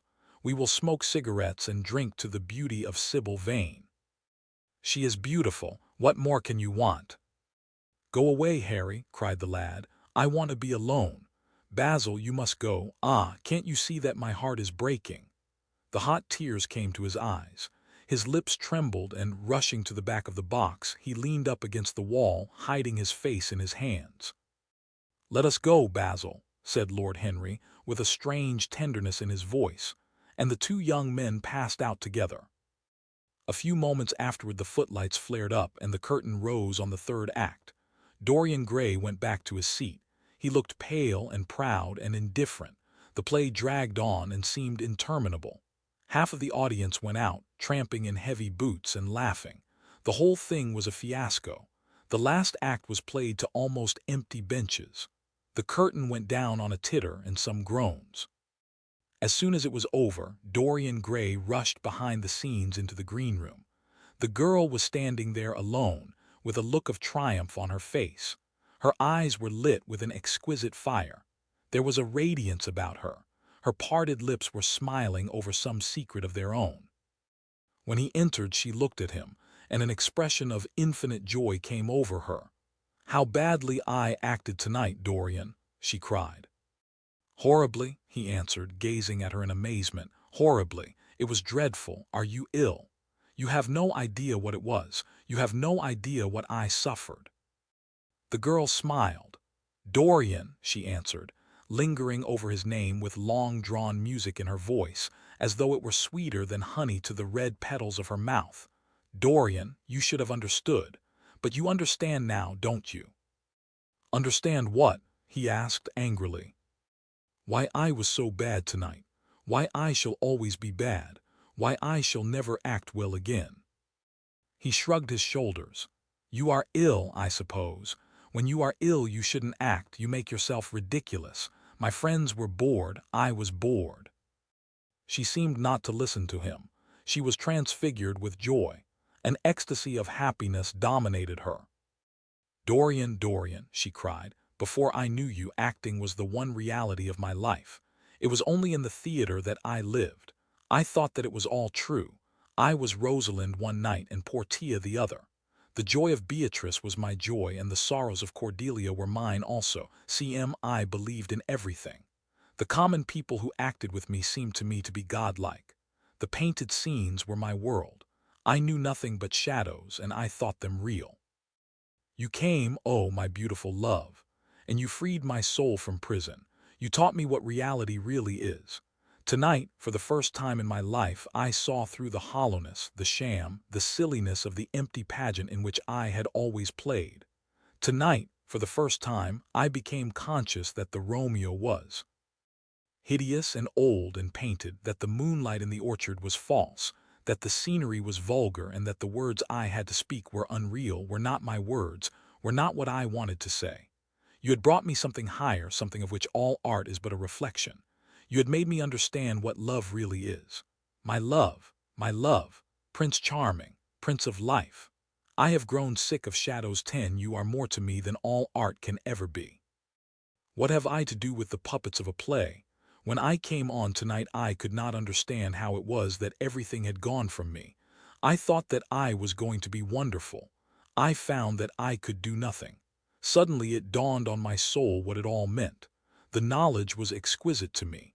I heard them hissing, and I smiled. What could they know of love such as ours? Take me away, Dorian, take me away with you where we can be quite alone. I hate the stage. I might mimic a passion that I do not feel, but I cannot mimic one that burns me like fire. Oh, Dorian, Dorian, you understand now what it signifies. Even if I could do it, it would be profanation for me to play at being in love. You have made me see that. He flung himself down on the sofa and turned away his face. You have killed my love, he muttered. She looked at him in wonder and laughed. He made no answer. She came across to him and with her little fingers stroked his hair. She knelt down and pressed his hands to her lips. He drew them away and a shudder ran through him. Then he leaped up and went to the door. Yes, he cried, you have killed my love. You used to stir my imagination. Now you don't even stir my curiosity. You simply produce no effect. I loved you because you were marvelous, because you had genius and intellect, because you realized the dreams of great poets and gave shape and substance to the shadows of art. You have thrown it all away. You are shallow and stupid. My God, how mad I was to love you. What a fool I have been. You are nothing to me now. I will never see you again. I will never think of you. I will never mention your name. You don't know what you were to me once. Why, once? Oh, I can't bear to think of it. I wish I had never laid eyes upon you. You have spoiled the romance of my life. How little you can know of love if you say it mars your art. Without your art you are nothing. I would have made you famous, splendid, magnificent. The world would have worshipped you and you would have borne my name. What are you now? A third-rate actress with a pretty face." The girl grew white and trembled. She clenched her hands together and her voice seemed to catch in her throat. "You are not serious, Dorian," she murmured. "You are acting." "Acting, I leave that to you. You do it so well," he answered bitterly. She rose from her knees and, with a piteous expression of pain in her face, came across the room to him. She put her hand upon his arm and looked into his eyes. He thrust her back. "Don't touch me," he cried. A low moan broke from her and she flung herself at his feet and lay there like a trampled flower. "Dorian, Dorian, don't leave me," she whispered. "I am so sorry I didn't act well. I was thinking of you all the time, but I will try, indeed I will try. It came so suddenly across me, my love for you. I think I should never have known it if you had not kissed me, if we had not kissed each other. Kiss me again, my love, don't go away from me. I couldn't bear it. Oh, don't go away from me." My brother's, "No, never mind, he didn't mean it, he was in jest. But you, oh, can't you forgive me for tonight? I will work so hard and try to improve. Don't be cruel to me because I love you better than anything in the world. After all, it is only once that I have not pleased you." "But you are quite right, Dorian. I should have shown myself more of an artist. It was foolish of me, and yet I couldn't help it. Oh, don't leave me, don't leave me." A fit of passionate sobbing choked her. She crouched on the floor like a wounded thing, and Dorian Gray, with his beautiful eyes, looked down at her, and his chiseled lips curled in exquisite disdain. There is always something ridiculous about the emotion of people whom one has ceased to love.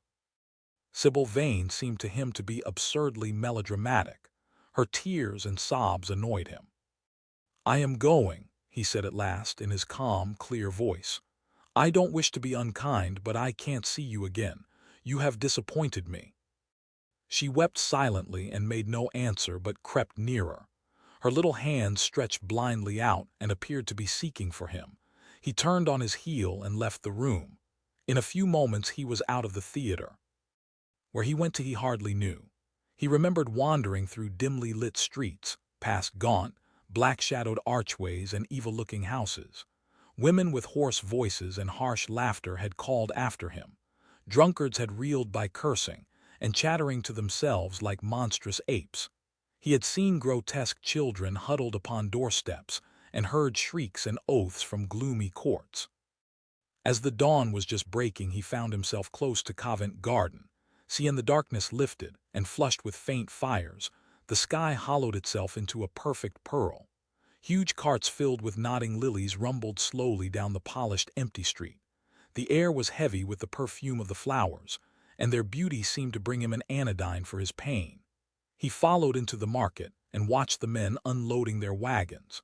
A white-smocked carter offered him some cherries. He thanked him, wondered why he refused to accept any money for them, and began to eat them listlessly. They had been plucked at midnight, and the coldness of the moon had entered into them. A long line of boys carrying crates of striped tulips and of yellow and red roses defiled in front of him, threading their way through the huge jade-green piles of vegetables. Under the portico, with its gray, sun-bleached pillars, loitered a troop of drag-gled, bare-headed girls, waiting for the auction to be over. Others crowded round the swinging doors of the coffee house in the piazza. The heavy cart horses slipped and stamped upon the rough stones, shaking their bells and trappings. Some of the drivers were lying asleep on a pile of sacks. Iris-necked and pink-footed, the pigeons ran about picking up seeds. After a little while he hailed a hansom and drove home. For a few moments he loitered upon the doorstep, looking round at the silent square, with its blank, close-shuttered windows and its staring blinds. The sky was pure opal now, and the roofs of the houses glistened like silver against it. From some chimney opposite a thin wreath of smoke was rising. It curled, a violet riband, through the nacre-color-redco air. In the huge gilt Venetian lantern, spoil of some Doge barge, that hung from the ceiling of the great oak-paneled hall of entrance, lights were still burning from 3 flickering jets. Thin blue petals of flame they seemed, rimmed with white fire. He turned them out, and, having thrown his hat and cape on the table, passed through the library toward the door of his bedroom, a large octagonal chamber on the ground floor that, in his newborn feeling for luxury, he had just had decorated for himself, and hung with some curious Renaissance tapestries that had been discovered stored in a disused attic at Selby Royal. CQ, as he was turning the handle of the door, his eyes fell upon the portrait Basil Hallward had painted of him. He started back as if in surprise, then he went on his own room, looking somewhat puzzled. After he had taken the buttonhole out of his coat, he seemed to hesitate. Finally he came back, went over to the picture and examined it. In the dim, arrested light that struggled through the cream-colored silk blinds, the face appeared to him to be a little changed. The expression looked different. One would have said that there was a touch of cruelty in the mouth. It was certainly strange. He turned round and, walking to the window, drew up the blinds. The bright dawn flooded the room and swept the fantastic shadows into dusty corners where they lay shuddering. But the strange expression that he had noticed in the face of the portrait seemed to linger there, to be more intensified even. The quivering, ardent sunlight showed him the lines of cruelty round the mouth as clearly as if he had been looking into a mirror after he had done some dreadful thing. He winced and, taking up from the table an oval glass framed in ivory cupids, one of Lord Henry's many presents to him, glanced hurriedly into its polished depths. No line like that warped his red lips. What did it mean? He rubbed his eyes and came close to the picture and examined it again. There were no signs of any change when he looked into the actual painting, and yet there was no doubt that the whole expression had altered. It was not a mere fancy of his own. The thing was horribly apparent. He threw himself into a chair and began to think. Suddenly there flashed across his mind what he had said in Basil Hallward's studio the day the picture had been finished. Yes, he remembered it perfectly. He had uttered a mad wish that he himself might remain young and the portrait grow old, that his own beauty might be untarnished, and the face on the canvas bear the burden of his passions and his sins, that the painted image might be seared with the lines of suffering and thought, and that he might keep all the delicate bloom and loveliness of his then just conscious boyhood. Surely his wish had not been fulfilled. Such things were impossible.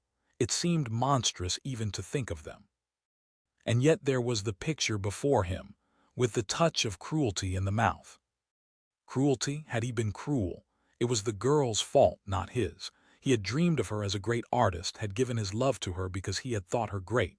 Then she had disappointed him. She had been shallow and unworthy, and yet a feeling of infinite regret came over him as he thought of her lying at his feet sobbing like a little child. He remembered with what callousness he had watched her. Why had he been made like that? Why had such a soul been given to him? But he had suffered also. During the 3 terrible hours that the play had lasted, he had lived centuries of pain, eon upon eon of torture. His life was well worth hers. She had marred him for a moment if he had wounded her for an age. Besides, women were better suited to bear sorrow than men. They lived on their emotions. They only thought of their emotions. When they took lovers, it was merely to have someone with whom they could have scenes. Lord Henry had told him that, and Lord Henry knew what women were. Why should he trouble about Sybil Vane? She was nothing to him now. But the picture, what was he to say of that? It held the secret of his life and told his story. It had taught him to love his own beauty. Would it teach him to loathe his own soul? Would he ever look at it again? No, it was merely an illusion wrought on the troubled senses. The horrible night that he had passed had left phantoms behind it. Suddenly, there had fallen upon his brain that tiny scarlet speck that makes men mad. The picture had not changed. It was folly to think so. Yet it was watching him with its beautiful marred face and its cruel smile. Its bright hair gleamed in the early sunlight. Its blue eyes met his own. A sense of infinite pity, not for himself, but for the painted image of himself, came over him. It had altered already and would alter more. Its gold would wither into gray. Its red and white roses would die. For every sin that he committed, a stain would fleck and wreck its fairness. But he would not sin. The picture, changed or unchanged, would be to him the visible emblem of conscience. He would resist temptation. He would not see Lord Henry any more, would not, at any rate, listen to those subtle, poisonous theories that in Basil Hallward's garden had first stirred within him the passion for impossible things. He would go back to Sybil Vane, make her amends, marry her, try to love her again. Yes, it was his duty to do so. She must have suffered more than he had. Poor child. He had been selfish and cruel to her. The fascination that she had exercised over him would return. They would be happy together.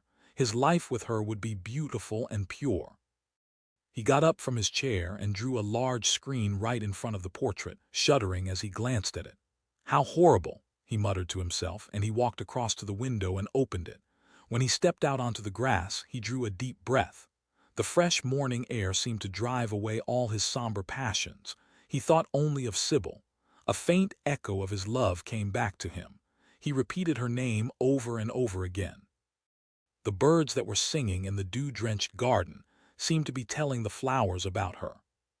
Chapter 8. It was long past noon when he awoke. His valet had crept several times on tiptoe into the room to see if he was stirring, and had wondered what made his young master sleep so late. Finally, his bell sounded, and Victor came in softly with a cup of tea and a pile of letters on a small tray of old Sèvresque china, and drew back the olive satin curtains, with their shimmering blue lining, that hung in front of the 3 tall windows. "Monsieur has well slept this morning," he said, smiling. "What o'clock is it, Victor?" asked Dorian Gray drowsily. 1 hour and a quarter, monsieur." How late it was!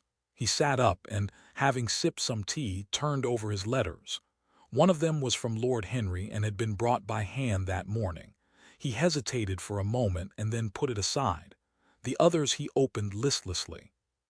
They contained the usual collection of cards, invitations to dinner, tickets for private views, programs of charity concerts, and the like, that are showered on fashionable young men every morning during the season. C.S. There was a rather heavy bill for a chased silver Louis Quinzec toilet set that he had not yet had the courage to send on to his guardians, who were extremely old-fashioned people, and did not realize that we live in an age when unnecessary things are our only necessities. And there were several very courteously worded communiques from German street money-lenders, offering to advance any sum of money at a moment's notice and at the most reasonable rates of interest.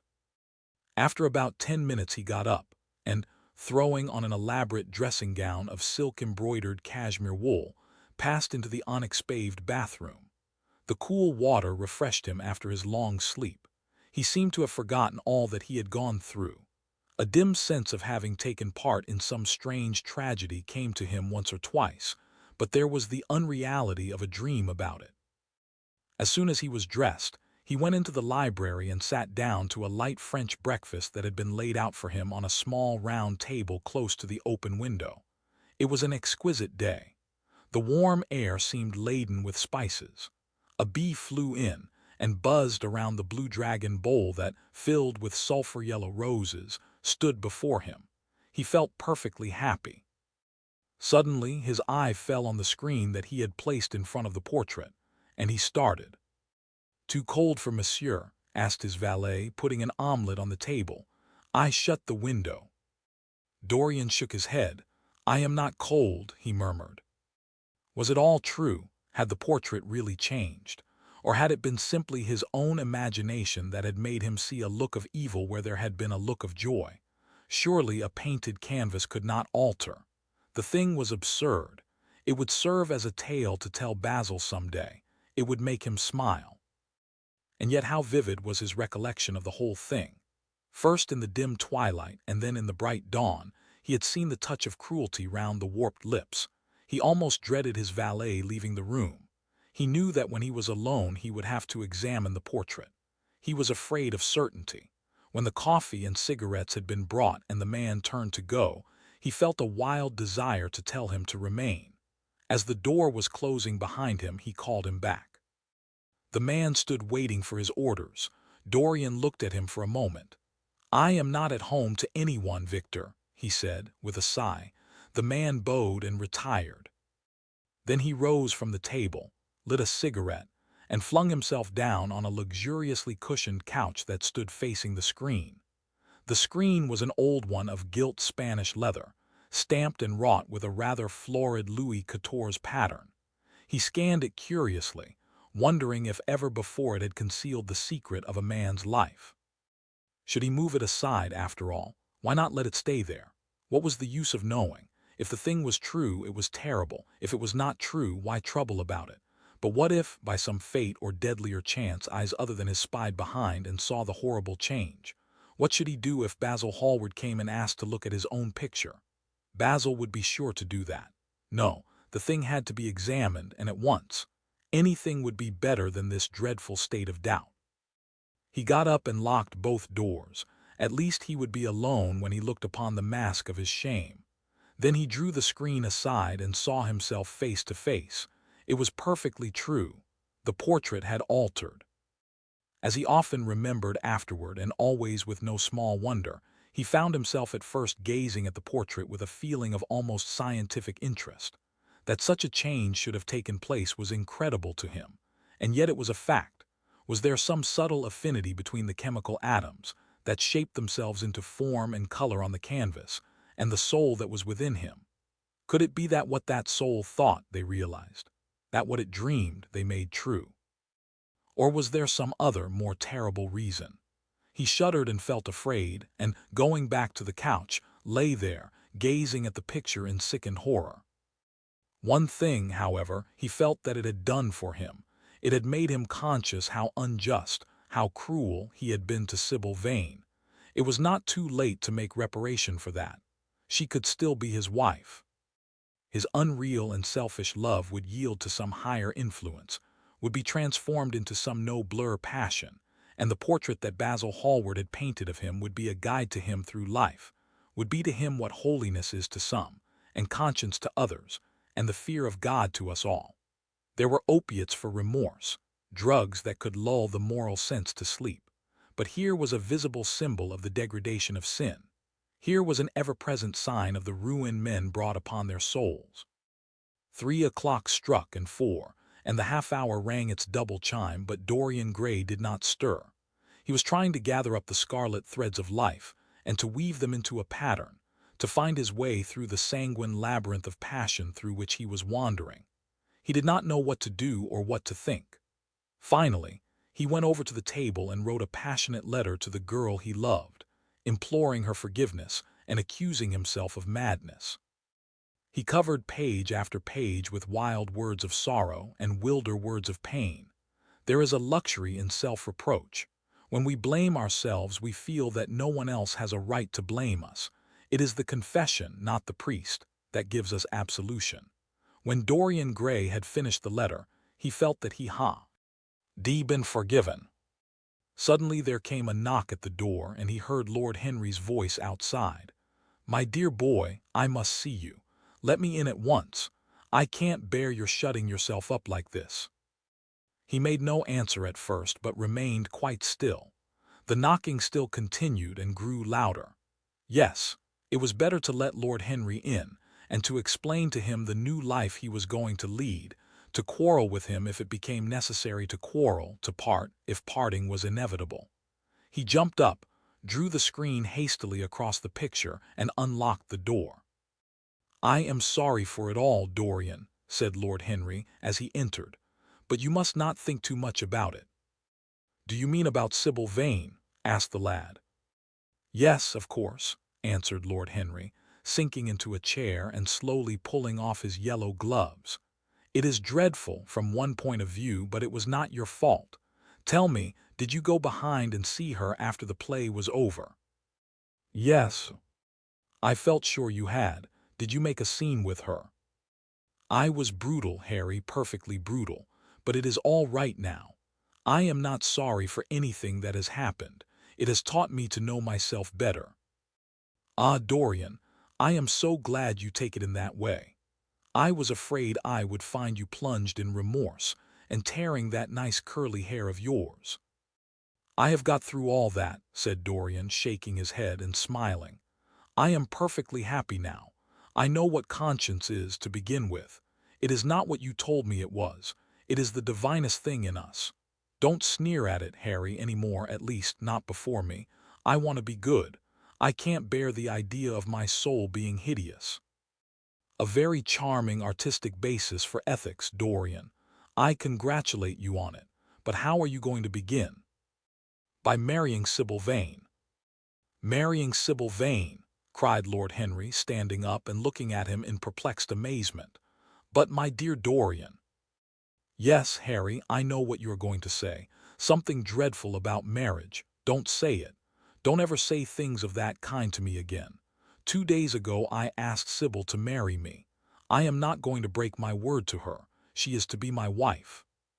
Your wife, Dorian. Didn't you get my letter? I wrote to you this morning and sent the note down by my own man. Your letter? Oh, yes, I remember. I have not read it yet, Harry. I was afraid there might be something in it that I wouldn't like. You cut life to pieces with your epigrams. You know nothing, then. What do you mean? Lord Henry walked across the room and, sitting down by Dorian Gray, took both his hands in his own and held them tightly. Dorian, he said, my letter, don't be frightened, was to tell you that Sybil Vane is dead. A cry of pain broke from the lad's lips, and he leaped to his feet, tearing his hands away from Lord Henry's grasp. Dead, Sybil dead. It is not true. It is a horrible lie. How dare you say it? It is quite true, Dorian, said Lord Henry gravely. It is in all the morning papers. I wrote down to you to ask you not to see anyone till I came. There will have to be an inquest, of course, and you must not be mixed up in it. Things like that make a man fashionable in Paris, but in London people are so prejudiced. Here, one should never make one's debut with a scandal. One should reserve that to give an interest to one's old age. I suppose they don't know your name at the theater. If they don't, it is all right. Did anyone see you going round to her room? That is an important point. Dorian did not answer for a few moments. He was dazed with horror. Finally he stammered in a stifled voice, Harry, did you say an inquest? What did you mean by that? Did Sybil? Oh, Harry, I can't bear it. But be quick. Tell me everything at once. I have no doubt it was not an accident, Dorian, though it must be put in that way to the public. It seems that as she was leaving the theater with her mother, about 12:30 or so, she said she had forgotten something upstairs. They waited some time for her, but she did not come down again. They ultimately found her lying dead on the floor of her dressing room. She had swallowed something by mistake, some dreadful thing they use at theaters. I don't know what it was, but it had either prussic acidku or white lead in it. I should fancy it was prussic acid, and she seems to have died instantaneously. Harry, it is terrible, cried the lad. Yes, it is very tragic, of course, but you must not get yourself mixed up in it. I see by the standard that she was 17. I should have thought she was almost younger than that. She looked such a child and seemed to know so little about acting. Dorian, you mustn't let this thing get on your nerves. You must come and dine with me, and afterward we will look in at the opera. It is a Paddock night, and everybody will be there. You can come to my sister's box. She has got some smart women with her. So I have murdered Sybil Vane, said Dorian Gray, half to himself. Murdered her as surely as if I had cut her little throat with a knife. Yet the roses are not less lovely for all that. The birds sing just as happily in my garden. And tonight I am to dine with you and then go on to the opera and sup somewhere, I suppose, afterward. How extraordinarily dramatic life is. If I had read all this in a book, Harry, I think I would have wept over it. Somehow, now that it has happened actually, and to me, it seems far too wonderful for tears. Here is the first passionate love letter I have ever written in my life. Strange, that my first passionate love letter should have been addressed to a dead girl.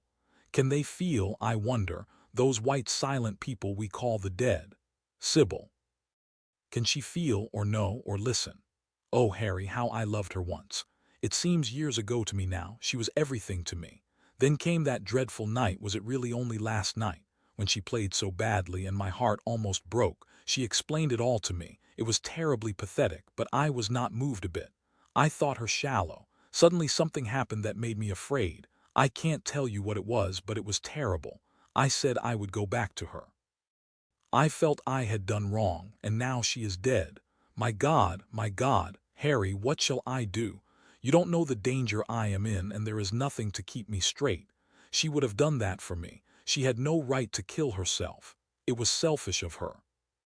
"My dear Dorian," answered Lord Henry, taking a cigarette from his case and producing a gold Latinqua matchbox, "the only way a woman can ever reform a man is by boring him so completely that he loses all possible interest in life.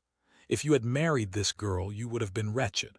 Of course, you would have treated her kindly. One can always be kind to people about whom one cares nothing, but she would have soon found out that you were absolutely indifferent to her. And when a woman finds that out about her husband, she either becomes dreadfully dowdy or wears very smart bonnets that some other woman's husband has to pay for.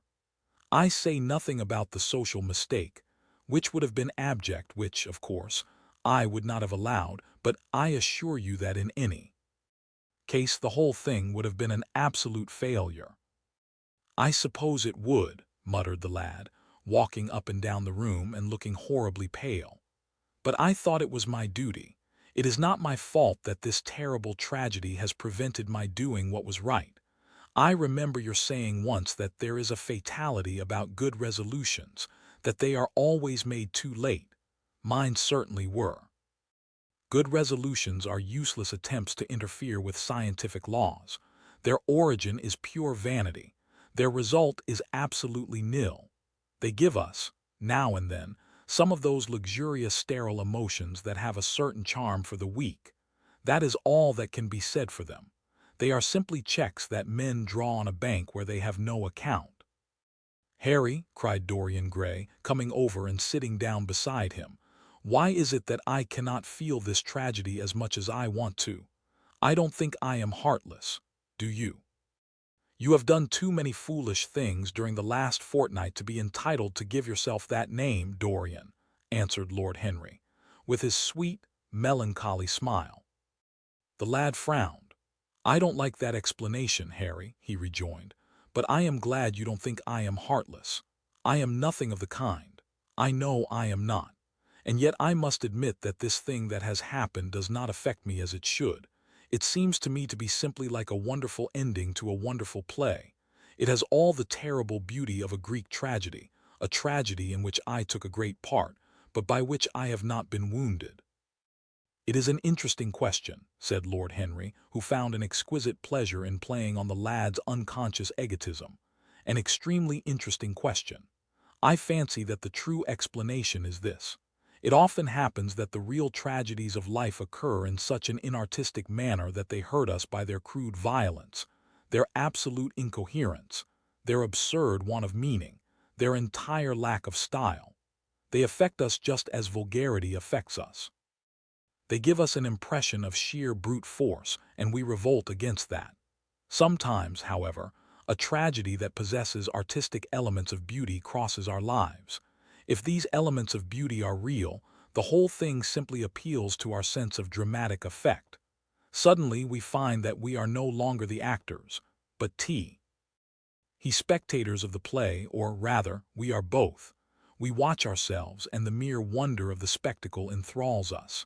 In the present case, what is it that has really happened? Someone has killed herself for love of you. I wish that I had ever had such an experience. It would have made me in love with love for the rest of my life. The people who have adored me, there have not been very many, but there have been some, have always insisted on living on, long after I had ceased to care for them or they to care for me. They have become stout and tedious, and when I meet them they go in at once for reminiscences. That awful memory of woman, what a fearful thing it is, and what an utter intellectual stagnation it reveals. One should absorb the color of life, but one should never remember its details. Details are always vulgar. "I must sow poppy essex in my garden," sighed Dorian. "There is no necessity," rejoined his companion. "Life has always poppies in her hands. Of course, now and then things linger. I once wore nothing but violets all through one season, as a form of artistic mourning for a romance that would not die. Ultimately, however, it did die. I forget what killed it. I think it was her proposing to sacrifice the whole world for me. That is always a dreadful moment. It fills one with the terror of eternity. Well, would you believe it? A week ago, at Lady Hampshire's, I found myself seated at dinner next to the lady in question, and she insisted on going over the whole thing again and digging up the past and raking up the future. I had buried my romance in a bed of asphodel, so she dragged it out again and assured me that I had spoiled her L. Ife, I am bound to state that she ate an enormous dinner, so I did not feel any anxiety, but what a lack of taste she showed. The one charm of the past is that it is the past, but women never know when the curtain has fallen. They always want a sixth act, and as soon as the interest of the play is entirely over they propose to continue it. If they were allowed their own way, every comedy would have a tragic ending, and every tragedy would culminate in a farce. They are charmingly artificial, but they have no sense of art. You are more fortunate than I am. I assure you, Dorian, that not one of the women I have known would have done for me what Sybil Vane did for you. Ordinary women always console themselves. Some of them do it by going in for sentimental colors. Never trust a woman who wears mauve, CZ whatever her age may be, or a woman over 35 who is fond of pink ribbons. It always means that they have a history. Others find a great consolation in suddenly discovering the good qualities of their husbands. They flaunt their conjugal felicity in one's face, as if it were the most fascinating of sins. Religion consoles some. Its mysteries have all the charm of a flirtation. A woman once told me, and I can quite understand it. Besides, nothing makes one so vain as being told that one is a sinner. Conscience makes egotists of us all. Yes, there is really no end to the consolations that women find in modern life. Indeed, I have not mentioned the most important one. "What is that, Harry?" said the lad listlessly. "Oh, the obvious consolation. Taking someone else's admirer when one loses one's own. In good society that always whitewashes a woman. But really, Dorian, how different Sybil Vane must have been from all the women one meets. There is something to me quite beautiful about her death. I am glad I am living in a century when such wonders happen. They make one believe in the reality of the things we all play with, such as romance, passion, and love. I was terribly cruel to her, you forget that. I am afraid that women appreciate cruelty, downright cruelty, more than anything else.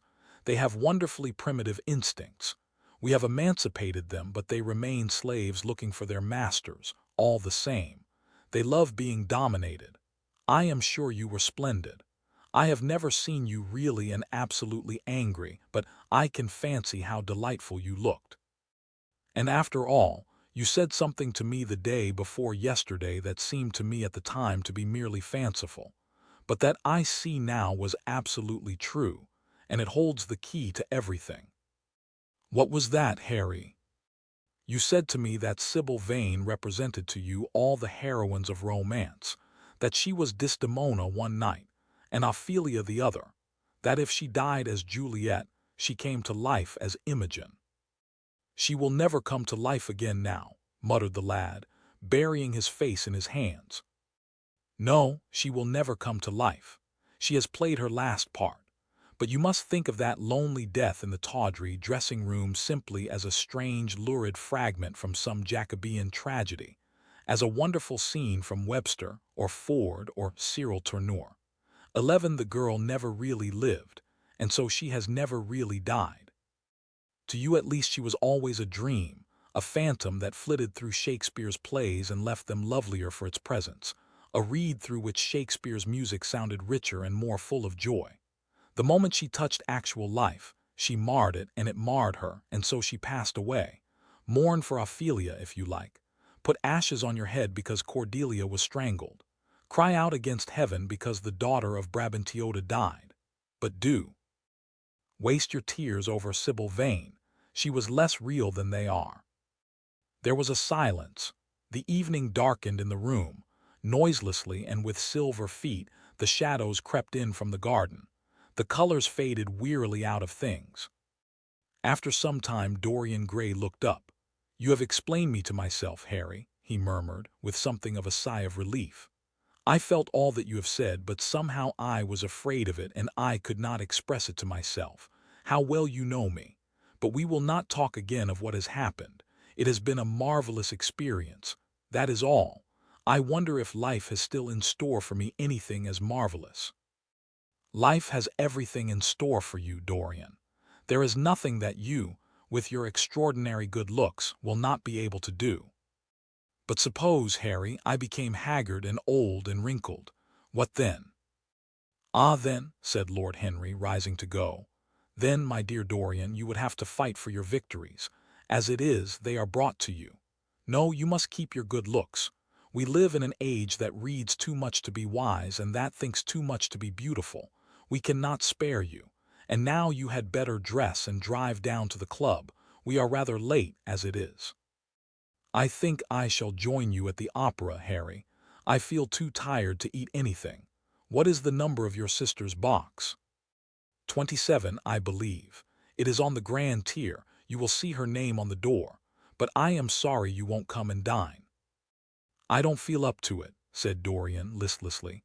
But I am awfully obliged to you for all that you have said to me. You are certainly my best friend. No one has ever understood me as you have.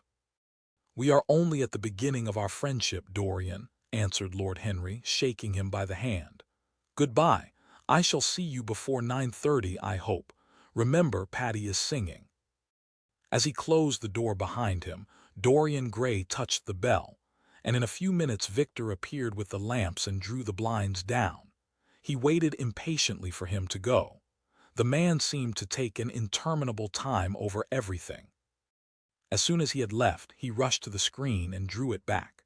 No, there was no further change in the picture. It had received the news of Sybil Vane's death before he had known of it himself.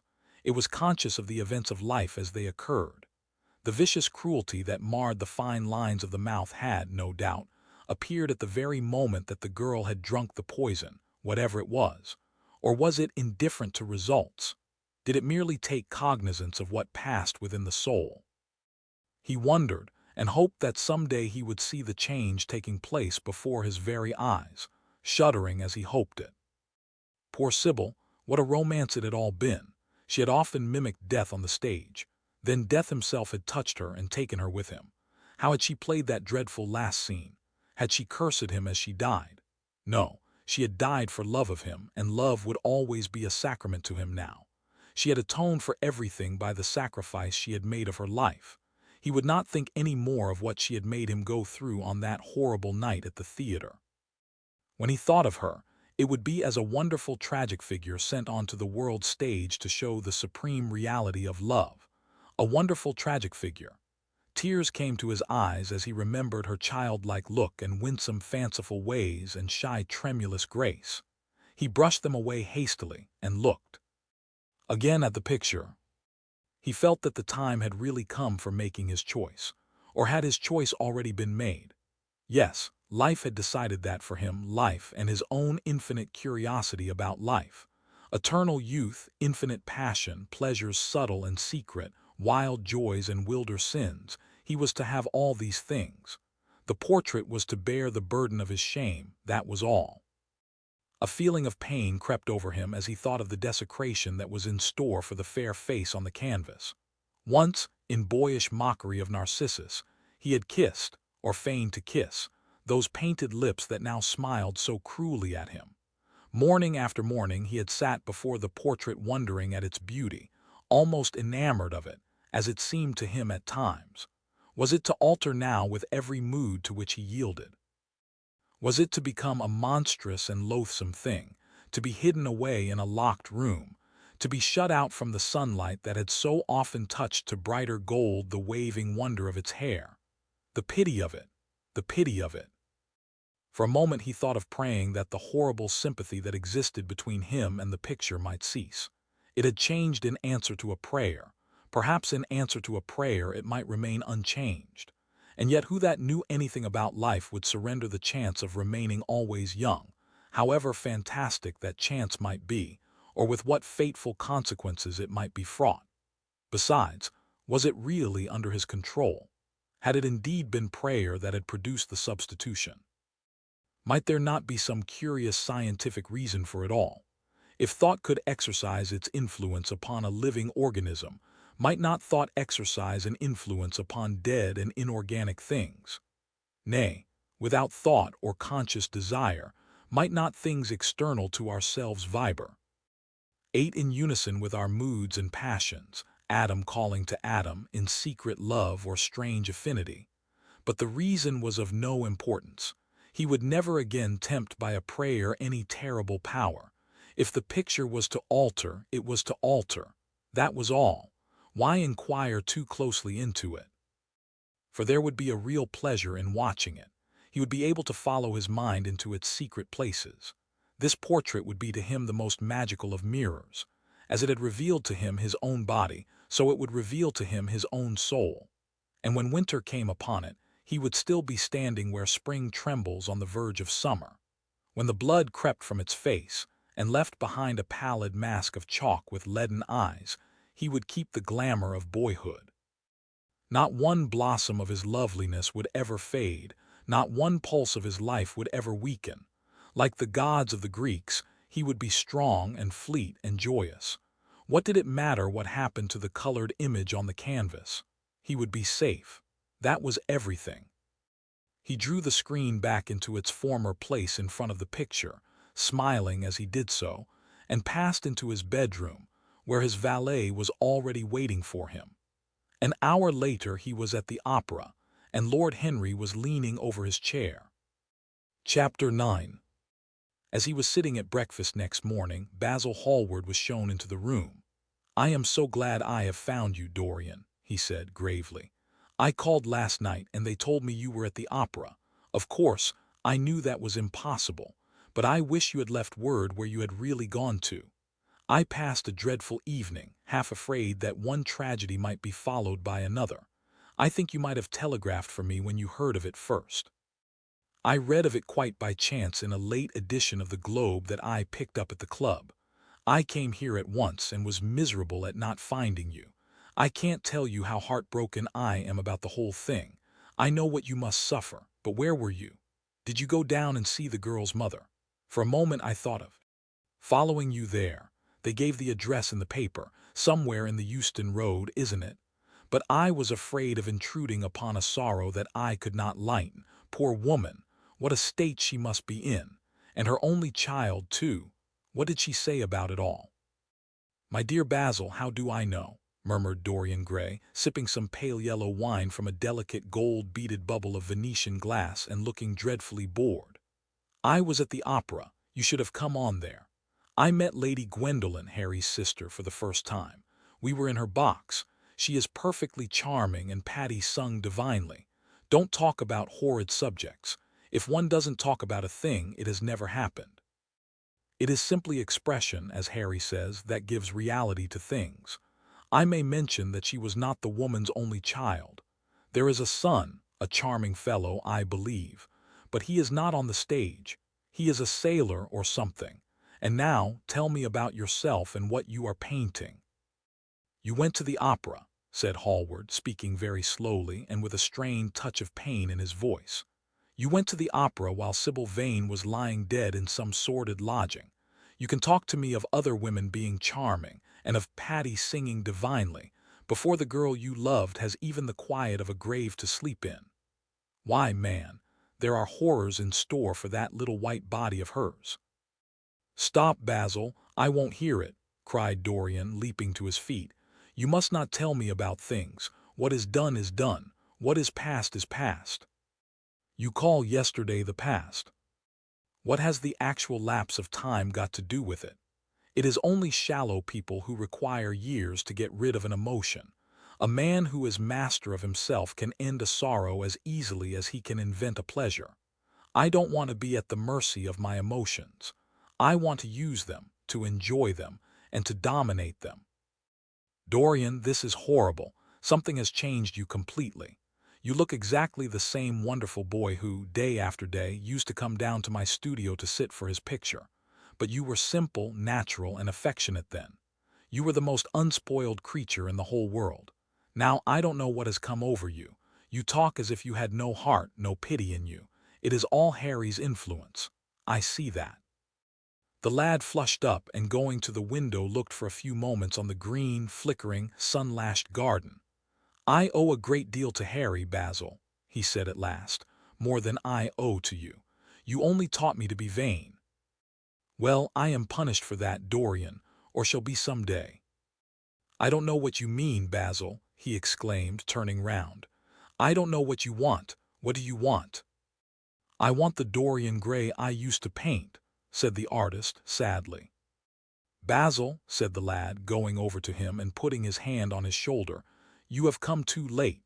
Yesterday, when I heard that Sybil Vane had killed herself." "Killed herself? Good heavens! Is there no doubt about that?" cried Hallward, looking up at him with an expression of horror. "My dear Basil, surely you don't think it was a vulgar accident. Of course she killed herself." The elder man buried his face in his hands. "How fearful!" he muttered, and a shudder ran through him. "No," said Dorian Gray, "there is nothing fearful about it. It is one of the great romantic tragedies of the age. As a rule, people who act lead the most commonplace lives. They are good husbands or faithful wives or something tedious. You know what I mean, middle-class virtue and all that kind of thing. How different Sybil was. She lived her finest tragedy. She was always a heroine. The last night she played, the night you saw her, she acted badly because she had known the reality of love. When she knew its unreality, she died, as Juliet might have died. She passed again into the sphere of art. There is something of the martyr about her. Her death has all the pathetic uselessness of martyrdom, all its wasted beauty. But, as I was saying, you must not think I have not suffered. If you had come in yesterday at a particular moment, about 5:30 perhaps, or 5:45, you would have found me in tears. Even Harry, who was here, who brought me the news, in fact, had no idea what I was going through. I suffered immensely, then it passed away. I cannot repeat an emotion. No one can except sentimentalists. And you are awfully unjust, Basil. You come down here to console me. That is charming of you. You find me consoled and you are furious. How like a sympathetic person. You remind me of a story Harry told me about a certain philanthropist who spent 20 years of his life in trying to get some grievance redressed, or some unjust law altered. I forget exactly what it was. Finally he succeeded, and nothing could exceed his disappointment. He had absolutely nothing to do, almost died of ennui, and became a confirmed misanthrope. And besides, my dear old Basil, if you really want to console me, teach me rather to forget what has happened, or to see it from a proper artistic point of view. Was it not Gaudier who used to write about La Consolation des Arts? 12. I remember picking up a little vellum-covered book in your studio one day, and chancing on that delightful phrase. Well, I am not like that young man you told me of when we were down at Marlow together.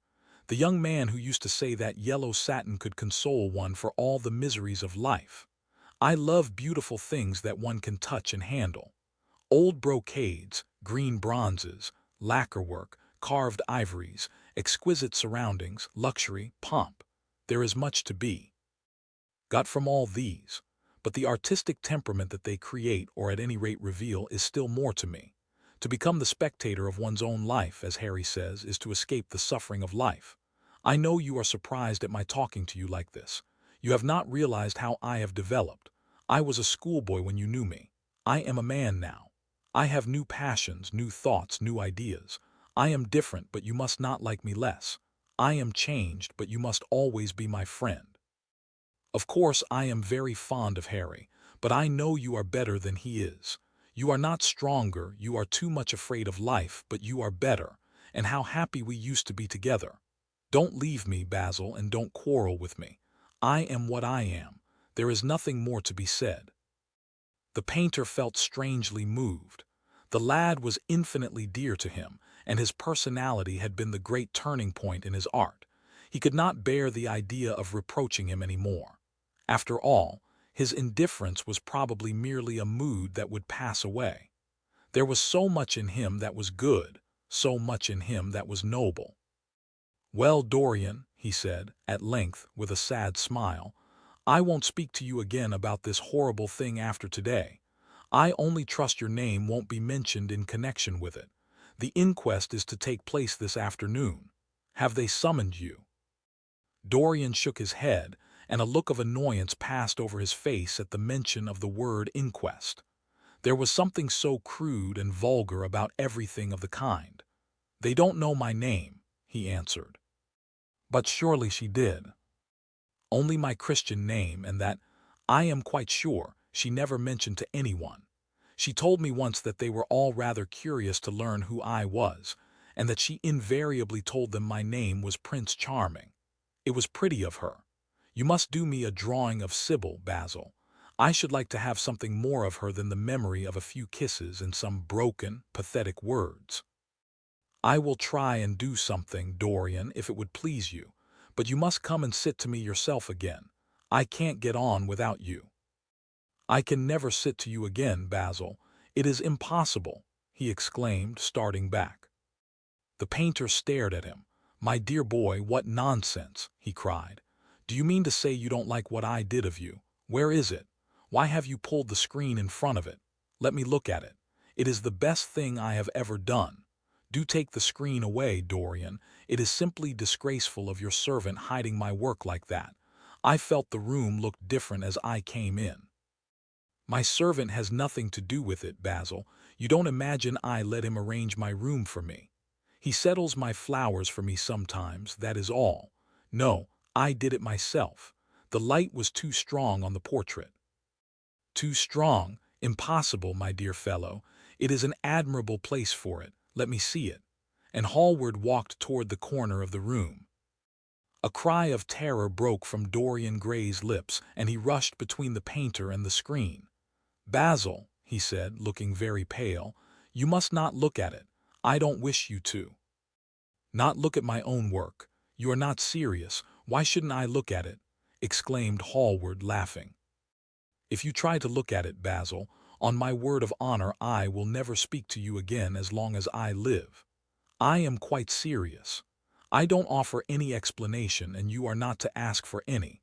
But remember, if you touch this screen, everything is over between us." Hallward was thunderstruck. He looked at Dorian Gray in absolute amazement. He had never seen him like this before. The lad was actually pallid with rage. His hands were clenched, and the pupils of his eyes were like discs of blue fire. He was trembling all over. "Dorian, don't speak." "But what is the matter?" "Of course, I won't look at it if you don't want me to," he said rather coldly, turning on his heel and going over toward the window. "But really, it seems rather absurd that I shouldn't see my own work, especially as I am going to exhibit it in Paris in the autumn. I shall probably have to give it another coat of varnish before that, so I must see it some day, and why not today?" "To exhibit it? You want to exhibit it?" exclaimed Dorian Gray, a strange sense of terror creeping over him. Was the world going to be shown his secret? Were people to gape at the mystery of his life? That was impossible. Something, he did not know what, had to be done at once. "Yes, I don't suppose you will object to that. George's Petit-Deby is going to collect all my best pictures for a special exhibition in the Rue de Sèvres, which will open the first week in October. The portrait will only be away a month. I should think you could easily spare it for that time. In fact, you are sure to be out of town, and if you keep it always behind a screen, you can't care much about it." Dorian Gray passed his hand over his forehead. There were beads of perspiration there. He felt that he was on the brink of a horrible danger. "You told me a month ago that you would never exhibit it," he cried. "Why have you changed your mind? You people who go in for being consistent have just as many moods as others have. The only difference is that your moods are rather meaningless. You can't have forgotten that you assured me most solemnly that nothing in the world would induce you to send it to any exhibition. You told Harry exactly the same thing." He stopped suddenly, and a gleam of light came into his eyes. He remembered that Lord Henry had said to him once, half seriously and half in jest, "If you want to have a strange quarter of an hour, get Basil to tell you why he won't exhibit your picture. He told me why he wouldn't, and it was a revelation to me." Yes, perhaps Basil, too, had his secret. He would ask him and try. "Basil," he said, coming over quite close and looking him straight in the face. "We have each of us a secret. Let me know yours, and I shall tell you mine. What was your reason for refusing to exhibit my picture?" The painter shuddered in spite of himself. "Dorian, if I told you, you might like me less than you do, and you would certainly laugh at me. I could not bear your doing either of those two things. If you wish me never to look at your picture again, I am content. I have always you to look at. If you wish the best work I have ever done to be hidden from the world, I am satisfied. Your friendship is dearer to me than any fame or reputation." "No, Basil, you must tell me," insisted Dorian Gray. "I think I have a right to know." His feeling of terror had passed away, and curiosity had taken its place. He was determined to find out Basil Hallward's mystery. "Let us sit down, Dorian," said the painter, looking troubled. "Let us sit down, and just answer me one question. Have you noticed in the picture something curious? Something that probably at first did not strike you, but that revealed itself to you suddenly?" "Basil," cried the lad, clutching the arms of his chair with trembling hands, and gazing at him with wild, startled eyes. "I see you did. Don't speak. Wait till you hear what I have to say. Dorian, from the moment I met you, your personality had the most extraordinary influence over me. I was dominated, soul, brain, and power, by you. You became to me the visible incarnation of that unseen ideal whose memory haunts us artists like an exquisite dream. I worshipped you. I grew jealous of everyone to whom you spoke. I wanted to have you all to myself. I was only happy when I was with you. When you were away from me, you were still present in my art. Of course, I never let you know anything about this. It would have been impossible. You would not have understood it. I hardly understood it myself. I only knew that I had seen perfection face to face, and that the world had become wonderful to my eyes. Wonderful, perhaps, for in such mad worships there is peril, the peril of losing them no less than the peril of keeping them. Weeks and weeks went on, and I grew more and more absorbed in you. Then came a new development. I had drawn you as Paris in dainty armor, and as Adonis with huntsman's cloak and polished boar spear. Crowned with heavy lotus blossoms, you had sat on the prow of Adrian's barge, gazing across the green turbid Nile. You had leaned over the still pool of some Greek woodland, and seen in the water's silent silver the marvel of your own face, and it had all been what art should be, unconscious, ideal, and remote. One day, a fatal day, I sometimes think, I determined to paint a wonderful portrait of you as you actually are, not in the costume of dead ages, but in your own dress and in your own time. Whether it was the realism of the method, or the mere wonder of your own personality, thus directly presented to me without mist or veil, I cannot tell. But I know that as I worked at it, every flake and film of color seemed to me to reveal my secret. I grew afraid that others would know of my idolatry. I felt, Dorian, that I had told too much, that I had put too much of myself into it. Then it was that I resolved never to allow the picture to be exhibited. You were a little annoyed, but then you did not realize all that it meant to me. Harry, to whom I talked about it, laughed at me, but I did not mind that. When the picture was finished and I sat alone with it, I felt that I was right. Well, after a few days the thing left my studio, and as soon as I had got rid of the intolerable fascination of its presence, it seemed to me that I had been foolish in imagining that I had seen anything in it, more than that you were extremely good-looking, and that I could paint. Even now I cannot help feeling that it is a mistake to think that the passion one feels in creation is ever really shown in the work one creates. Art is always more abstract than we fancy. Form and color tell us of form and color. That is all. It often seems to me that art conceals the artist far more completely than it ever reveals him. And so when I got this offer from Paris, I determined to make your portrait the principal thing in my exhibition. It never occurred to me that you would refuse. I see now that. You were right. The picture cannot be shown. You must not be angry with me, Dorian, for what I have told you. As I said to Harry once, you are made to be worshipped. Dorian Gray drew a long breath. The color came back to his cheeks, and a smile played about his lips. The peril was over. He was safe for the time, yet he could not help feeling infinite pity for the painter who had just made this strange confession to him, and wondered if he himself would ever be so dominated by the personality of a friend. Lord Henry had the charm of being very dangerous, but that was all. He was too clever and too cynical to be really fond of. Would there ever be someone who would fill him with a strange idolatry? Was that one of the things that life had in store? "It is extraordinary to me, Dorian," said Hallward, "that you should have seen this in the portrait. Did you really see it?" "I saw something in it," he answered, "something that seemed to be very curious." "Well, you don't mind my looking at the thing now?" Dorian shook his head. "You must not ask me that, Basil. I could not possibly let you stand in front of that picture." "You will some day, surely." "Never." "Well, perhaps you are right. And now goodbye, Dorian. You have been the one person in my life who has really influenced my art. Whatever I have done that is good, I owe to you. Ah, you don't know what it cost me to tell you all that I have told you." "My dear Basil," said Dorian, "what have you told me?" "Simply that you felt that you admired me too much. That is not even a compliment." "It was not intended as a compliment. It was a confession.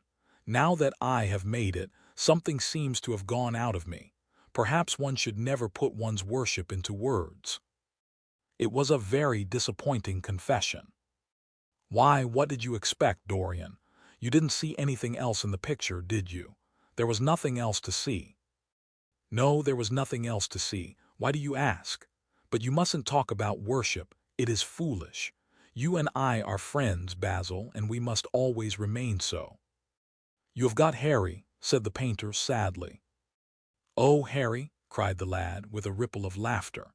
"Harry spends his days in saying what is incredible, and his evenings in doing what is improbable. Just the sort of life I would like to lead. But still, I don't think I would go to Harry if I were in trouble. I would sooner go to you, Basil." "You will sit to me again." "Impossible." "You spoil my life as an artist by refusing, Dorian. No man came across two ideal things. Few come across one." "I can't explain it to you, Basil, but I must never sit to you again. There is something fatal about a portrait. It has a life of its own. I will come and have tea with you. That will be just as pleasant." "Pleasanter for you, I am afraid," murmured Hallward regretfully. "And now goodbye. I am sorry you won't let me look at the picture once again, but that can't be helped. I quite understand what you feel about it."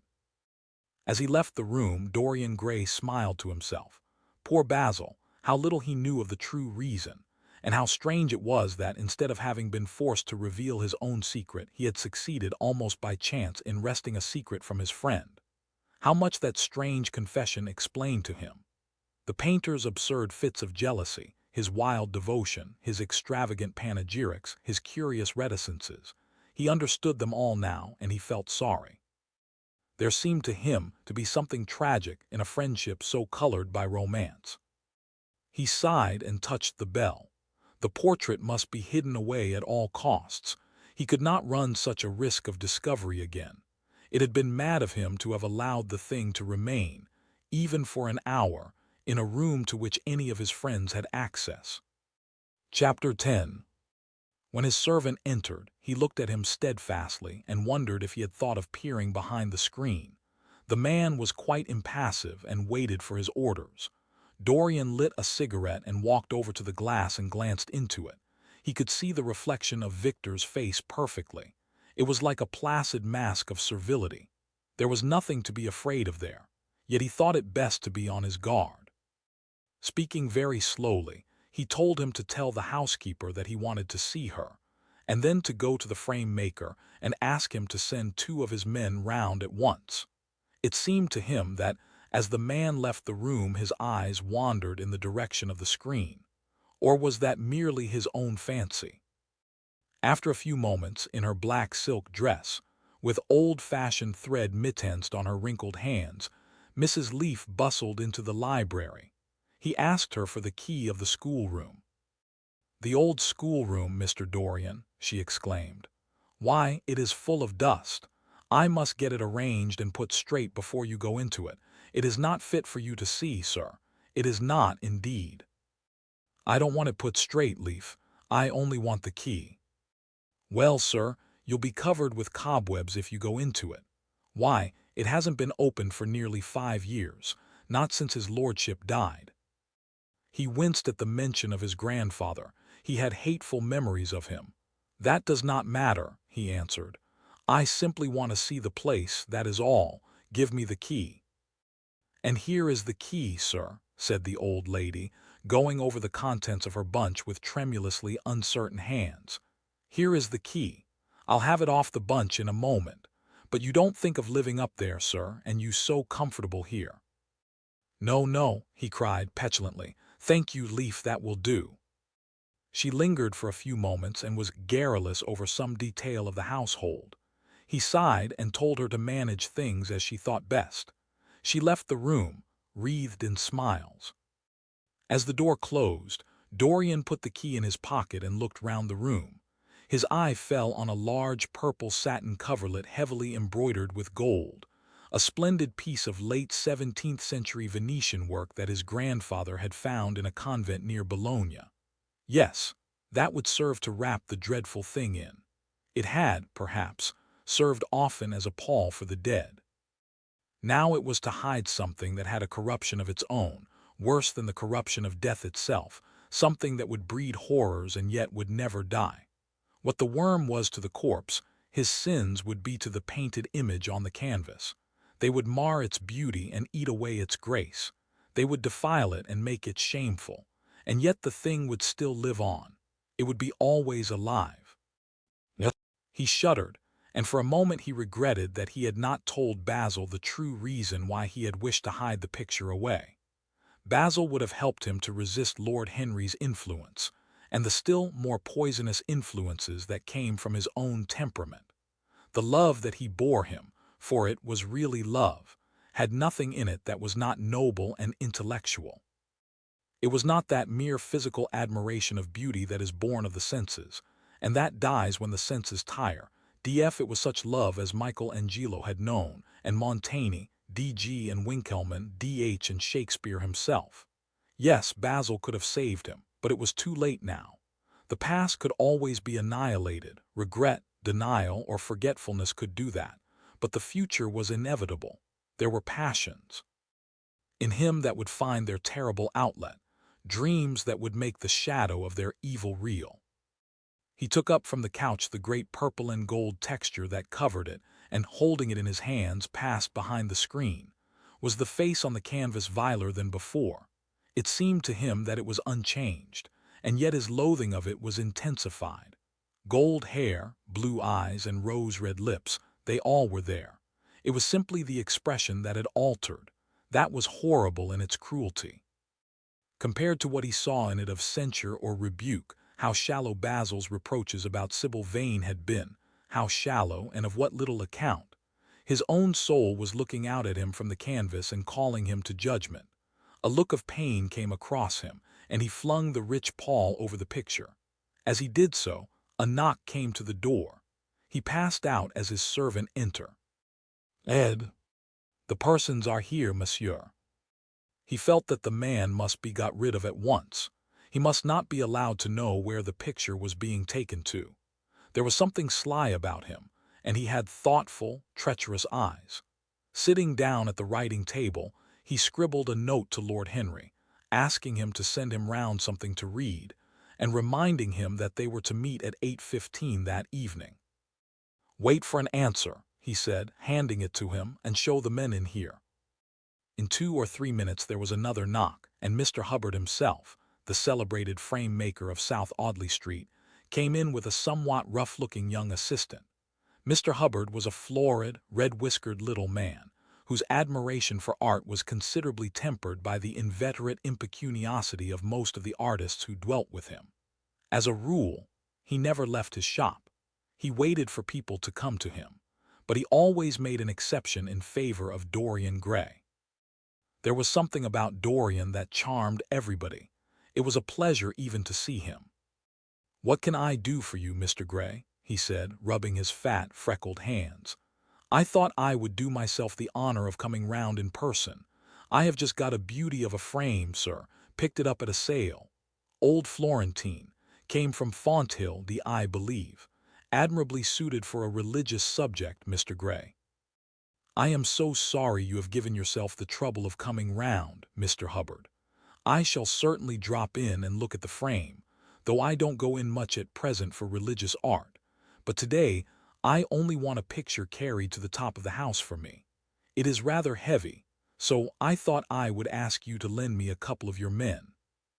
No trouble at all, Mr. Gray. I am delighted to be of any service to you. Which is the work of art, sir? This, replied Dorian, moving the screen back. Can you move it, covering and all, just as it is? I don't want it to get scratched going upstairs. There will be no difficulty, sir, said the genial frame-maker, beginning, with the aid of his assistant, to unhook the picture from the long brass chains by which it was suspended. And now, where shall we carry it to, Mr. Gray? I will show you the way, Mr. Hubbard, if you will kindly follow me, or perhaps you had better go in front. I am afraid it is right at the top of the house. We will go up by the front staircase, as it is wider. He held the door open for them, and they passed out into the hall and began the ascent. The elaborate character of the frame had made the picture extremely bulky, and now and then, in spite of the obsequious protests of Mr. Hubbard, who had a true tradesman's spirited dislike of seeing a gentleman doing anything useful, Dorian put his hand to it so as to help them. Something of a load to carry, sir, gasped the little man when they reached the top landing, and he wiped his shiny forehead. I am afraid it is rather heavy, murmured Dorian, as he unlocked the door that opened into the room that was to keep for him the curious secret of his life and hide his soul from the eyes of men. He had not entered the place for more than 4 years, not indeed since he had used it first as a playroom when he was a child, and then as a study when he grew somewhat older. It was a large, well-proportioned room, which had been specially built by the last Lord Kelso for the use of the little grandson whom, for his strange likeness to his mother, and also for other reasons, he had always hated and desired to keep at a distance. It appeared to Dorian to have but little changed. There was the huge Italian cassone, DJ, with its fantastically painted panels and its tarnished gilt moldings, in which he had so often hidden himself as a boy. There the satinwood bookcase filled with his dog-eared schoolbooks. On the wall behind it was hanging the same ragged Flemish tapestry where a dead king and queen were playing chess in a garden, while a company of hawkers rode by, carrying hooded birds on their gauntleted wrists. How well he remembered it all! Every moment of his lonely childhood came back to him as he looked round. He recalled the stainless purity of his boyish life, and it seemed horrible to him that it was here the fatal portrait was to be hidden away. How little he had thought, in those dead days, of all that was in store for him. But there was no other place in the house so secure from prying eyes as this. He had the key, and no one else could enter it. Beneath its purple pall the face painted on the canvas could grow bestial, sodden, and unclean. What did it matter? No one could see it. He himself would not see it. Why should he watch the hideous corruption of his soul? He kept his youth. That was enough. And besides, might not his nature grow finer after all? There was no reason that the future should be so full of shame. Some love might come across his life, and purify him, and shield him from those sins that seemed to be already stirring in spirit and in flesh, those curious, unpicked toward sins whose very mystery lent them their subtlety and their charm. Perhaps someday the cruel look would have passed away from the scarlet sensitive mouth, and he might show to the world Basil Hallward's masterpiece. No, that was impossible.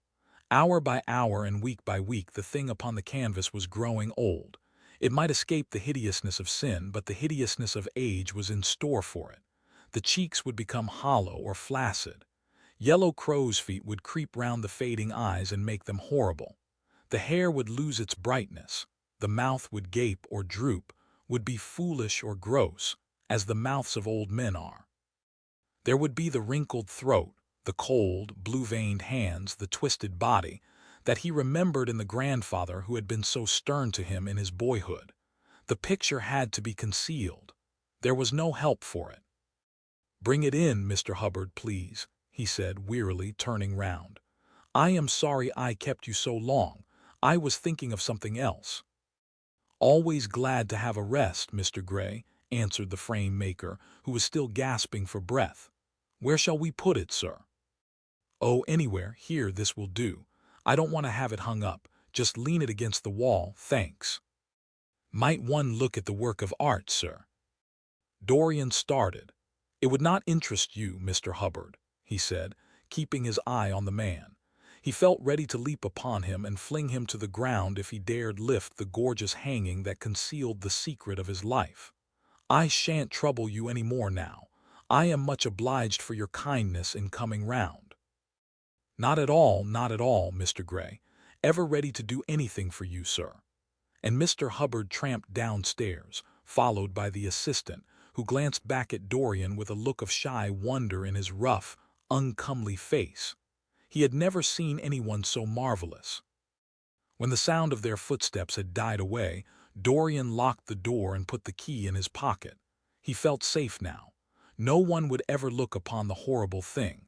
No eye but his would ever see his shame. On reaching the library, he found that it was just after 5 o'clock, and that the tea had been already brought up. On a little table of dark, perfumed wood, thickly encrusted with nacre, a present from Lady Radley, his guardian's wife, a pretty professional invalid who had spent the preceding winter in Cairo, was lying a note from Lord Henry, and beside it was a book bound in yellow paper, the cover slightly torn and the edges soiled. A copy of the third edition of the St. James's Gazette had been placed on the tea tray. It was evident that Victor had returned. He wondered if he had met the men in the hall as they were leaving the house, and had wormed out of them what they had been doing. He would be sure to miss the picture, had no doubt missed it already, while he had been laying the tea things. The screen had not been set back, and the blank space was visible on the wall. Perhaps some night he might find him creeping upstairs and trying to force the door of the room. It was a terrible thing to have a spy in one's house. He had heard of rich men who had been blackmailed all their lives by some servant who had read a letter, or overheard a conversation, or picked up a card with an address, or found beneath a pillow a withered flower or a shred of crumpled lace. He sighed and, having poured himself out some tea, opened Lord Henry's note. It was simply to say that he sent him round the evening paper and a book that might interest him, and that he would be at the club at 8:15. He opened the St. James's languidly and looked through it. A red pencil mark on the 5th page caught his eye.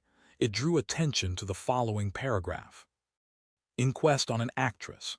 An inquest was held this morning at the Bell Tavern, Hoxton Road, by Mr. Danby, the district coroner, on the body of Sybil Vane, a young actress recently engaged at the Royal Theatre, Holborn.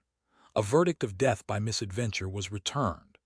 Considerable sympathy was expressed for the mother of the deceased, who was greatly affected during the giving of her own evidence and that of Dr. Burrell, who had made the post-mortem examination of the deceased. He frowned and, tearing the paper in two, went across the room and flung the pieces away. How ugly it all was, and how horribly real ugliness made things. He felt a little annoyed with Lord Henry for having sent him the report, and it was certainly stupid of him to have marked it with red pencil. Victor might have read it. The man knew more than enough English for that. Perhaps he had read it and had begun to suspect something. And yet, what did it matter? What had Dorian Gray to do with Sybil Vane's death? There was nothing to fear. Dorian Gray had not killed her. His eye fell on the yellow book that Lord Henry had sent him. What was it? He wondered.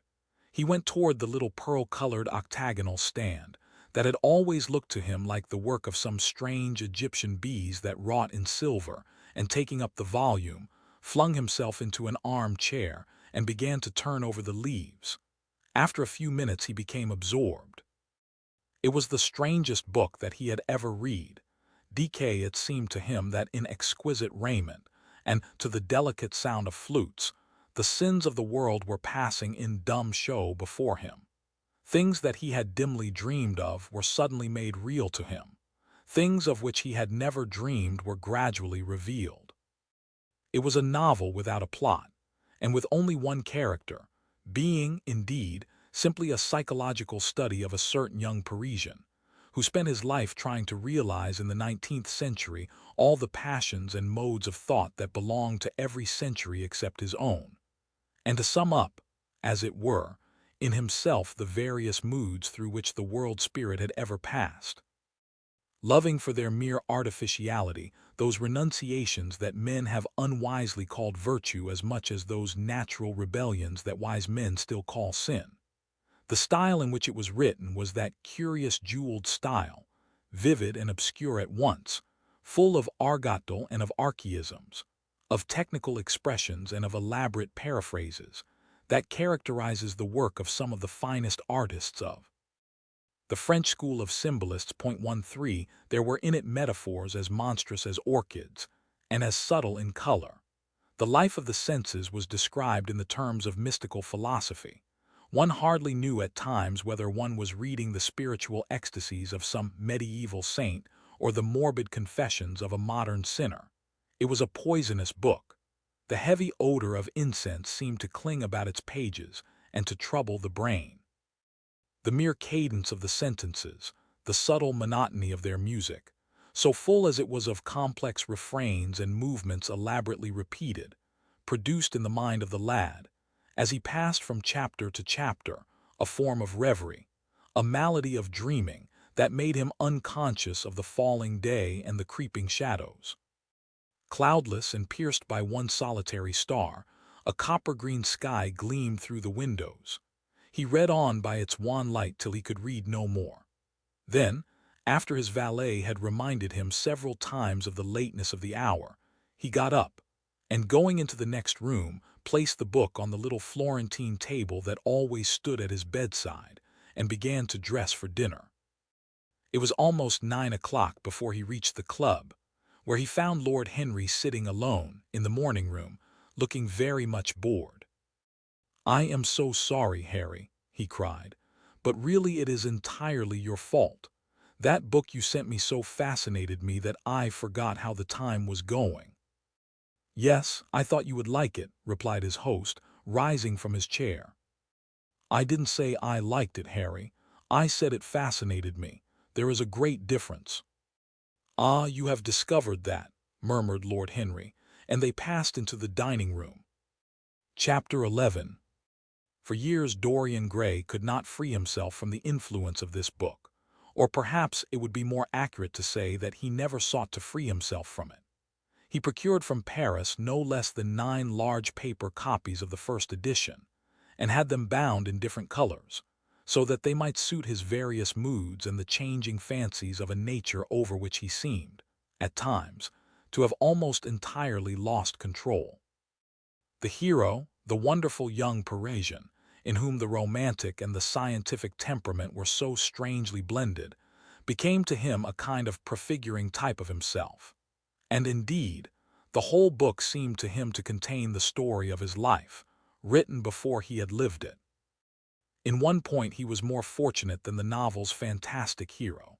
He never knew, never indeed had any cause to know, that somewhat grotesque dread of mirrors, and polished metal surfaces, and still water which came upon the young Parisian so early in his life, and was occasioned by the sudden decay of a beauty that had once, apparently, been so remarkable.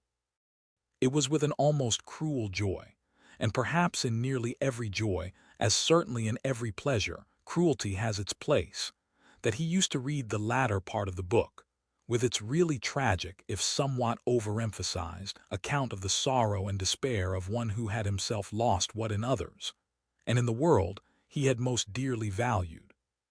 For the wonderful beauty that had so fascinated Basil Hallward, and many others besides him, seemed never to leave him. Even those who had heard the most evil things against him, and from time to time, strange rumors about his mode of life crept through London and became the chatter of the clubs, could not believe anything to his dishonor when they saw him. He had always the look of one who had kept himself unspotted from the world. Men who talked grossly became silent when Dorian Gray entered the room. There was something in the purity of his face that rebuked them. His mere presence seemed to recall to them the memory of the innocence that they had tarnished. They wondered how one so charming and graceful as he was could have escaped the stain of an age that was at once sordid and sensual. L. Often, on returning home from one of those mysterious and prolonged absences that gave rise to such strange conjecture among those who were his friends, or thought that they were so, he himself would creep upstairs to the locked room, open the door with the key that never left him now, and stand, with a mirror, in front of the portrait that Basil Hallward had painted of him, looking now at the evil and aging face on the canvas, and now at the fair young face that laughed back at him from the polished glass. The very sharpness of the contrast used to quicken his sense of pleasure. He grew more and more enamored of his own beauty, more and more interested in the corruption of his own soul. He would examine with minute care, and sometimes with a monstrous and terrible delight, hideous lines that seared the wrinkling forehead or crawled around the heavy, sensual mouth, wondering sometimes which were the more horrible, the signs of sin or the signs of age. He would place his white hands beside the coarse, bloated hands of the picture and smile. He mocked the misshapen body and the failing limbs. There were moments, indeed, at night, when, lying sleepless in his own delicately scented chamber, or in the sordid room of the little ill-famed tavern near the docks, which, under an assumed name and in disguise, it was his habit to frequent, he would think of the ruin he had brought upon his soul, with a pity that was all the more poignant because it was purely selfish. But moments such as these were rare. That curiosity about life which Lord Henry had first stirred in him, as they sat together in the garden of their friend, seemed to increase with gratification. The more he knew, the more he desired to know. He had mad hungers that grew more ravenous as he fed them. Yet he was not really reckless, at any rate, in his relations to society. Once or twice every month during the winter, and on each Wednesday evening while the season lasted, he would throw open to the world his beautiful house, and have the most celebrated musicians of the day to charm his guests with the wonders of their art. His little dinners, in the settling of which Lord Henry always assisted him, were noted as much for the careful selection and placing of those invited as for the exquisite taste shown in the decoration of the table, with its subtle symphonic arrangements of exotic flowers, and embroidered cloths, and antique plate of gold and silver. Indeed, there were many, especially among the very young men, who saw, or fancied that they saw, in Dorian Gray the true realization of a type of which they had often dreamed in Eton or Oxford days, a type that was to combine something of the real culture of the scholar with all the grace and distinction and perfect manner of a citizen of the world. To them he seemed to be of the company whom Dante describes as having sought to make themselves perfect by the worship of beauty. 14. Like Gaudier, he was one for whom the visible world existed. 15. And certainly, to him life itself was the first, the greatest of the arts, and for it all the other arts seemed to be but a preparation. Fashion, by which what is really fantastic becomes for a moment universal, and dandyism, which, in its own way, is an attempt to assert the absolute modernity of beauty, had, of course, their fascination for him. His mode of dressing, and the particular styles that from time to time he affected, had their marked influence on the young exquisites of the Mayfair balls and Paul Maldon Club windows, who copied him in everything that he did, and tried to reproduce the accidental charm of his graceful, though to him only half-serious fopperies. For while he was but too ready to accept the position that was almost immediately offered to him on his coming of age, and found, indeed, a subtle pleasure in the thought that he might really become to the London of his own day what to imperial Neronian Rome the author of the Satyricon, D.N. once had been. Yet in his inmost heart he desired to be something more than a mere arbiter elegantiarum, due to be consulted on the wearing of a jewel, or the knotting of a necktie, or the conduct of a cane. He sought to elaborate some new scheme of life that would have its reasoned philosophy and its ordered principles, and find in the spiritualizing of the senses its highest realization. The worship of the senses has often, and with much justice, been decried, men feeling a natural instinct of terror about passions and sensations that seem stronger than themselves, and that they are conscious of sharing with the less highly organized forms of existence. But it appeared to Dorian Gray that the true nature of the senses had never been understood, and that they had remained savage and animal merely because the world had sought to starve them into submission or to kill them by pain, instead of aiming at making them elements of a new spirituality, of which a fine instinct for beauty was to be the dominant characteristic. As he looked back upon man moving through history, he was haunted by a feeling of loss. So much had been surrendered, and to such little purpose. The Ray had been mad, willful rejections, monstrous forms of self-torture and self-denial, whose origin was fear, and whose result was a degradation infinitely more terrible than that fancied degradation from which, in their ignorance, they had sought to escape. Nature, in her wonderful irony, driving out the anchorite to feed with the wild animals of the desert, and giving to the hermit the beasts of the field as his companions. Yes, there was to be, as Lord Henry had prophesied, a new hedonism that was to recreate life, and to save it from that harsh, uncomely Puritanism that is having, in our own day, its curious revival. It was to have its service of the intellect, certainly, yet it was never to accept any theory or system that would involve the sacrifice of any mode of passionate experience. Its aim, indeed, was to be experience itself, and not the fruits of experience, sweet or bitter as they might be of the asceticism that deadens the senses, as of the vulgar profligacy that dulls them. It was to know nothing, but it was to teach man to concentrate himself upon the moments of a life that is itself but a moment. There are few of us who have not sometimes wakened before dawn, either after one of those dreamless nights that make us almost enamored of death, or one of those nights of horror and misshapen joy, when through the chambers of the brain sweep phantoms more terrible than reality itself, an instinct with that vivid life that lurks in all grotesques, and that lends to Gothic art its enduring vitality, this art being, one might fancy, especially the art of those whose minds have been troubled with the malady of reverie. Gradually white fingers creep through the curtains, and they appear to tremble. In black, fantastic shapes, dumb shadows crawl into the corners of the room and crouch there. Outside, there is the stirring of birds among the leaves, or the sound of men going forth to their work, or the sigh and sob of the wind coming down from the hills and wandering round the silent house, as though it feared to wake the sleepers, and yet must needs call forth sleep from her purple cave. Veil after veil of thin, dusky gauze is lifted, and by degrees the forms and colors of things are restored to them, and we watch the dawn remaking the world in its antique pattern. The wan mirrors get back their mimic life. The flameless tapers stand where we had left them, and beside them lies the half-cut book that we had been studying, or the wired flower that we had worn at the ball, or the letter we had been afraid to read, or that we had read too often. Nothing seems to us changed.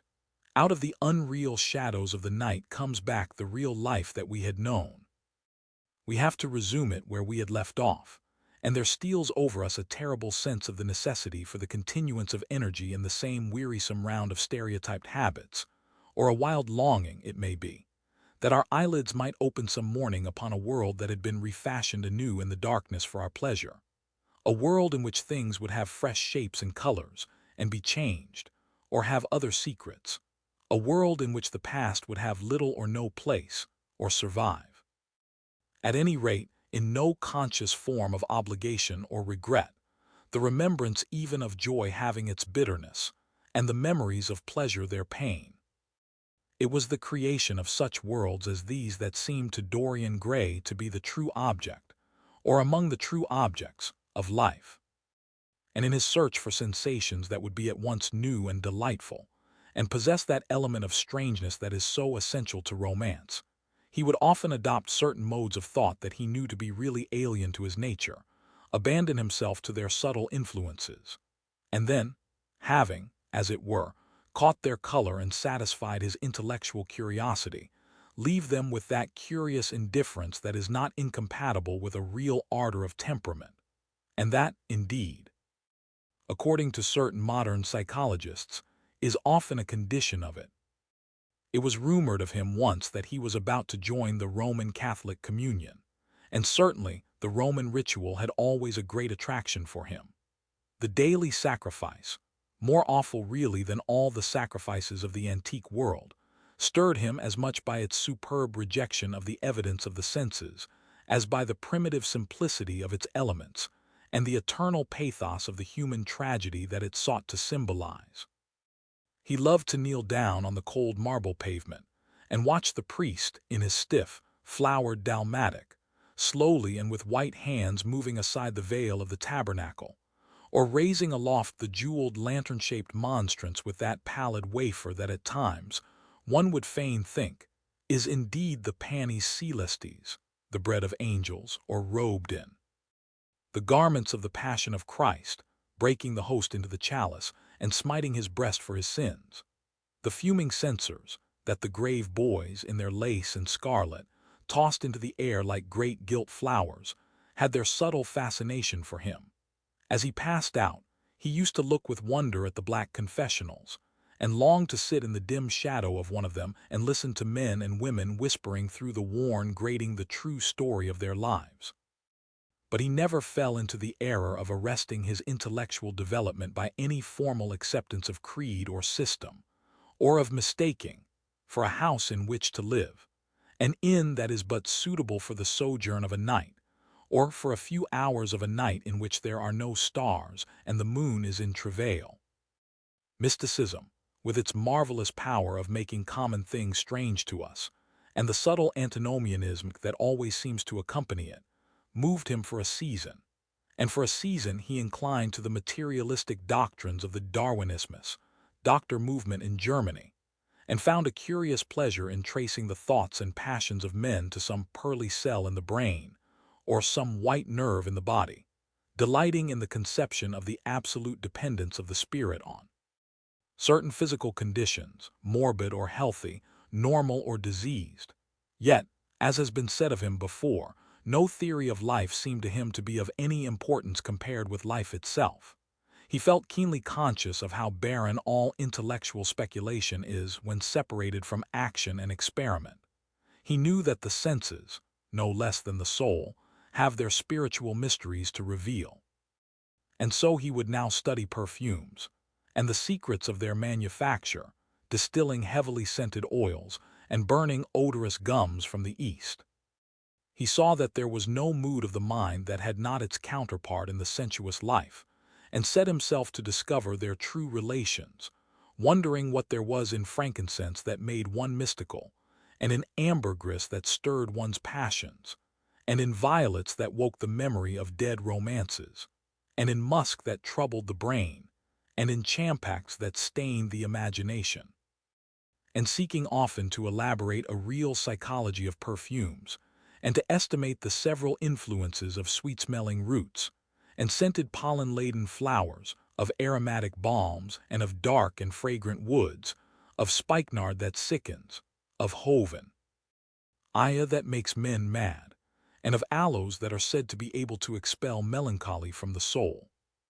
At another time he devoted himself entirely to music 16, and in a long, latticed room, with a vermilion and gold ceiling and walls of olive-green lacquer, he used to give curious concerts in which mad gypsies tore wild music from little zithers, or grave yellow-shawled Tunisians plucked at the strained strings of monstrous lutes, while grinning Negroes beat monotonously upon copper drums, and, crouching upon scarlet mats, slim turbaned Indians blew through long pipes of reed or brass. And charmed, or feigned to charm, great hooded snakes and horrible horned adders. The harsh intervals and shrill discords of barbaric music stirred him at times when Schubert's Grace and Chopin's Beautiful Sorrows and the mighty harmonies of Beethoven himself fell unheeded on his ear. He collected, together from all parts of the world, the strangest instruments that could be found, either in the tombs of dead nations or among the few savage tribes that have survived contact with Western civilizations, and loved to touch and try them. He had the mysterious Juruparis of the Rio Negro Indians, that women are not allowed to look at, and that even youths may not see till they have been subjected to fasting and scourging, and the earthen jars of the Peruvians that have the shrill cries of birds, and flutes of human bones such as Alfonso de Oval heard in Chile, and the sonorous green jaspers that are found near Cusco and give forth a note of singular sweetness. He had painted gourds filled with pebbles that rattled when they were shaken, the long clarin of the Mexicans, into which the performer does not blow but through which he inhales the air, the harsh tior of the Amazon tribes, that is sounded by the sentinels who sit all day long in high trees, and can be heard, it is said, at a distance of 3 leagues, the teponasli, that has 2 vibrating tongues of wood, and is beaten with sticks that are smeared with an elastic gum obtained from the milky juice of plants, the yotl bells of the Aztecs, that are hung in clusters like grapes, and a huge cylindrical drum, covered with the skins of great serpents, like the one that Bernal Diaz saw when he went with Cortez into the Mexican temple, and of whose doleful sound he has left us so vivid a description. The fantastic character of these instruments fascinated him, and he felt a curious delight in the though. That art, like nature, has her monsters, things of bestial shape and with hideous voices. Yet, after some time, he wearied of them, and would sit in his box at the opera, either alone or with Lord Henry, listening in rapt pleasure to Tannhäuser, and seeing in the prelude to that great work of art a presentation of the tragedy of his own soul 17.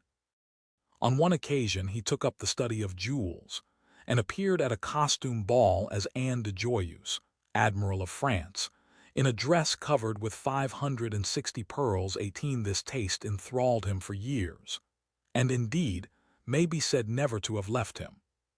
He would often spend a whole day settling and resettling in their cases the various stones that he had collected, such as the olive-green chrysoberyl that turns red by lamplight, the cymophane with its wire-like line of silver, the pistachio-colored peridot, rose-pink and wine-yellow topazes, carbuncles of fiery scarlet with tremulous four-rayed stars, flame-red cinnamon stones, orange and violet spinels, and amethysts with their alternate layers of ruby and sapphire. He loved the red gold of the sunstone and the moon, stone's pearly whiteness, and the broken rainbow of the milky opal. He procured from Amsterdam 3 emeralds of extraordinary size and richness of color, and had a turquoise de la Ville Rochedou that was the envy of all the connoisseurs. He discovered wonderful stories, also, about jewels. In Alfonso's Clericales Disciplina, a serpent was mentioned with eyes of real jacinth, and in the romantic history of Alexander, the conqueror of Emathia was said to have found in the Vale of Jordan snakes with collars of real emeralds growing on their backs. There was a gem in the brain of the dragon, Philostratus told us, and by the exhibition of golden letters and a scarlet robe, the monster could be thrown into a magical sleep and slain. According to the great alchemist Pierre de Boniface, the diamond rendered a man invisible, and the agate of India made him eloquent. The cornelian appeased anger, and the hyacinth provoked sleep, and the amethyst drove away the fumes of wine. The garnet cast out demons, and the hydropicus deprived the moon of her color. The selenite waxed and waned with the moon, and the meloceus, that discovers thieves, could be affected only by the blood of kids. Leonardus Camillus had seen a white stone taken from the brain of a newly killed toad that was a certain antidote against poison. The bezoar, DV, that was found in the heart of the Arabian deer, was a charm that could cure the plague. In the nests of Arabian birds was the aspilates, that, according to Democritus, kept the wearer from any danger by fire. 19. The king of Seelandwa rode through his city with a large ruby in his hand, at the ceremony of his coronation. The gates of the palace of John the priest were made of sardius, with the horn of the horned snake inwrought, so that no man might bring poison within. Over the gable were 2 golden apples, in which were 2 carbuncles, so that the gold might shine by day and the carbuncles by night. In Lodge's strange romance, A Marguerite of America, It was stated that in the chamber of the queen one could behold all the chaste ladies of the world, enchased out of silver, looking through fair mirrors of chrysolites, carbuncles, sapphires, and green emeralds. Marco Polo had seen the inhabitants of Zipangu place rose-colored pearls in the mouths of the dead. A sea monster had been enamored of the pearl that the diver brought to King Peroz's, and had slain the thief, and mourned for 7 moons over its loss. When the Huns lured the king into the great pit, he flung it away. Procopius tells the story, nor was it ever found again, though the Emperor Anastasius offered 500 weight of gold pieces for it. The king of Malabar had shown to a certain Venetian a rosary of 304 pearls, one for every god that he worshipped 20. When the Duc de Valentinois, son of Alexander Roman VI, visited Louis Roman XII of France, his horse was loaded with gold leaves, according to Brantome, and his cap had double rows of rubies that threw out a great light. Charles of England had ridden in stirrups hung with 421 diamonds. Richard Roman II had a coat valued at 30,000 marks, which was covered with balas rubies. Hall described Henry Roman VIII on his way to the Tower previous to his coronation, as wearing a jacket of raised gold, the placard embroidered with diamonds and other rich stones, and a great bauderikix about his neck of large balasses. The favorites of James I wore earrings of emerald set in gold filigrane. Edward Roman II gave to Piers Gaveston a suit of red gold armor studded with jacinths, a collar of gold roses set with turquoise stones, and a skullcap parsemé dye with pearls. Henry Roman II wore jeweled gloves reaching to the elbow and had a hawk glove sewn with 12 rubies and 52 great orients. The ducal hat of Charles the Rash, the last Duke of Burgundy of his race, was hung with pear-shaped pearls and studded with sapphires 21. How exquisite life had once been! How gorgeous in its pomp and decoration! Even to read of the luxury of the dead was wonderful. Then he turned his attention to embroideries, and to the tapestries that performed the office of frescoes in the chill rooms of the northern nations of Europe.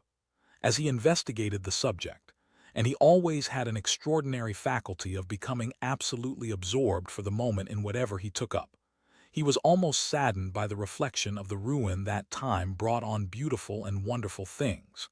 He, at any rate, had escaped that. Summer followed summer, and the yellow jonquils bloomed and died many times, and nights of horror repeated the story of their shame, but he was unchanged. No winter marred his face or stained his flower-like bloom. How different it was with material things! Where had they passed to? Where was the great crocus-colored robe on which the gods fought against the giants, that had been worked by brown girls for the pleasure of Athena? Where? The huge velarium that Nerea had stretched across the Colosseum at Rome, that Titan sail of purple on which was represented the starry sky, and Apollo driving a chariot drawn by white gill-trained steeds. He longed to see the curious table napkins wrought for the priest of the sun, on which were displayed all the dainties and viands that could be wanted for a feast, the mortuary cloth of King Chilperic, with its 300 golden bees, the fantastic robes that excited the indignation of the Bishop of Pontus, and were figured with lions, panthers, bears, dogs, forests, rocks, hunters, all, in fact, that a painter can copy from nature, and the coat that Charles of Orleans once wore, on the sleeves of which were embroidered the verses of a song beginning, Madame, je suis tout joyeux, the musical accompaniment of the words being wrought in gold thread, and each note, of square shape in those days, formed with 4 pearls.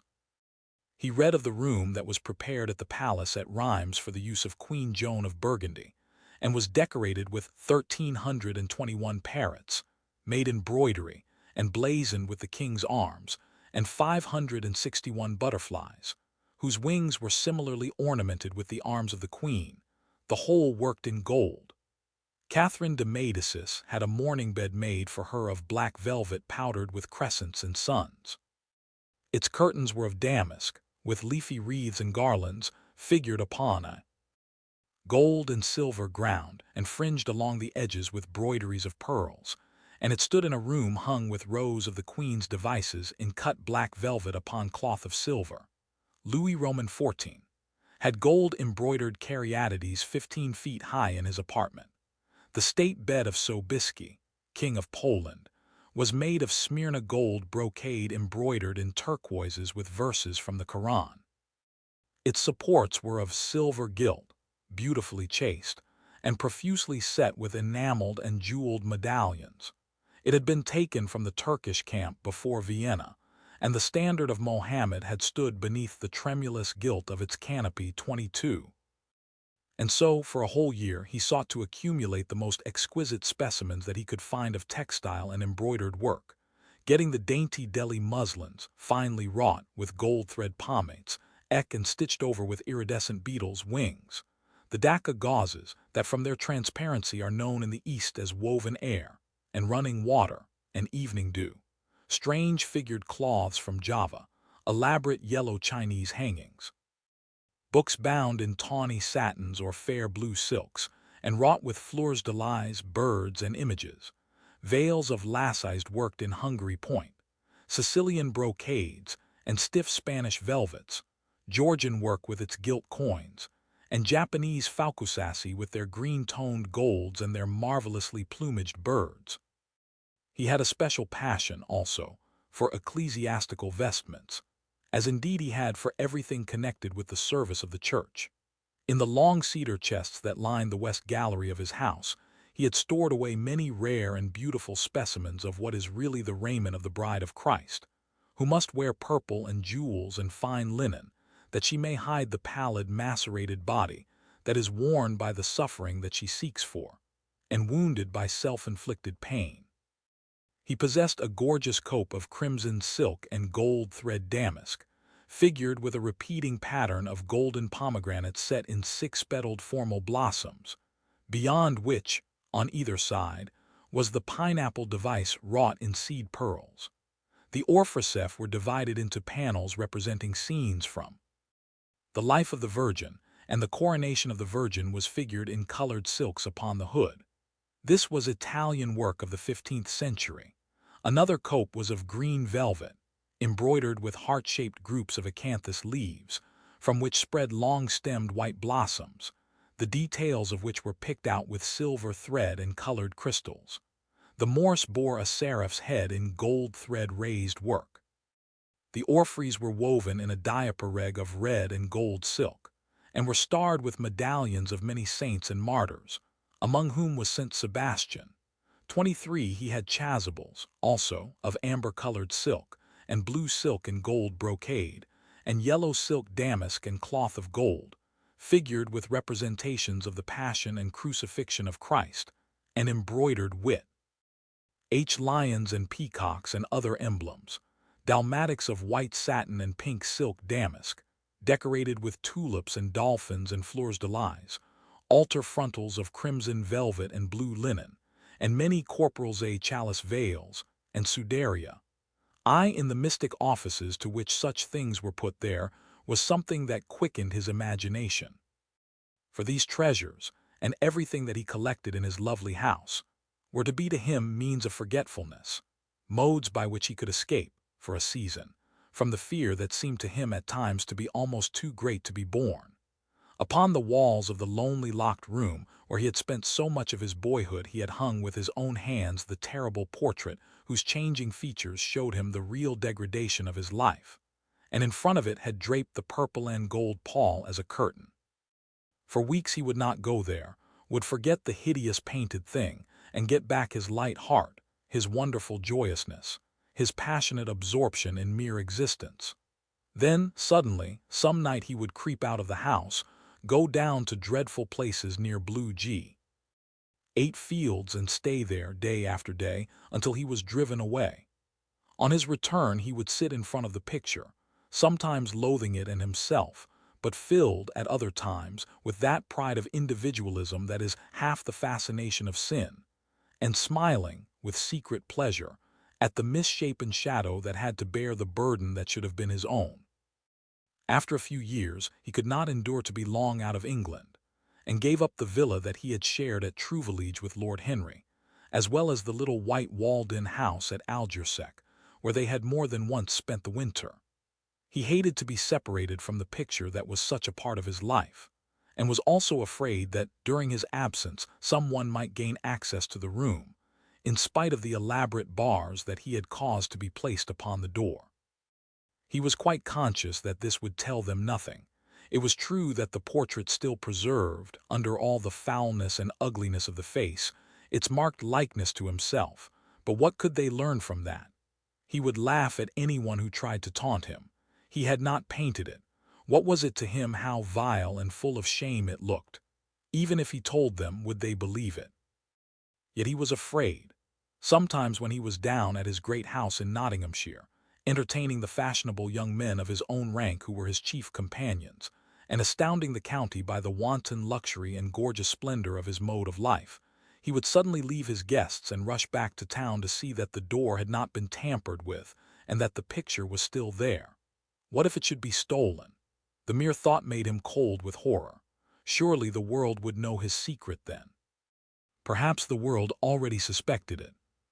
For, while he fascinated many, there were not a few who distrusted him. He was very nearly blackballed at a West End club of which his birth and social position fully entitled him to become a member, and it was said that on one occasion, when he was brought by a friend into the smoking room of the Churchill, the Duke of Berwick and another gentleman got up in a marked manner and went out. Curious stories became current about him after he had passed his 25th year. It was rumored that he had been seen brawling with foreign sailors in a low den in the distant parts of Whitecapel, and that he consorted with thieves and coiners and knew the mysteries of their trade. His extraordinary absences became notorious, and, when he used to reappear again in society, men would whisper to each other in corners, or pass him with a sneer, or look at him with cold, searching eyes, as though they were determined to discover his secret. Of such insolences and attempted slights he, of course, took no notice, and in the opinion of most people his frank, debonair manner, his charming, boyish smile, and the infinite grace of that wonderful youth that seemed never to leave him, were in themselves a sufficient answer to the calumnies, for so they termed them, that were circulated about him. It was remarked, however, that some of those who had been most intimate with him appeared, after a time, to shun him. Women who had wildly adored him, and for his sake had braved all social censure and set convention at defiance, were seen to grow pallid with shame or horror if Dorian Gray entered the room. Yet these whispered scandals only increased in the eyes of many his strange and dangerous charm. His great wealth was a certain element of security. Society, civilized society at least, is never very ready to believe anything to the detriment of those who are both rich and fascinating. It feels instinctively that manners are of more importance than morals, and, in its opinion, the highest respectability is of much less value than the possession of a good chef. And after all, it is a very poor consolation to be told that the man who has given one a bad dinner or poor wine is irreproachable in his private life. Even the cardinal virtues cannot atone for half-cold entrées, as Lord Henry remarked once, in a discussion on the subject, and there is possibly a good deal to be said for his views, for the canons of good society are, or should be, the same as the canons of art. Form is absolutely essential to it. It should have the dignity of a ceremony as well as its unreality, and should combine the insincere character of a romantic play with the wit and beauty that make such plays delightful to us. Is insincerity such a terrible thing? I think not. It is merely a method by which we can multiply our personalities. Such, at any rate, was Dorian Gray's opinion. He used to wonder at the shallow psychology of those who conceive the ego in man as a thing simple, permanent, reliable, and of one essence. To him, man was a being with myriad lives and myriad sensations, a complex multiform creature that bore within itself strange legacies of thought and passion, and whose very flesh was tainted with the monstrous maladies of the dead. He loved to stroll through the gaunt, cold picture gallery of his country house and look at the various portraits of those whose blood flowed in his veins. Here was Philip Herbert, described by Francis Osborne, in his memoirs on the reigns of Queen Elizabeth and King James, as one who was caressed by the court for his handsome face, which kept him not long compas. And why? Was it young Herbert's life that he sometimes led? Had some strange poisonous germ crept from body to body till it had reached his own? Was it some dim sense of that ruined grace that had made him so suddenly, and almost without cause, give utterance in Basil Hallward's studio to the mad prayer that had so changed his life? Here, in gold-embroidered red doublet, jeweled surcoat, and gilt-edged ruff and wristbands, stood Sir Anthony Sherard, with his silver and black armor piled at his feet. What had this man's legacy been? Had the lover of Giovanna of Naples bequeathed him some inheritance of sin and shame? Were his own actions merely the dreams that the dead man had not dared to realize? Here, from the fading canvas, smiled Lady Elizabeth Devereux in her gauze oud pearl stomacherem and pink slash sleeves. A flower was in her right hand, and her left clasped an enameled collar of white and damask roses. On a table by her side lay a mandolin and an apple. There were large green rosettes upon her little pointed shoes. He knew her life, and the strange stories that were told about her lovers. Had he something of her temperament in him? These oval, heavy-lidded eyes seemed to look curiously at him. What of George Willoughby, with his powdered hair and fantastic patches? How evil he looked! The face was saturnine and swarthy, and the sensual lips seemed to be twisted with disdain. Delicate lace ruffles fell over the lean yellow hands that were so overladen with rings. He had been a Macaronian of the 18th century, and the friend, in his youth, of Lord Ferrars. What of the second Lord Beckenham, the companion of the Prince Regent in his wildest days, and one of the witnesses at the secret marriage with Mrs. Fitzherbert? How proud and handsome he was, with his chestnut curls and insolent pose! What passions had he bequeathed? The world had looked upon him as infamous. He had led the orgies at Carlton House. The star of the Garter glittered upon his breast. Beside him hung the portrait of his wife, a pallid, thin-lipped woman in black. Her blood also stirred within him. How curious it all seemed. And his mother, with her Lady Hamilton facio and her moist, wine-dashed lips, he knew what he had got from her. He had got from her his beauty and his passion for the beauty of others. She laughed at him in our loose bacchante dress. There were vine leaves in her hair. The purple spilled from the cup she was holding. The carnations of the painting had withered, but the eyes were still wonderful in their depth and brilliancy of color. They seemed to follow him wherever he went 24. Yet one had ancestors in literature, as well as in one's own race, nearer perhaps in type and temperament, many of them, and certainly with an influence of which one was more absolutely conscious. There were times when it appeared to Dorian Gray that the whole of history was merely the record of his own life, not as he has lived it in act and circumstance, but as his imagination had created it for him, as it had been in his brain and in his passions. He felt that he had known them all, those strange, terrible figures that had passed across the stage of the world and made sin so marvelous and evil so full of subtlety. It seemed to him that in some mysterious way their lives had been his own. The hero of the wonderful novel that had so influenced his life had himself known this curious fancy.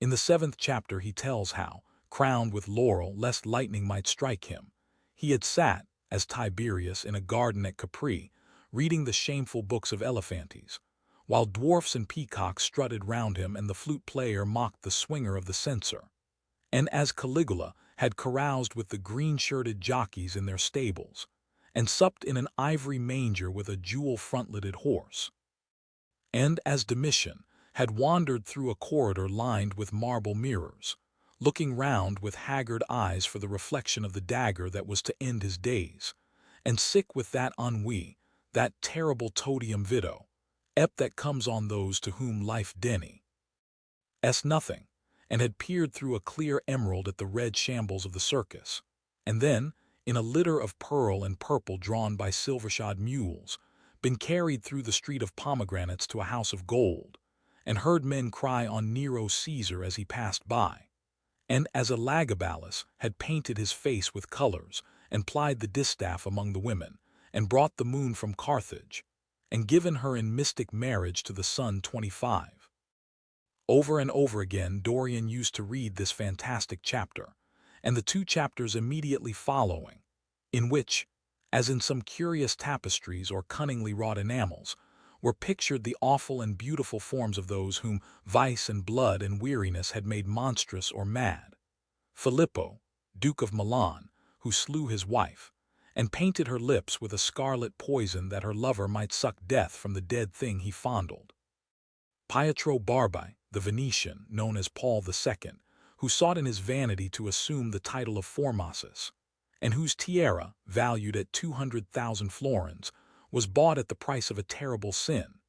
Gian Maria Visconti, who used hounds to chase living men, and whose murdered body was covered with roses by a harlot who had loved him, the Borgia on his white horse, with fratricide riding beside him, and his mantle stained with the blood of Perato.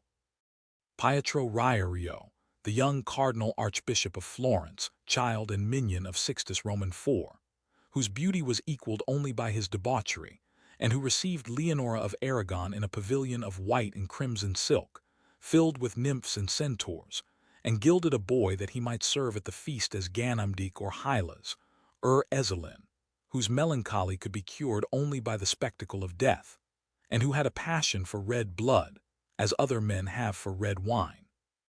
The son of the fiend, as was reported, and one who had cheated his father at dice when gambling with him for his own soul, Guy Ambatus de Cibo, who in mockery took the name of Innocent, and into whose torpid veins the blood of 3 lads was infused by a Jewish doctor, Sigismondo Malatesta, the lover of Isata, and the lord of Rimini, whose effigy was burned at Rome as the enemy of God and man, who strangled Polissena with a napkin, and gave poison to Ginevra d'Este in a cup of emerald, and in honor of a shameful passion built a pagan church for Christian worship.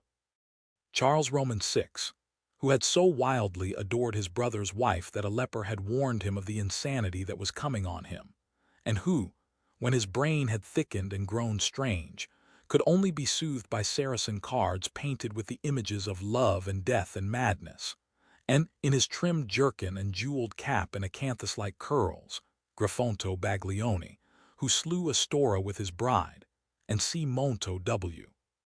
Ith his page, and whose comeliness was such that, as he lay dying in the yellow piazza of Perugia, those who had hated him could not choose but weep, and Atalanta, who had cursed him, blessed him 26. There was a horrible fascination in them all. He saw them at night, and they troubled his imagination in the day. The Renaissance knew of strange manners of poisoning by a helmet and a lighted torch, by an embroidered glove and a jeweled fan, by a gilded pomander and by an amber chain. Dorian Gray had been poisoned by a book. There were moments when he looked on evil simply as a mode through which he could realize his conception of the beautiful. Chapter 12. It was on the 9th of November, the eve of his own 38th birthday, as he often remembered afterward. He was walking home about 11 o'clock from Lord Henry's, where he had been dining, and was wrapped in heavy furs as the night was cold and foggy. At the corner of Grosvenor Square and South Audley Street, a man passed him in the mist, walking very fast and with the collar of his gray ulster turned up. He had a bag in his hand. Dorian recognized him. It was Basil Hallward. A strange sense of fear, for which he could not account, came over him. He made no sign of recognition, and went on quickly in the direction of his own house. But Hallward had seen him. Dorian heard him first stopping on the pavement and then hurrying after him.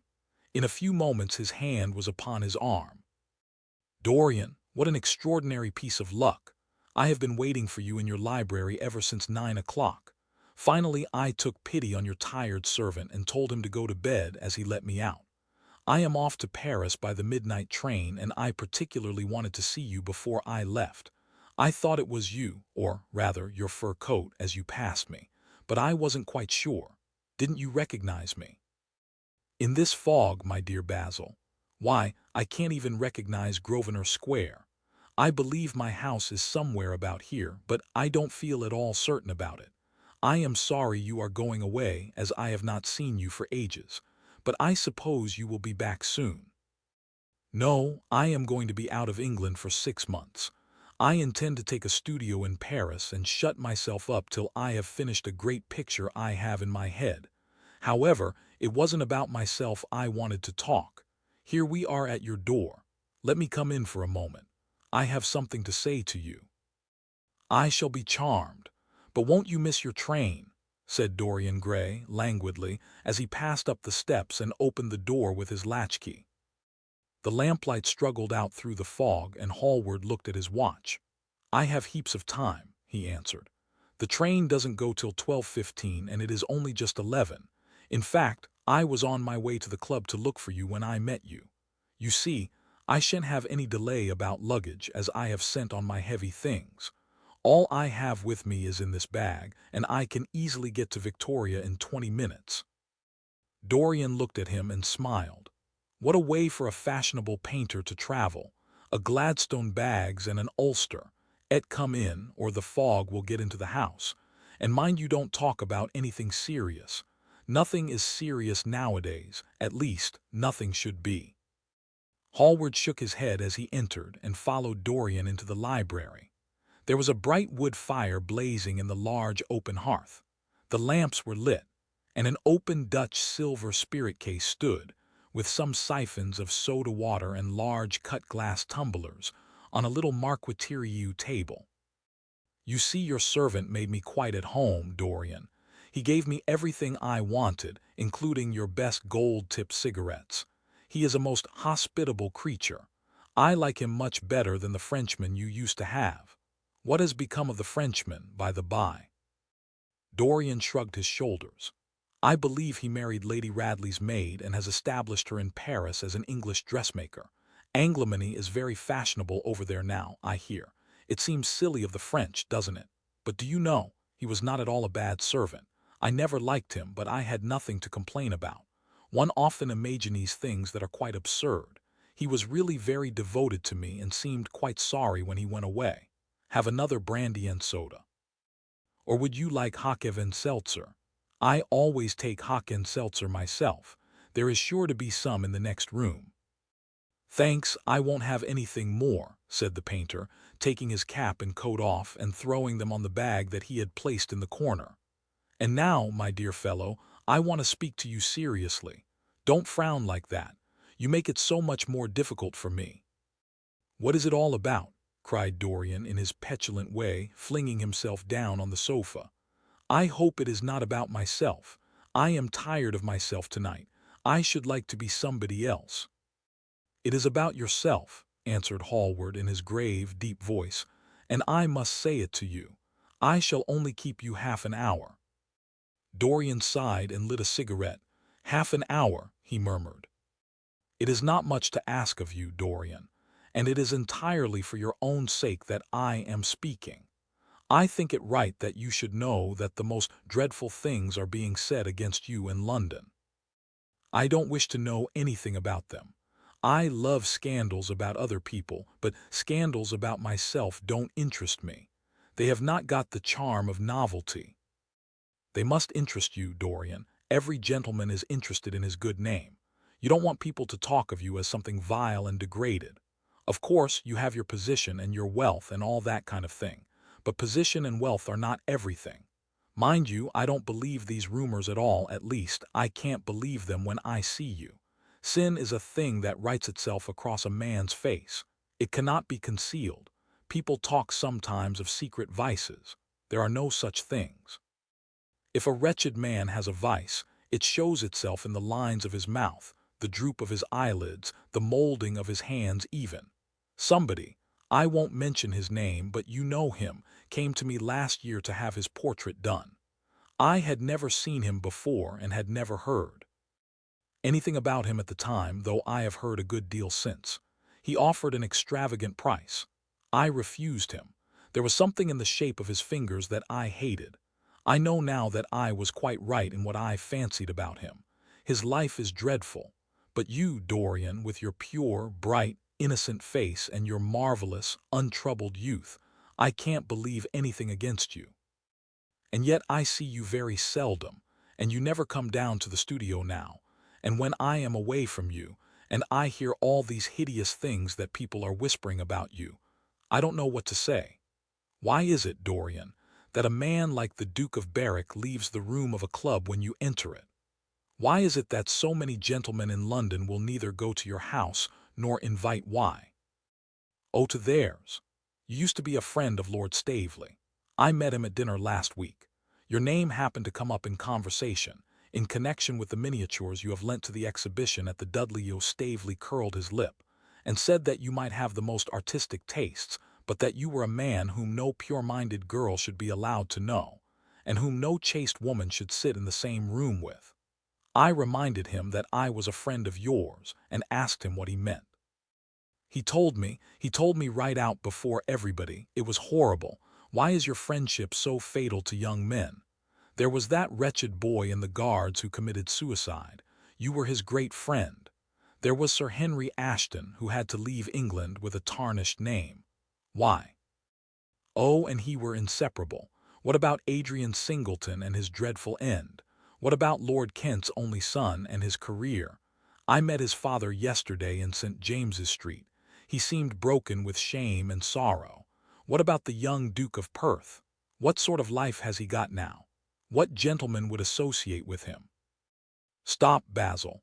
You're talking about things of which you know nothing, said Dorian Gray, biting his lips and with a note of infinite contempt in his voice. You ask me why Berwick leaves a room when I enter it. It is because I know everything about his life, not because he knows anything about mine. With such blood as he has in his veins, how could his record be clean? You ask me about Henry Ashton and young Perth. Did I teach the one his vices and the other his debauchery? If Kent's silly son takes his wife from the streets, what is that to me? If Adrian Singleton writes his friend's name across a bill, am I his keeper? I know how people chatter in England. The middle classes air their moral prejudices over their gross dinner tables, and whisper about what they call the profligacies of their betters in order to try and pretend that they are in smart society, and on intimate terms with the people they slander. In this country, it is enough for a man to have distinction and brains for every common tongue to wag against him. And what sort of lives do these people, who pose as being moral, lead themselves? My dear fellow, you forget that we are in the native land of the hypocrite. Dorian, cried Hallward, that is not the question. England is bad enough, I know, and English society is all wrong.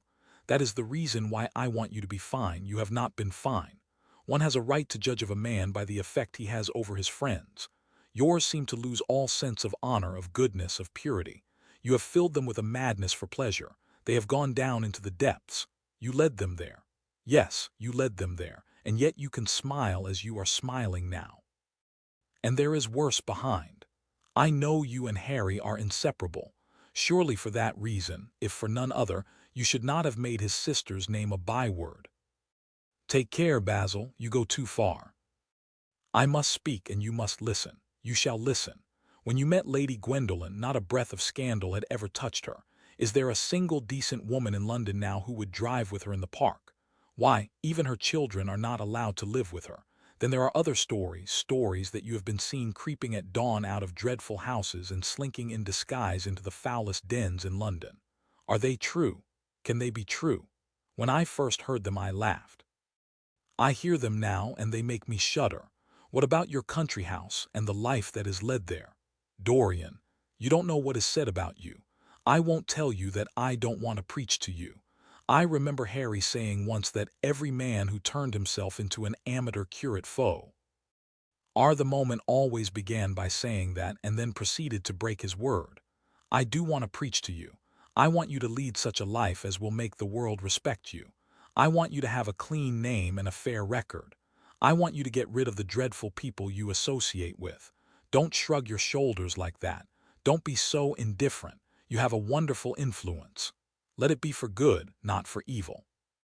They say that you corrupt everyone with whom you become intimate, and that it is quite sufficient for you to enter a house for shame of some kind to follow after. I don't know whether it is so or not. How should I know? But it is said of you. I am told things that it seems impossible to doubt.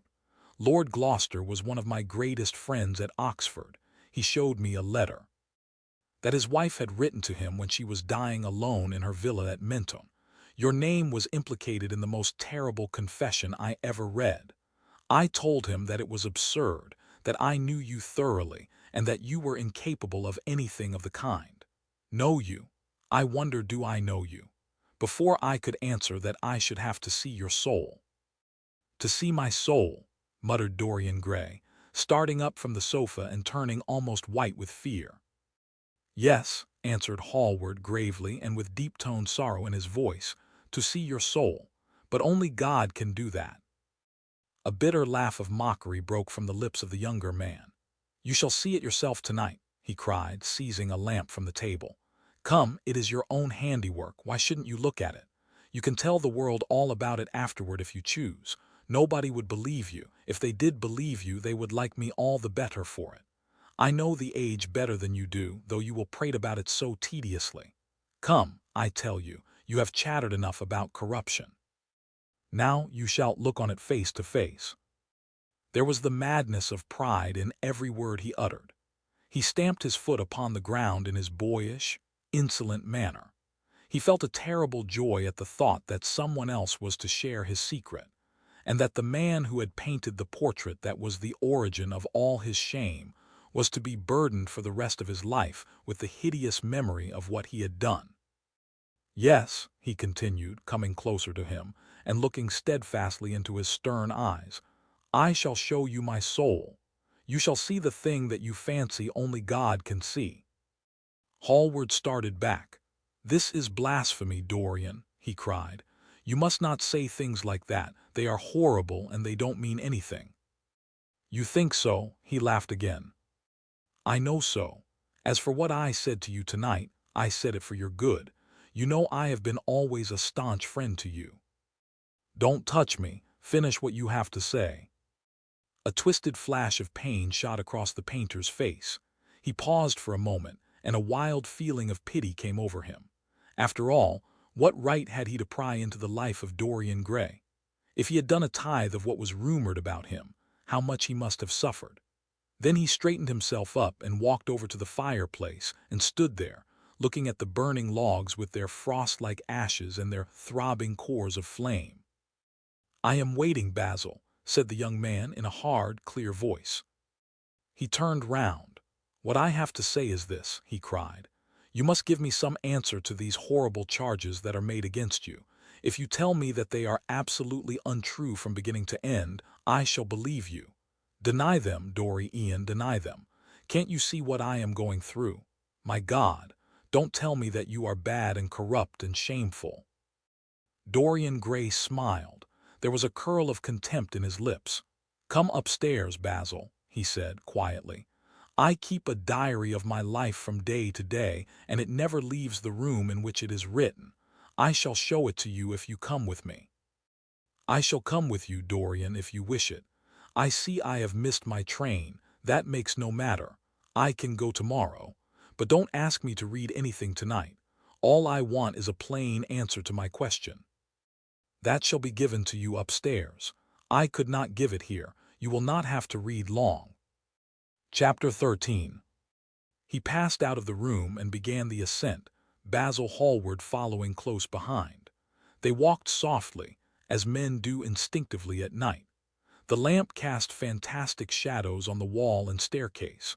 A rising wind made some of the windows rattle. When they reached the top landing, Dorian set the lamp down on the floor, and taking out the key turned it in the lock.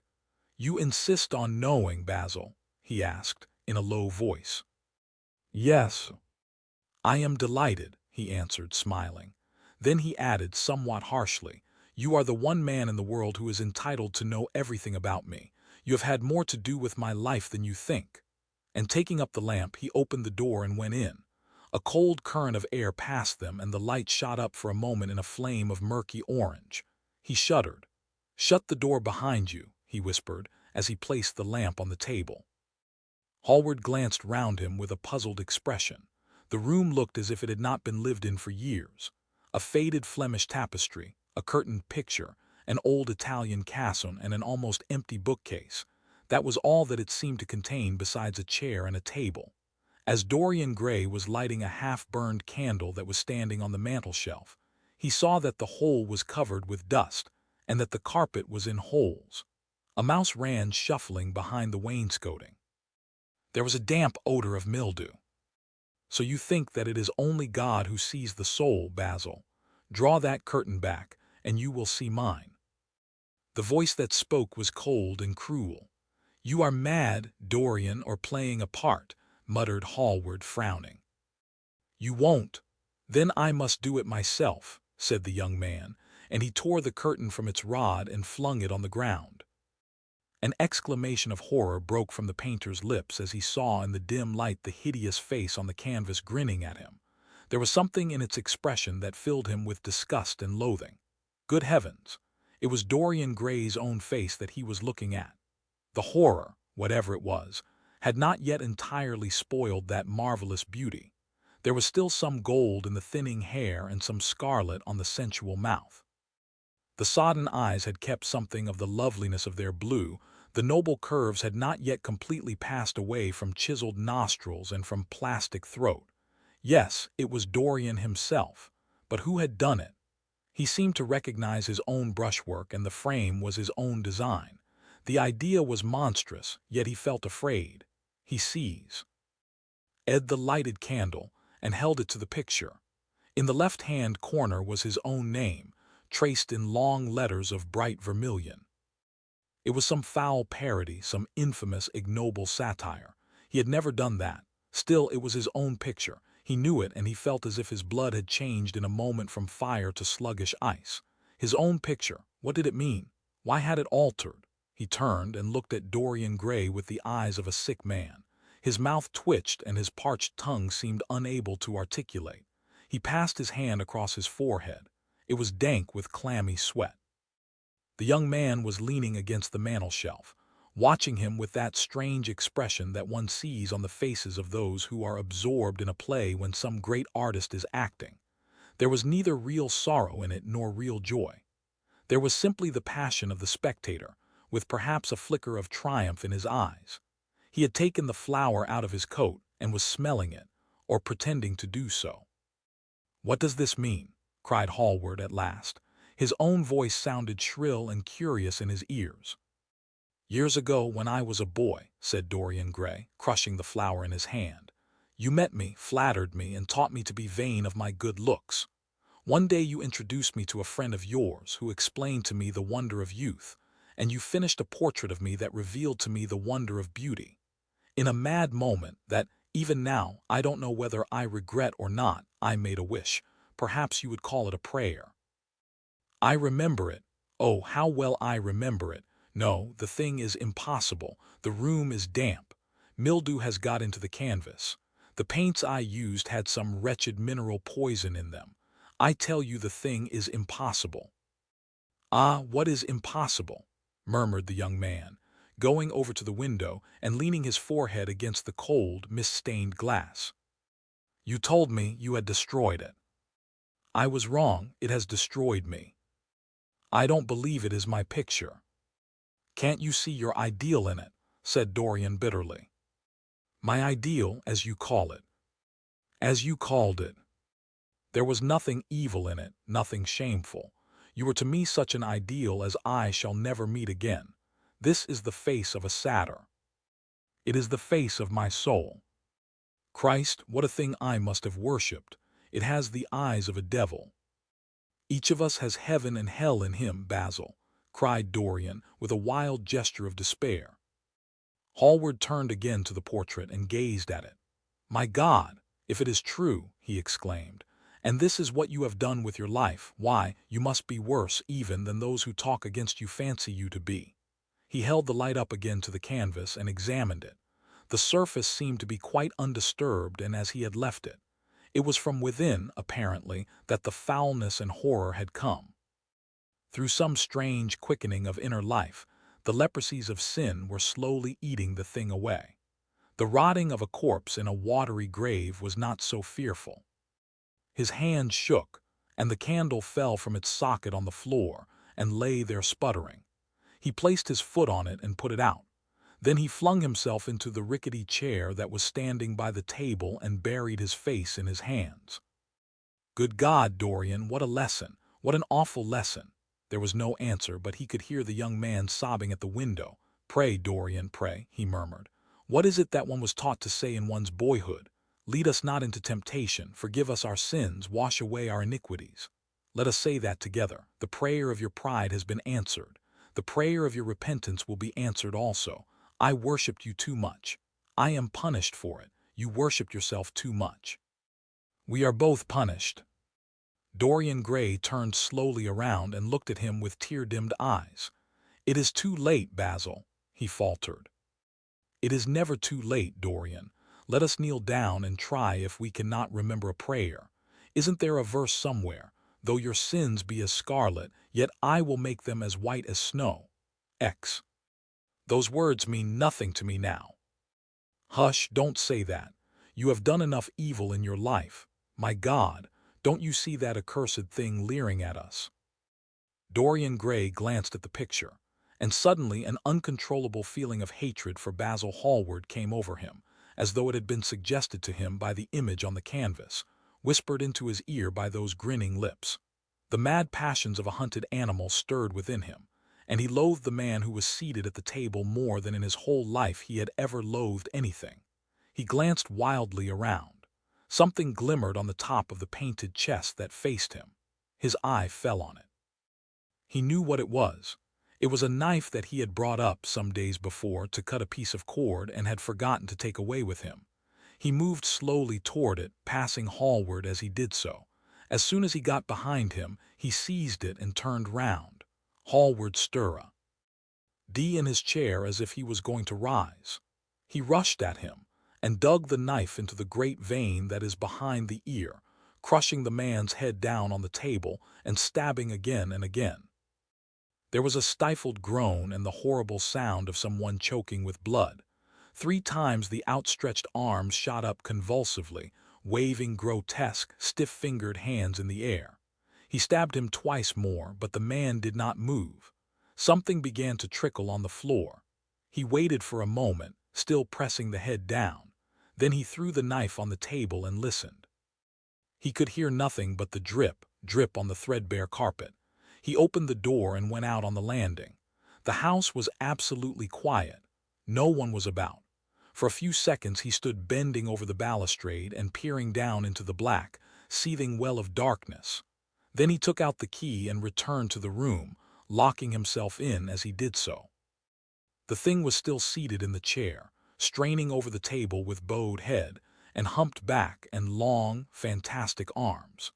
Had it not been for the red, jagged tear in the neck, and the clotted black pool that was slowly widening on the table, one would have said that the man was simply asleep. How quickly it had all been done. He felt strangely calm, and, walking over to the window, opened it and stepped out on the balcony. The wind had blown the fog away, and the sky was like a monstrous peacock's tail, starred with myriads of golden eyes. He looked down and saw the policeman going his rounds and flashing the long beam of his lantern on the doors of the silent houses. The crimson spot of a prowling hansom gleamed at the corner and then vanished. A woman in a fluttering shawl was creeping slowly by the railings, staggering as she went. Now and then she stopped and peered back. Once she began to sing in a hoarse voice. The policeman strolled over and said something to her. She stumbled away, laughing. A bitter blast swept across the square. The gas lamps flickered and became blue, and the leafless trees shook their black iron branches to and fro. He shivered and went back, closing the window behind him. Having reached the door, he turned the key and opened it. He did not even glance at the murdered man. He felt that the secret of the whole thing was not to realize the situation. The friend who had painted the fatal portrait to which all his misery had been due had gone out of his life. That was enough. Then he remembered the lamp. It was a rather curious one of Moorish workmanship, made of dull silver, inlaid with arabesques of burnished steel and studded with coarse turquoises. Perhaps it might be missed by his servant and questions would be asked. He hesitated for a moment, then he turned back and took it from the table. He could not help seeing the dead thing. How still it was! How horribly white the long hands looked. It was like a dreadful wax image. Having locked the door behind him, he crept quietly downstairs. The woodwork creaked and seemed to cry out as if in pain. He stopped several times and waited. No, everything was still. It was merely the sound of his own footsteps. When he reached the library, he saw the bag and coat in the corner. They must be hidden away somewhere. He unlocked a secret pressy that was in the wainscoting, a press in which he kept his own curious disguises and put them into it. He could easily burn them afterward. Then he pulled out his watch. It was 20 minutes to 2. He sat down and began to think. Every year, every month, almost, men were strangled in England for what he had done. There had been a madness of murder in the air. Some red star had come too close to the earth. And yet what evidence was there against him? Basil Hallward had left the house at 11. No one had seen him come in again. Most of the servants were at Selby Royal. His valet had gone to bed. Paris, yes. It was to Paris that Basil had gone, and by the midnight train, as he had intended. With his curious, reserved habits, it would be months before any suspicions would be aroused. Months. Everything could be destroyed long before then. A sudden thought struck him. He put on his fur coat and hat and went out into the hall. There he paused, hearing the slow, heavy tread of the policeman on the pavement outside, and seeing the flash of the bull's eyes reflected in the window. He waited and held his breath. After a few moments he drew back the latch and slipped out, shutting the door very gently behind him. Then he began ringing the bell. In about 5 minutes his valet appeared, half-dressed and looking very drowsy. "I am sorry to have had to wake you up, Francis," he said, stepping in, "but I had forgotten my latchkey. What time is it?" 10 minutes past 2, sir," answered the man, looking at the clock and blinking. 10 minutes past 2. How horribly late. You must wake me at 9 tomorrow. I have some work to do." "All right, sir." "Did anyone call this evening?" "Mr. Hallward, sir. He stayed here till 11, and then he went away to catch his train." "Oh, I am sorry I didn't see him. Did he leave any message?" "No, sir, except that he would write to you from Paris, if he did not find you at the club." "That will do, Francis. Don't forget to call me at 9 tomorrow." "No, sir." The man shambled down the passage in his slippers. Dorian Gray threw his hat and coat upon the table and passed into the library. For a quarter of an hour he walked up and down the room, biting his lip and thinking. Then he took down the blue bookfa from one of the shelves and began to turn over the leaves. Alan Campbell, 152, Hertford Street, Mayfair. Yes, that was the man he wanted. Chapter 14.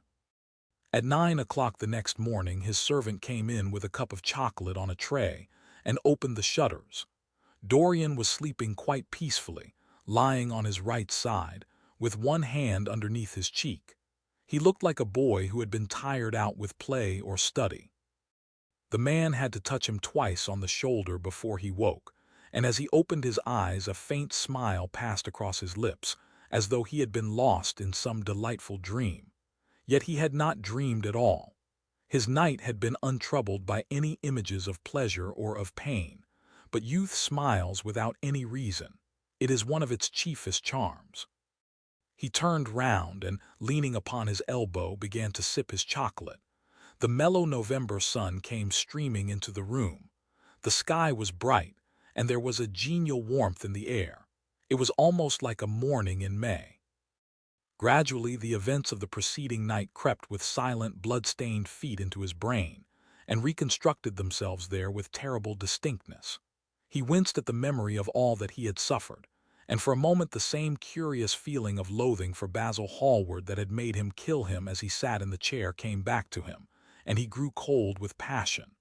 The dead man was still sitting there, too, and in the sunlight now. How horrible that was! Such hideous things were for the darkness, not for the day. He felt that if he brooded on what he had gone through he would sicken or grow mad. There were sins whose fascination was more in the memory than in the doing of them, strange triumphs that gratified the pride more than the passions, and gave to the intellect a quickened sense of joy, greater than any joy they brought or could ever bring to the senses. But this was not one of them. It was a thing to be driven out of the mind, to be drugged with poppies, to be strangled lest it might strangle one itself. When the half-hour struck, he passed his hand across his forehead, and then got up hastily, and dressed himself with even more than his usual care, giving a good deal of attention to the choice of his necktie and scarf-pin, and changing his rings more than once. He spent a long time also over breakfast, tasting the various dishes, talking to his valet about some new liveries that he was thinking of getting made for the servants at Selby, and going through his correspondence. At some of the letters he smiled. 3 of them bored him. One he read several times over and then tore up with a slight look of annoyance in his face. That awful thing, a woman's memory, as Lord Henry had once said. After he had drunk his cup of black coffee, he wiped his lips slowly with a napkin, motioned to his servant to wait, and going over to the table, sat down and wrote 2 letters. One he put in his pocket, the other he handed to the valet. Take this round to 152 Hertford Street, Francis, and if Mr. Campbell is out of town, get his address. As soon as he was alone, he lit a cigarette and began sketching upon a piece of paper, drawing first flowers and bits of architecture, and then human faces. Suddenly he remarked that every face that he drew seemed to have a fantastic likeness to Basil Hallward. He frowned, and, getting up, went over to the bookcase and took out a volume at hazard. He was determined that he would not think about what had happened until it became absolutely necessary that he should do so. When he had stretched himself on the sofa, he looked at the title page of the book. It was Gaudier, S. Emacs et Camées, Charpentier's Japanese paper edition, with the Jacquemart etching. The binding was of citron green leather, with a design of gilt trellis work and dotted pomegranates. It had been given to him by Adrian Singleton. As he turned over the pages, his eye fell upon the poem about the hand of Lacenaire, the cold, yellow hand du supplice encore mal lavé, with its downy red hairs and its doigts de faune. He glanced at his own white taper fingers, shuddering slightly in spite of himself, and passed on till he came to those lovely stanzas upon Venice. Sur une gamme chromatique. Le Seine de Pearls ruisselant. La Venus de l'Adriatique. Sorte de l'eau sun cor rosette blanc. Les dames sur l'azur des ondes. Suivant la phrase au per contour. S'enflant comme des gorges rondes. Que soulève un soupir d'amour. L'esquif abord et me dépose. Jetant son amour au pilier. Devant une façade rose. Sur le marbre d'un escalier, 27. How exquisite they were! As one read them, one seemed to be floating down the green waterways of the pink and pearl city, seated in a black gondola with silver prow and trailing curtains. The mere lines looked to him like those straight lines of turquoise blue that follow one as one pushes out to the Lido. The sudden flashes of color reminded him of the gleam of the opal and iris-throated birds that flutter round the tall honeycombed campanile, or stalk, with such stately grace, through the dim, dust-stained arcades. Leaning back with half-closed eyes, he kept saying over and over to himself, Devant une façade rose. Sur le marbre d'un escalier. The whole of Venice was in those 2 lines. He remembered the autumn that he had passed there and a wonderful love that had stirred him to mad, delightful follies. There was romance in every place, but Venice, like Oxford, had kept the background for romance, and to the true romantic, background was everything or almost everything. Basil had been with him part of the time and had gone wild over Tintoret. Poor Basil. What a horrible way for a man to die. He sighed and took up the volume again and tried to forget. He read of the swallows that fly in and out of the little cafe at Smyrna, where the Hagis sit counting their amber beads, and the turbaned merchants smoke their long tasseled pipes and talk gravely to each other. He read of the obelisk in the Place de la Concorde that weeps tears of granite in its lonely, sunless exile, and longs to be back by the hot, low-discovered Nile, where there are sphinxes and rose-red ibises and white vultures with gilded claws, and crocodiles with small barrel eyes that crawl over the green steaming mud.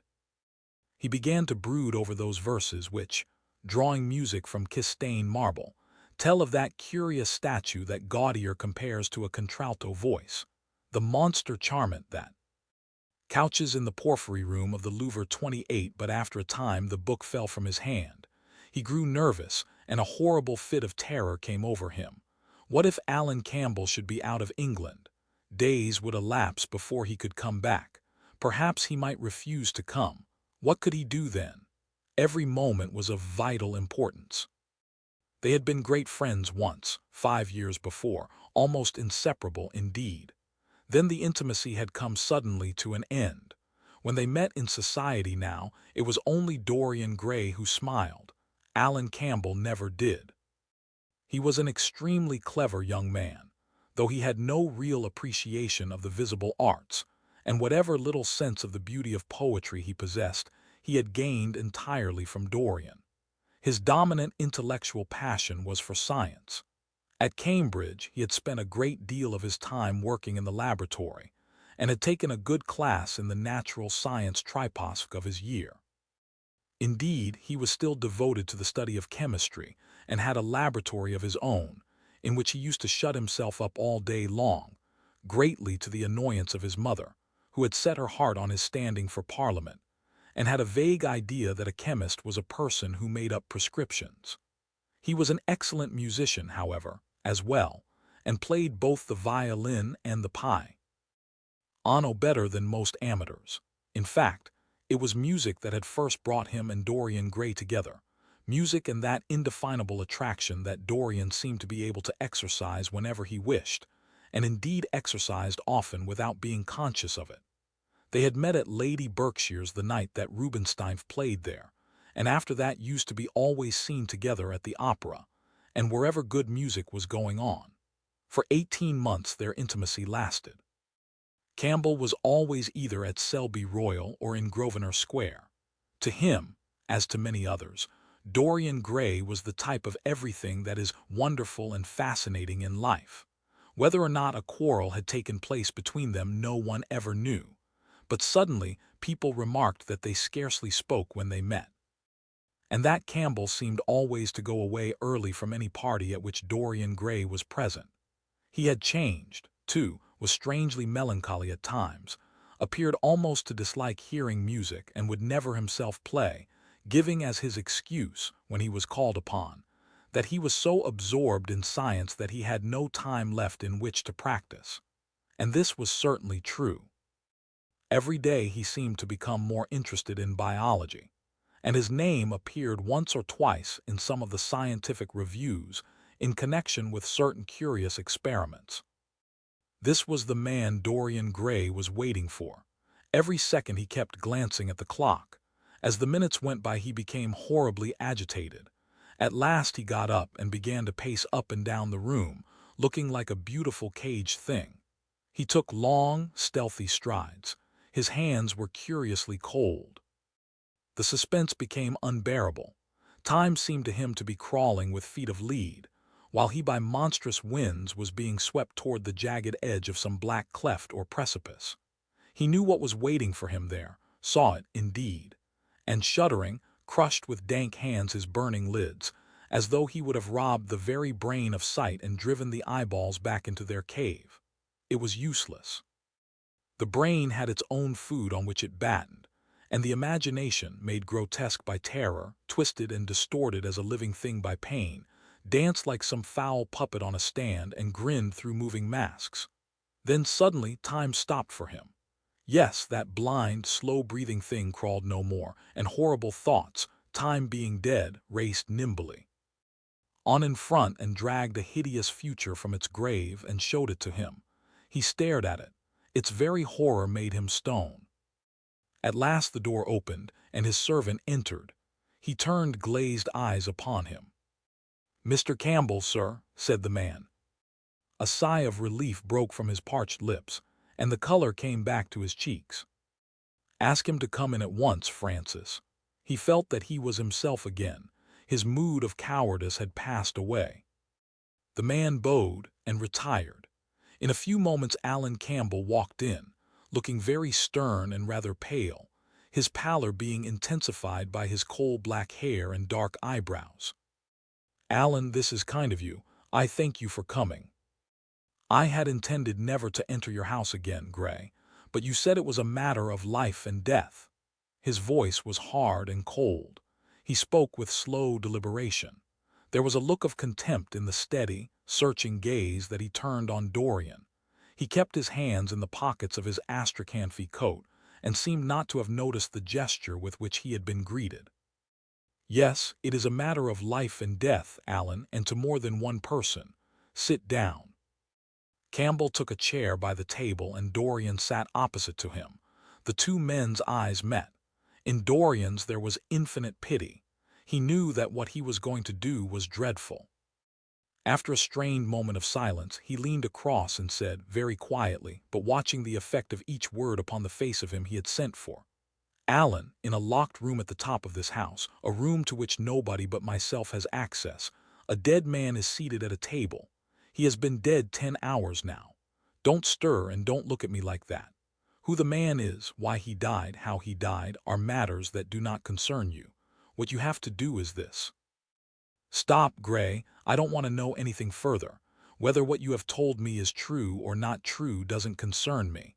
I entirely decline to be mixed up in your life. Keep your horrible secrets to yourself. They don't interest me anymore." "Alan, they will have to interest you. This one will have to interest you. I am awfully sorry for you, Alan, but I can't help myself. You are the one man who is able to save me. I am forced to bring you into the matter. I have no option. Alan, you are scientific. You know about chemistry and things of that kind. You have made experiments. What you have got to do is to destroy the thing that is upstairs, to destroy it so that not a vestige of it will be left. Nobody saw this person come into the house. Indeed, at the present moment he is supposed to be in Paris. He will not be missed for months. When he is missed, there must be no trace of him found here. You, Alan, you must change him and everything that belongs to him into a handful of ashes that I may scatter in the air." "You are mad, Dorian." "Ah, I was waiting for you to call me Dorian." "You are mad, I tell you, mad to imagine that I would raise a finger to help you, mad to make this monstrous confession. I will have nothing to do with this matter, whatever it is. Do you think I am going to peril my reputation for you? What is it to me what devil's work you are up to?" "It was a suicide, Alan." "I am glad of that, but who drove him to it? You, I should fancy." "Do you still refuse to do this for me?" "Of course I refuse. I will have absolutely nothing to do with it. I don't care what shame comes on you. You deserve it all. I should not be sorry to see you disgraced, publicly disgraced. How dare you ask me, of all men in the world, to mix myself up in this horror? I should have thought you knew more about people's characters. Your friend Lord Henry Wotton can't have taught you much about psychology, whatever else he has taught you. Nothing will induce me to stir a step to help you. You have come to the wrong man. Go to some of your friends. Don't come to me." "Alan, it was murder. I killed him. You don't know what he had made me suffer. Whatever my life is, he had more to do with the making or the marring of it than poor Harry has had. He may not have intended it. The result was the same." "Murder? Good God, Dorian, is that what you have come to? I shall not inform upon you. It is not my business. Besides, without my stirring in the matter, you are certain to be arrested. Nobody ever commits a crime without doing something stupid, but I will have nothing to do with it." "You must have something to do with it. Wait a moment. Listen to me. Only listen, Alan. All I ask of you is to perform a certain scientific experiment.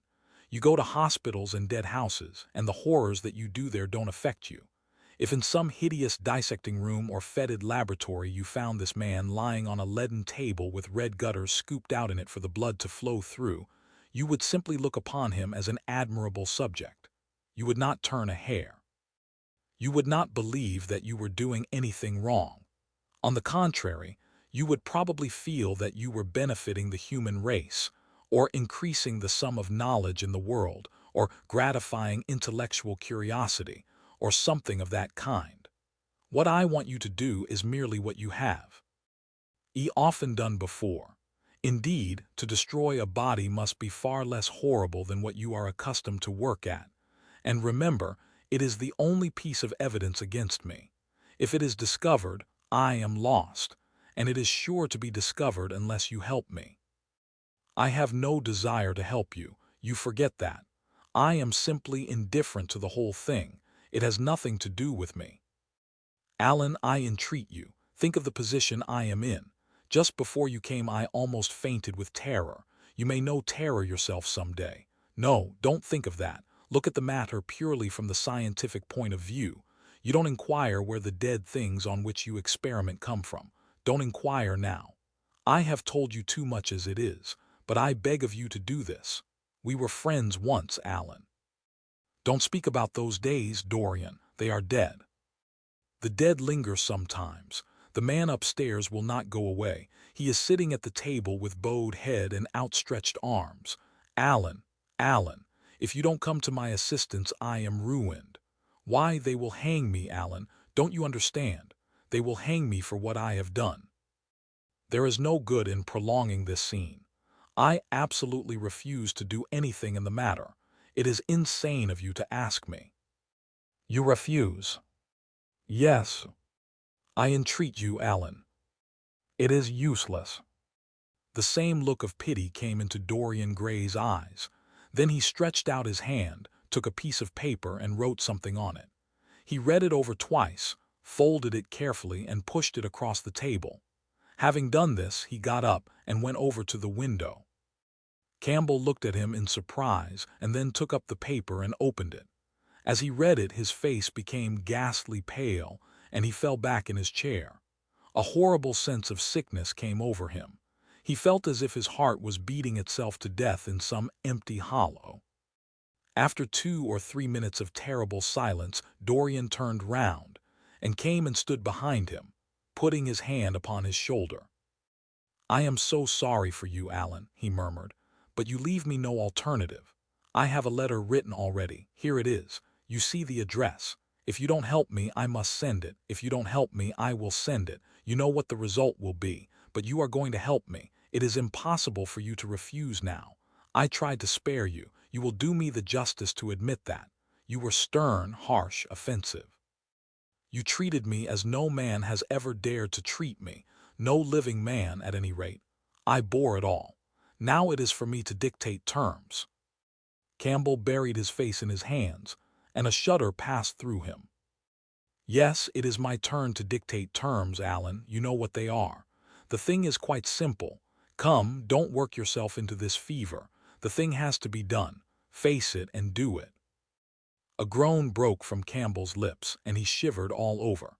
The ticking of the clock on the mantelpiece seemed to him to be dividing time into separate atoms of agony, each of which was too terrible to be borne. He felt as if an iron ring was being slowly tightened round his forehead, as if the disgrace with which he was threatened had already come upon him. The hand upon his shoulder weighed like a hand of lead. It was intolerable. It seemed to crush him. "Come, Alan, you must decide at once." "I cannot do it," he said mechanically, as though words could alter things. "You must, you have no choice. Don't delay." He hesitated a moment. "Is there a fire in the room upstairs?" "Yes, there is a gas fire with asbestos." "I shall have to go home and get some things from the laboratory." "No, Alan, you must not leave the house. Write out on a sheet of note paper what you want, and my servant will take a cab and bring the things back to you." Campbell scrawled a few lines, blotted them, and addressed an envelope to his assistant. Dorian took the note up and read it carefully. Then he rang the bell and gave it to his valet, with orders to return as soon as possible and to bring the things with him. As the hall door shut, Campbell started nervously and, having got up from the chair, went over to the chimney-piece. He was shivering with a kind of ague. For nearly 20 minutes neither of the men spoke. A fly buzzed noisily about the room, and the ticking of the clock was like the beat of a hammer. As the chime struck 1, Campbell turned round and, looking at Dorian Gray, saw that his eyes were filled with tears. There was something in the purity and refinement of that sad face that seemed to enrage him. "You are infamous, absolutely infamous," he muttered. "Hush, Alan, you have saved my life," said Dorian. "Your life? Good heavens, what a life that is! You have gone from corruption to corruption, and now you have culminated in crime. In doing what I am going to do, what you force me to do, it is not of your life that I am thinking." "Ah, Alan," murmured Dorian with a sigh, "I wish you had 1,000th part of the pity for me that I have for you." He turned away as he spoke and stood looking out at the garden. Campbell made no answer. After about 10 minutes a knock came to the door, and the servant entered, carrying a large mahogany chest of chemicals, with a long coil of steel and platinum wire, and two rather curiously shaped iron clamps. "Shall I leave the things here, sir?" he asked Campbell. "Yes," said Dorian, "and I am afraid, Francis, that I have another errand for you. What is the name of the man at Richmond who supplies Selby with orchids?" "Harden, sir." "Yes, Harden. You must go down to Richmond at once, see Harden personally, and tell him to send twice as many orchids as I ordered, and to have as few white ones as possible. In fact, I don't want any white ones. It is a lovely day, Francis, and Richmond is a very pretty place. Otherwise I wouldn't bother you about it." "No trouble, sir. At what time shall I be back?" Dorian looked at Campbell. "How long will your experiment take, Alan?" he said, in a calm, indifferent voice. The presence of a third person in the room seemed to give him extraordinary courage. Campbell frowned and bit his lip. "It will take about 5 hours," he answered. "It will be time enough, then, if you are back at 7:30, Francis. Or stay, just leave my things out for dressing. You can have the evening to yourself. I am not dining at home, so I shall not want you." "Thank you, sir," said the man, leaving the room. "Now, Alan, there is not a moment to be lost. How heavy this chest is! I'll take it for you. You bring the other things." He spoke rapidly and in an authoritative manner. Campbell felt dominated by him. They left the room together. When they reached the top landing, Dorian took out the key and turned it in the lock. Then he stopped, and a troubled look came into his eyes. He shuddered. "I don't think I can go in, Alan," he murmured.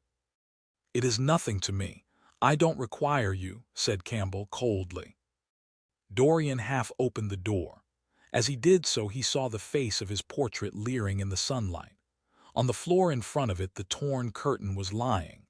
He remembered that the night before he had forgotten, for the first time in his life, to hide the fatal canvas, and was about to rush forward, when he drew back with a shudder. What was that loathsome red dew that gleamed, wet and glistening on one of the hands as though the canvas had sweated blood? How horrible it was! More horrible, it seemed to him for the moment, than the silent thing that he knew was stretched across the table, the thing whose grotesque, misshapen shadow on the spotted carpet showed him that it had not stirred, but was still there as he had left it. He heaved a deep breath, opened the door a little wider, and, with half-closed eyes and averted head, walked quickly in, determined that he would not look even once upon the dead man. Then, stooping down and taking up the golden-purple hanging, he flung it right over the picture. There he stopped, feeling afraid to turn round, and his eyes fixed themselves on the intricacies of the pattern before him. He heard Campbell bringing in the heavy chest, and the irons, and the other things that he required for his dreadful work. He began to wonder if he and Basil Hallward had ever met, and if so, what they had thought of each other. "Leave me now," said a stern voice behind him. He turned and hurried out, just conscious that the dead man had been thrust back into the chair, and that Campbell was gazing into a glistening, yellow face. As he was going downstairs, he heard the key being turned in the lock. It was long after 7 when Campbell came back into the library. He was pale but absolutely calm. "I have done what you asked me to do," he muttered. "And now, goodbye, let us never see each other again." "You have saved me from ruin, Alan. "I cannot forget that," said Dorian simply. As soon as Campbell had left, he went upstairs. There was a horrible smell of nitric acidful in the room, but the thing that had been sitting at the table was gone. Chapter 15. That evening, at 8:30, exquisitely dressed, and wearing a large buttonhole of Parma violets, F.M. Dorian Gray was ushered into Lady Narborough's drawing-room by bowing servants. His forehead was throbbing with maddened nerves, and he felt wildly excited, but his manner as he bent over his hostess's hand was as easy and graceful as ever. Perhaps one never seems so much at one's ease as when one has to play a part. Certainly no one looking at Dorian Gray that night could have believed that he had passed through a tragedy as horrible as any tragedy of our age. Those finely shaped fingers could never have clutched a knife for sin, nor those smiling lips have cried out on God and goodness. He himself could not help wondering at the calm of his demeanor, and for a moment felt keenel. Why the terrible pleasure of a double life? It was a small party, got up rather in a hurry by Lady Narborough, who was a very clever woman, with what Lord Henry used to describe as the remains of really remarkable ugliness. She had proved an excellent wife to one of our most tedious ambassadors, and having buried her husband properly in a marble mausoleum, which she had herself designed, and married off her daughters to some rich, rather elderly men, she devoted herself now to the pleasures of French fiction, French cookery, and French esprit, when she could get it. Dorian was one of her especial favorites, and she always told him she was extremely glad she had not met him in early life. "I know, my dear, one should have fallen madly in love with you," she used to say, "and thrown my bonnet right over the mills for your sake. It is most fortunate that you were not thought of at the time. As it was, our bonnets were so unbecoming, and the millsmen were so occupied in trying to raise the wind, that I never had even a flirtation with anybody." However, that was all Narborough's fault. He was dreadfully short-sighted, and there is no pleasure in taking in a husband who never sees anything. Her guests this evening were rather tedious. The fact was, as she explained to Dorian behind a very shabby fan, one of her married daughters had come up quite suddenly to stay with her, and to make matters worse, had actually brought her husband with her. "I think it is most unkind of her, my dear," she whispered. "Of course, I go and stay with them every summer after I come from Hamburg, but then an old woman like me must have fresh air sometimes, and besides, I really wake them up. You don't know what an existence they lead down there. It is pure, unadulterated country life. They get up early because they have so much to do, and go to bed early because they have so little to think about. There has not been a scandal in the neighborhood since the time of Queen Elizabeth. And consequently they all fall asleep after dinner. You shan't sit next either of them. You shall sit by me and amuse me." Dorian murmured a graceful compliment and looked round the room. Yes, it was certainly a tedious party.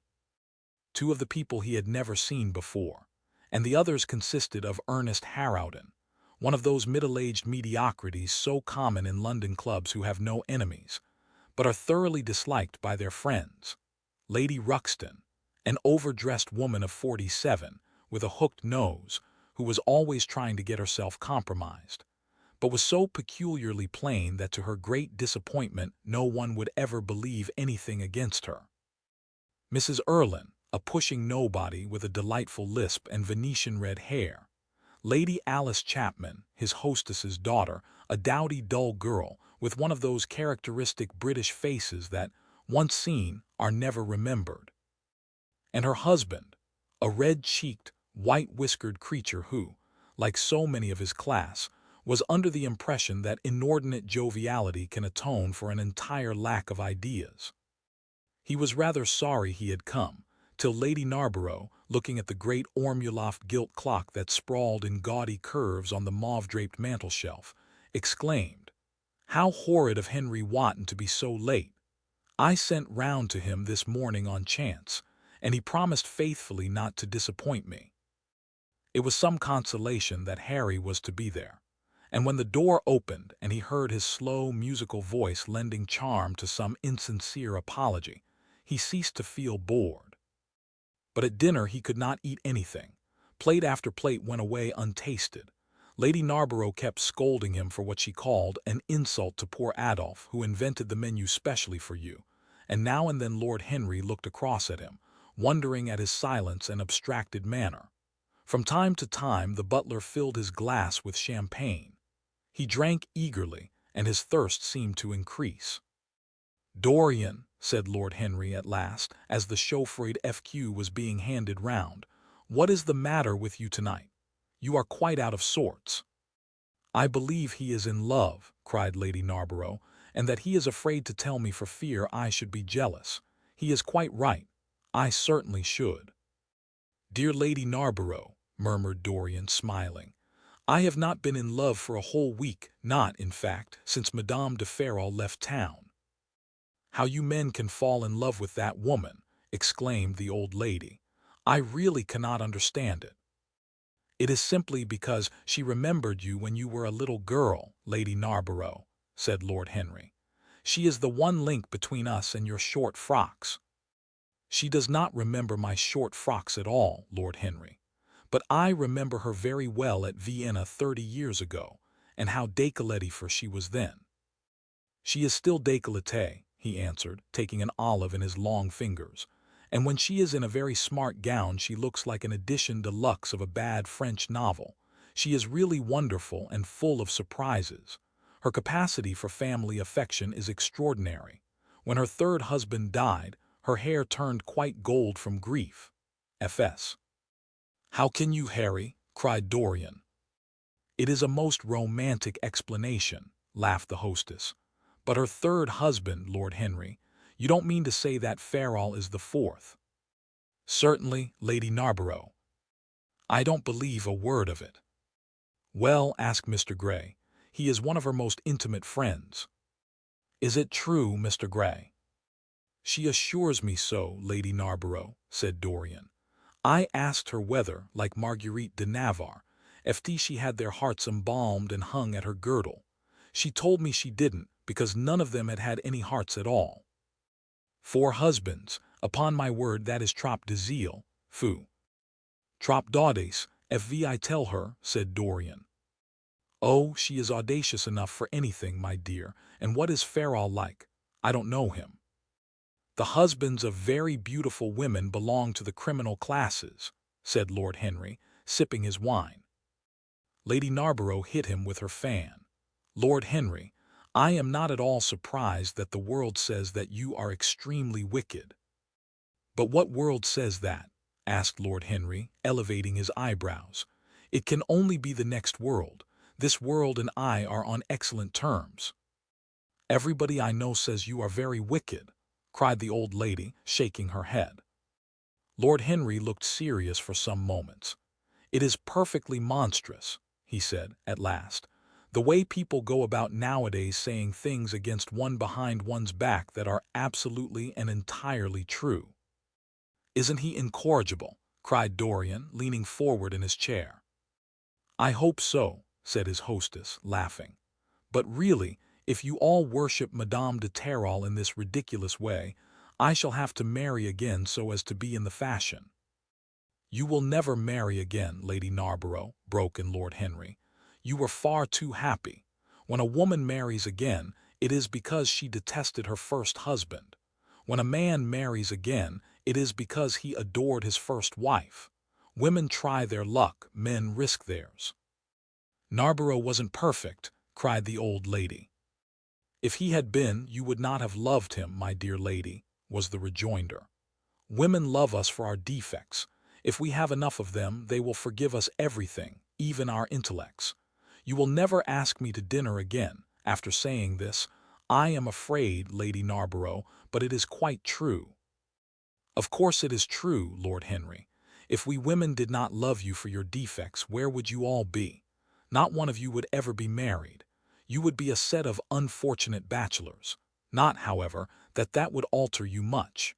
Nowadays all the married men live like bachelors, and all the bachelors like married men." "Fin de cycle," murmured Lord Henry. "Fin du globe," F.W. answered his hostess. "I wish it were fin du globe," said Dorian with a sigh. Life is a great disappointment. Ah, my dear, cried Lady Narborough, putting on her gloves, don't tell me that you have exhausted life. When a man says that, one knows that life has exhausted him. Lord Henry is very wicked, and I sometimes wish that I had been, but you are made to be good, you look so good. I must find you a nice wife. Lord Henry, don't you think that Mr. Grey should get married? I am always telling him so, Lady Narborough, said Lord Henry with a bow. Well, we must look out for a suitable match for him. I shall go through Debrets carefully tonight, and draw out a list of all the eligible young ladies. With their ages, Lady Narborough, asked Dorian. Of course, with their ages, slightly edited, but nothing must be done in a hurry.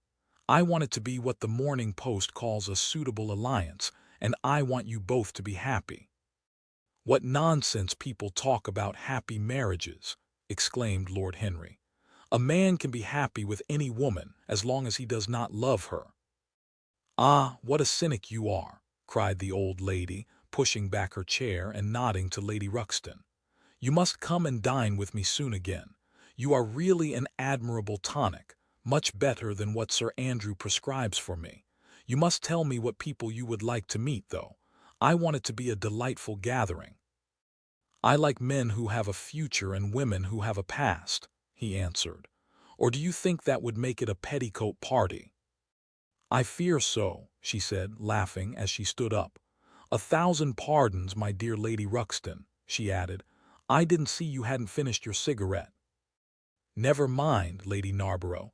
I smoke a great deal too much. I am going to limit myself for the future. Pray don't, Lady Ruxton, said Lord Henry. Moderation is a fatal thing. Enough is as bad as a meal. More than enough is as good as a feast. Lady Ruxton glanced at him curiously. You must come and explain that to me some afternoon, Lord Henry. It sounds a fascinating theory, she murmured, as she swept out of the room. Now, mind you don't stay too long over your politics and scandal, cried Lady Narborough from the door. If you do, we are sure to squabble upstairs. The men laughed, and Mr. Chapman got up solemnly from the foot of the table and came up to the top. Dorian Gray changed his seat and went and sat by Lord Henry. Mr. Chapman began to talk in a loud voice about the situation in the House of Commons. He guffawed at his adversaries. The word doctrinaire, word full of terror to the British mind, reappeared from time to time between his explosions. An alliterative prefix served as an ornament of oratory. He hoisted the Union Jack on the pinnacles of thought. The inherited stupidity of the race, sound English common sense, he jovially termed it, was shown to be the proper bulwark of society.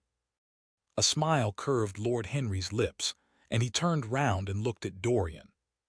"Are you better, my dear fellow?" he asked. "You seemed rather out of sorts at dinner." "I am quite well, Harry. I am tired, that is all." "You were charming last night. The little Duchess is quite devoted to you. She tells me she is going down to Selby. She has promised to come on the 20th. Is Monmouth to be there too?" "Oh, yes, Harry. He bores me dreadfully, almost as much as he bores her. She is very clever, too clever for a woman. She lacks the indefinable charm of weakness. It is the feet of clay that make the gold of image precious. Her feet are very pretty, but they are not feet of clay, white porcelain feet, if you like. They have been through the fire, and what fire does not destroy it hardens. She has had experiences." "How long has she been married?" asked Dorian. "An eternity, she tells me. I believe, according to the peerage, it is 10 years, but 10 years with Monmouth must have been like eternity, with time thrown in. Who else is coming?" "Oh, the Willoughbys, Lord Rugby and his wife, our hostess, Geoffrey Clouston, the usual set. I have asked Lord Grottrian." "I like him," said Lord Henry. "A great many people don't, but I find him charming. He atones for being occasionally somewhat overdressed by being always absolutely over-educated. He is a very modern type." "I don't know if he will be able to come, Harry. He may have to go to Monte Carlo with his father." "Ah, what a nuisance people's people are. Try and make him come. By the way, Dorian, you ran off very early last night. You left before 11. What did you do afterward? Did you go straight home?" Dorian glanced at him hurriedly and frowned. "No, Harry," he said at last. "I did not get home till nearly 3. Did you go to the club?" "Yes," he answered. Then he bit his lip. "No, I don't mean that. I didn't go to the club. I walked about. I forget what I did." "How inquisitive you are, Harry. You always want to know what one has been doing. I always want to forget what I have been doing. I came in at 2:30, if you wish to know the exact time.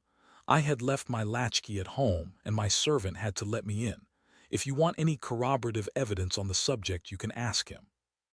Lord Henry shrugged his shoulders. "My dear fellow, as if I cared. Let us go up to the drawing-room.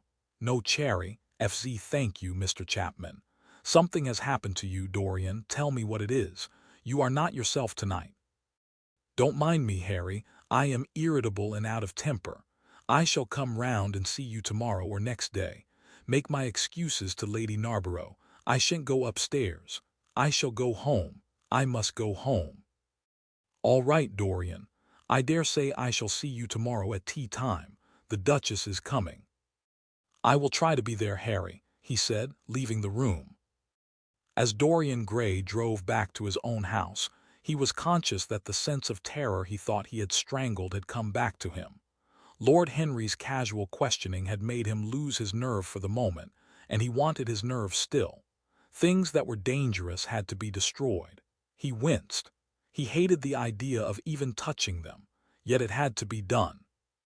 He realized that, and when he had locked the door of his library, he opened the secret press into which he had thrust Basil Hallward's coat and bag. A huge fire was blazing. He piled another log on it. The smell of the singeing clothes and burning leather was horrible. It took him 3/4 of an hour to consume everything. At the end he felt faint and sick, and having lit some Algerian pastelesca in a pierced copper BR. Azier, he bathed his hands and forehead with a cool, musk-scented vinegar. Suddenly he started. His eyes grew strangely bright, and he gnawed nervously at his underlip. Between two of the windows stood a large Florentine cabinet made out of ebony and inlaid with ivory and blue lapis. He watched it as though it were a thing that could fascinate and make afraid, as though it held something that he longed for and yet almost loathed. His breath quickened. A mad craving came over him. He lit a cigarette and then threw it away. His eyelids drooped till the long, fringed lashes almost touched his cheek, but he still watched the cabinet. At last he got up from the sofa on which he had been lying, went over to it, and, having unlocked it, touched some hidden spring. A triangular drawer passed slowly out. His fingers moved instinctively toward it, dipped in, and closed on something. It was a small Chinese box of black and gold dust lacquer, elaborately wrought, the sides patterned with curved waves, and the silken cords hung with round crystals and tasseled with plated metal threads. He opened it. Inside was a green paste, GB waxy in luster, the odor curiously heavy and persistent. He hesitated for some moments with a strangely immobile smile upon his face. Then, shivering, though the atmosphere of the room was terribly hot, he drew himself up and glanced at the clock. It was 20 minutes to 12. He put the box back, shutting the cabinet doors as he did so, and went into his bedroom. As midnight was striking bronze blows upon the dusky air, Dorian Gray, dressed commonly, and with a muffler wrapped around his throat, crept quietly out of his house. In Bond Street he found a hansom with a good horse. He hailed it, and in a low voice gave the driver an address. The man shook his head. "It is too far for me," he muttered. "Here is a sovereign for you," said Dorian. "You will have another if you drive fast." "All right, sir," answered the man. "You will be there in an hour." And after his fare got in, he turned his horse round and drove rapidly toward the river. Chapter 16. A cold rain began to fall, and the blurred street lamps looked ghastly in the dripping mist. The public houses were just closing, and dim men and women were clustering in broken groups round their doors. From some of the bars came the sound of horrible laughter. In others, drunkards brawled and screamed. Lying back in the hansom, with his hat pulled over his forehead, Dorian Gray watched with listless eyes the sordid shame of the great city, and now and then he repeated to himself the words that Lord Henry had said to him on the first day they had met: to cure the soul by means of the senses, and the senses by means of the soul. Yes, that was the secret. He had often tried it and would try it again now. There were opium dens, where one could buy oblivion, dens of horror, where the memory of old sins could be destroyed by the madness of sins that were new. The moon hung low in the sky, like a yellow skull. From time to time, a huge misshapen cloud stretched a long arm across and hid it. The gas lamps grew fewer and the streets more narrow and gloomy. Once the man lost his way and had to drive back half a mile. A steam rose from the horse as it splashed up the puddles. The side windows of the hansom were clogged with a gray flannel mist. To cure the soul by means of the senses, and the senses by means of the soul. How the words rang in his ears. His soul, certainly, was sick to death. Was it true that the senses could cure it? Innocent blood had been spilt. What could atone for that? Ah, for that there was no atonement. But though forgiveness was impossible, forgetfulness was possible still, and he was determined to forget, to stamp the thing out, to crush it as one would crush the adder that had stung one. Indeed, what right had Basil to have spoken to him as he had done? Who had made him a judge over others? He had said things that were dreadful, horrible, not to be endured. On and on plodded the hansom, going slower, it seemed to him, at each step. He thrust up the trap, GC, and called to the man to drive faster. The hideous hunger for opium began to gnaw at him. His throat burned and his delicate hands twitched nervously together. He struck at the horse madly with his stick. The driver laughed and whipped up. He laughed in answer, and the man was silent. The way seemed interminable, and the streets like the black web of some sprawling spider. The monotony became unbearable, and, as the mist thickened, he felt afraid. Then they passed by lonely brick fields. The fog was lighter here, and he could see the strange, bottle-shaped kilns, with their orange fan-like tongues of fire. A dog barked as they went by, and far away in the darkness some wandering seagull screamed. The horse stumbled in a rut, then swerved aside and broke into a gallop. After some time they left the clay road and rattled again over rough-paven streets. Most of the windows were dark, but now and then fantastic shadows were silhouetted against some lamplit blind. He watched them curiously. They moved like monstrous marionettes and made gestures like live things. He hated them. A dull rage was in his heart. As they turned a corner, a woman yelled something at them from an open door, and two men ran after the hansom for about 100 yards. The driver beat at them with his whip. It is said that passion makes one think in a circle. Certainly, with hideous iteration, the bitten lips of Dorian Gray shaped and reshaped those subtle words that dealt with soul and sense, till he had found in them the full expression, as it were, of his mood, and justified, by intellectual approval, passions that without such justification would still have dominated his temper. From cell to cell of his brain crept the one thought, and the wild desire to live, most terrible of all man's appetites, quickened into force each trembling nerve and fiber. Ugliness that had once been hateful to him because it made things real, became dear to him now for that very reason. Ugliness was the one reality. The coarse brawl, the loathsome den, the crude violence of disordered life, the very vileness of thief and outcast, were more vivid in their intense actuality of impression than all the gracious shapes of art, the dreamy shadows of song. They were what he needed for forgetfulness. In 3 days he would be free. Suddenly the man drew up with a jerk at the top of a dark lane. Over the low roofs and jagged chimney stacks of the houses rose the black masts of ships. Wreaths of white mist clung like ghostly sails to the yards. "Somewhere about here, sir, ain't it?" he asked huskily through the trap. Dorian started and peered round. "This will do, GD," he answered, and, having got out hastily and given the driver the extra fare he had promised him, he walked quickly in the direction of the quay. Here and there a lantern gleamed at the stern of some huge merchantman. The light shook and splintered in the puddles. A red glare came from an outward-bound steamer that was coaling. The slimy pavement looked like a wet Macintosh. He hurried on toward the left, glancing back now and then to see if he was being followed. In about 7 or 8 minutes he reached a small, shabby house that was wedged in between two gaunt factories. In one of the top windows stood a lamp. He stopped and gave a peculiar knock. After a little time he heard steps in the passage and the chain being unhooked. The door opened quietly, and he went in without saying a word to the squat, misshapen figure that flattened itself into the shadow as he passed. At the end of the hall hung a tattered green curtain that swayed and shook in the gusty wind which had followed him in from the street. He dragged it aside and entered a long, low room, which looked as if it had once been a third-rate dancing saloon. Shrill flaring gas jets, dulled and distorted in the fly-blown mirrors that faced them, were ranged round the walls. Greasy reflectors of ribbed tin backed them, making quivering discs of light. The floor was covered with ochre-colored sawdust, trampled here and there into mud, and stained with dark rings of spy. LT liquor. Some Malays were crouching by a little charcoal stove playing with bone counters and showing their white teeth as they chattered.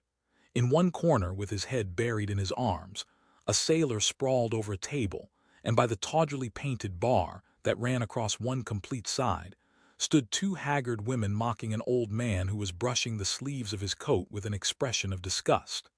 "He thinks he's got red ants on him," laughed one of them, as Dorian passed by. The man looked at her in terror and began to whimper. At the end of the room there was a little staircase, leading to a darkened chamber. As Dorian hurried up its 3 rickety steps, the heavy odor of opium met him. He heaved a deep breath, and his nostrils quivered with pleasure. When he entered, a young man with smooth yellow hair, who was bending over a lamp lighting a long, thin pipe, looked up at him and nodded in a hesitating manner.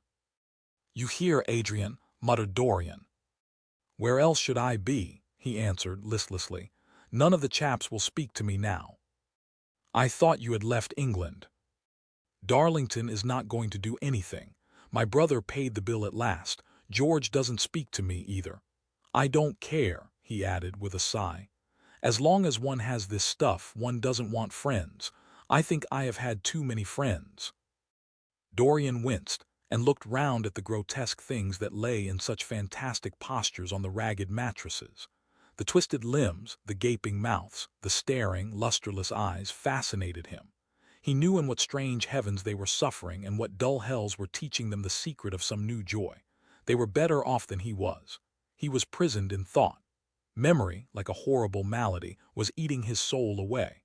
From time to time he seemed to see the eyes of Basil Hallward looking at him. Yet he felt he could not stay. The presence of Adrian Singleton troubled him. He wanted to be where no one would know who he was. He wanted to escape from himself. "I am going on to the other place," he said after a pause. "On the wharf?" "Yes. That mad cat is sure to be there. They won't have her in this place now." Dorian shrugged his shoulders. "I am sick of women who love one. Women who hate one are much more interesting. Besides, the stuff is better." "Much the same." "I like it better. Come and have something to drink. I must have something." "I don't want anything," murmured the young man. "Never mind." Adrian Singleton rose up wearily and followed Dorian to the bar. A half-caste, in a ragged turban and a shabby ulster, grinned a hideous greeting as he thrust a bottle of brandy and 2 tumblers in front of them. The women sidled up and began to chatter. Dorian turned his back on them and said something in a low voice to Adrian Singleton. A crooked smile, like a Malay crease, writhed across the face of one of the women. "We are very proud tonight," she sneered. "For God's sake, don't talk to me," cried Dorian, stamping his foot on the ground. "What do you want? Money? Here it is. Don't ever talk to me again." 2 red sparks flashed for a moment in the woman's sodden eyes, then flickered out and left them dull and glazed. She tossed her head and raked the coins off the counter with greedy fingers. Her companion watched her enviously. "It's no use," sighed Adrian Singleton. I don't care to go back. What does it matter? I am quite happy here. You will write to me if you want anything, won't you? Said Dorian after a pause. Perhaps. Good night, then. Good night, answered the young man, passing up the steps and wiping his parched mouth with a handkerchief.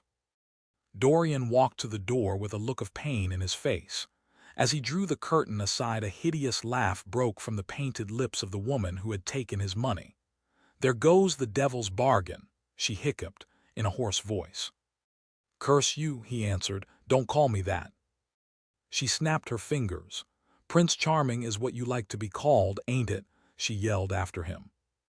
The drowsy sailor leaped to his feet as she spoke and looked wildly round. The sound of the shutting of the hall door fell on his ear. He rushed out, as if in pursuit. Dorian Gray hurried along the quay through the drizzling rain. His meeting with Adrian Singleton had strangely moved him, and he wondered if the ruin of the young life was really to be laid at his door, as Basil Hallward had said to him with such infamy of insult. He bit his lip, and for a few seconds his eyes grew sad. Yet, after all, what did it matter to him? One's days were too brief to take the burden of another's errors on one's shoulders. Each man lived his own life and paid his own price for living it. The only pity was one had to pay so often for a single fault. One had to pay over and over again, indeed. In her dealings with man, destiny never closed her accounts. There are moments, psychologists tell us, when the passion for sin, or for what the world calls sin, so dominates a nature that every fiber of the body, as every cell of the brain, seems to be instinct with fearful impulses. Men and women at such moments lose the freedom of their will. They move to their terrible end as automatons move. Choice is taken from them, and conscience is either killed, or, if it lives at all, lives but to give rebellion its fascination and disobedience its charm. For all sins, as theologians weary not of reminding us, are sins of disobedience. When that high spirit, that morning star of evil, fell from heaven, it was as a rebel that he fell. Callous, concentrated on evil, with stained mind and soul hungry for rebellion, Dorian Gray hastened on, quickening his step as he went. But as he darted aside into a dim archway that had served him often as a short cut to the ill-famed place where he was going, he felt himself suddenly seized from behind, and before he had time to defend himself he was thrust back against the wall, with a brutal hand round his throat. He struggled madly for life, and by a terrible effort wrenched the tightening fingers away. In a second he heard the click of a revolver, and saw the gleam of a polished barrel pointing straight at his head, and the dusky form of a short, thick-set man facing him. "What do you want?" he gasped. "Keep quiet," said the man. "If you stir, I shoot you." "You are mad. What have I done to you?" "You wrecked the life of Sybil Vane," was the answer, "and Sybil Vane was my sister. She killed herself. I know it. Her death is at your door. I swore I would kill you in return. For years I have sought you. I had no clue, no trace. The two people who could have described you were dead. I knew nothing of you but the pet name she used to call you. I heard it tonight by chance. Make your peace with God, for tonight you are going to die." Dorian Gray grew sick with fear. "I never knew her," he stammered. "I never heard of her. You are mad." "You had better confess your sin, for as sure as I am James Vane you are going to die." There was a horrible moment. Dorian did not know what to say or do. "Down on your knees," growled the man. "I give you 1 minute to make your peace, no more. I go on board tonight for India and I must do my job first. 1 minute, that's all." Dorian's arms fell to his side. Paralyzed with terror, he did not know what to do. Suddenly a wild hope flashed across his brain. "Stop!" he cried. "How long ago is it since your sister died? Quick, tell me." 18 years, said the man. "Why do you ask me? What do years matter?" 18 years, laughed Dorian Gray, with a touch of triumph in his voice. 18 years. Set me under the lamp and look at my face." James Vane hesitated for a moment, not understanding what was meant. Then he seized Dorian Gray and dragged him from the archway. Dim and wavering as was the wind-blown light, Yet it served to show him the hideous error, as it seemed, into which he had fallen. For the face of the man he had sought to kill had all the bloom of boyhood, all the unstained purity of youth. He seemed little more than a lad of 20 summers, hardly older, if older indeed at all, than his sister had been when they had parted so many years ago. It was obvious that this was not the man who had destroyed her life. He loosened his hold and reeled back. My God, he cried, and I would have murdered you." Dorian Gray drew a long breath. "You have been on the brink of committing a terrible crime, my man," he said, looking at him sternly. "Let this be a warning to you not to take vengeance into your own hands." "Forgive me, sir," muttered James Vane. "I was deceived. A chance word I had heard in that damned den set me on the wrong track." "You had better go home and put that pistol away, or you may get into trouble," said Dorian, turning on his heel and going slowly down the street. James Vane stood on the pavement in horror. He was trembling from head to foot. After a little while, a black shadow that had been creeping along the dripping wall moved out into the light and came close to him with stealthy footsteps. He felt a hand laid on his arm and looked round with a start. It was one of the women who had been drinking at the bar. "Why didn't you kill him?" she hissed out, putting her haggard face quite close to his. "I knew you were following him when you rushed out from Dolly's. You fool! You should have killed him. He has lots of money and he's as bad as bad." "He is not the man I'm looking for," he exclaimed. "And I want no man's money. I want a man's life. The man whose life I want must be nearly 40 now. This one is little more than a boy. Thank God, I have not got his blood upon my hands." The woman gave a bitter laugh. "Little more than a boy," she sneered. "Why, man, it's nigh on 18 years since Prince Charming made me what I am." "You lie," cried James Vane. She raised her hand up to heaven. "Before God I am telling the truth," she cried. "Before God. Strike me dumb if it ain't so. He is the worst one that comes here. They say he has sold himself to the devil for a pretty face. It's nigh on 18 years since I met him. He hasn't changed much since then. I have, though," she added, with a sickly leer. "You swear this?" "I swear it," came in a hoarse echo from her flat mouth. "But don't give me away to him," she whined. "I am afraid of him. Let me have some money for my night's lodging." He broke from her with an oath and rushed to the corner of the street, but Dorian Gray had disappeared. When he looked back, the woman had vanished also. Chapter 17. A week later, Dorian Gray was sitting in the conservatory at Selby Royal talking to the pretty Duchess of Monmouth, who with her husband, a jaded-looking man of 60, was among his guests. It was tea time, and the mellow light of the huge lace-covered lamp that stood on the table lit up the delicate china and hammered silver of the service at which the Duchess was presiding. Her white hands were moving daintily among the cups, and her full red lips were smiling at something that Dorian had whispered to her. Lord Henry was lying back in a silk-draped wicker chair looking at them. On a peach-colored divan sat Lady Narborough, pretending to listen to the Duke's description of the last Brazilian beetle that he had added to his collection. 3 young men in elaborate smoking suits were handing tea cakes to some of the women. The house party consisted of 12 people, and there were more expected to arrive on the next day. "What are you two talking about?" said Lord Henry, strolling over to the table and putting his cup down. "I hope Dorian has told you about my plan for rechristening everything, Gladys. It is a delightful idea." "But I don't want to be rechristened, Harry," rejoined the Duchess, looking up at him with her wonderful eyes. "I am quite satisfied with my own name, and I am sure Mr. Gray should be satisfied with his." "Dear Gladys, I would not alter either name for the world. They are both perfect. I was thinking chiefly of flowers. Yesterday I cut an orchid for my buttonhole. It was a marvelous spotted thing, as effective as the 7 deadly sins. In a thoughtless moment I asked one of my gardeners what it was called. He told me it was a fine specimen of Robinsoniana, or something dreadful of that kind. It is a sad truth, but we have lost the faculty of giving lovely names to things. Names are everything." I never quarrel with actions.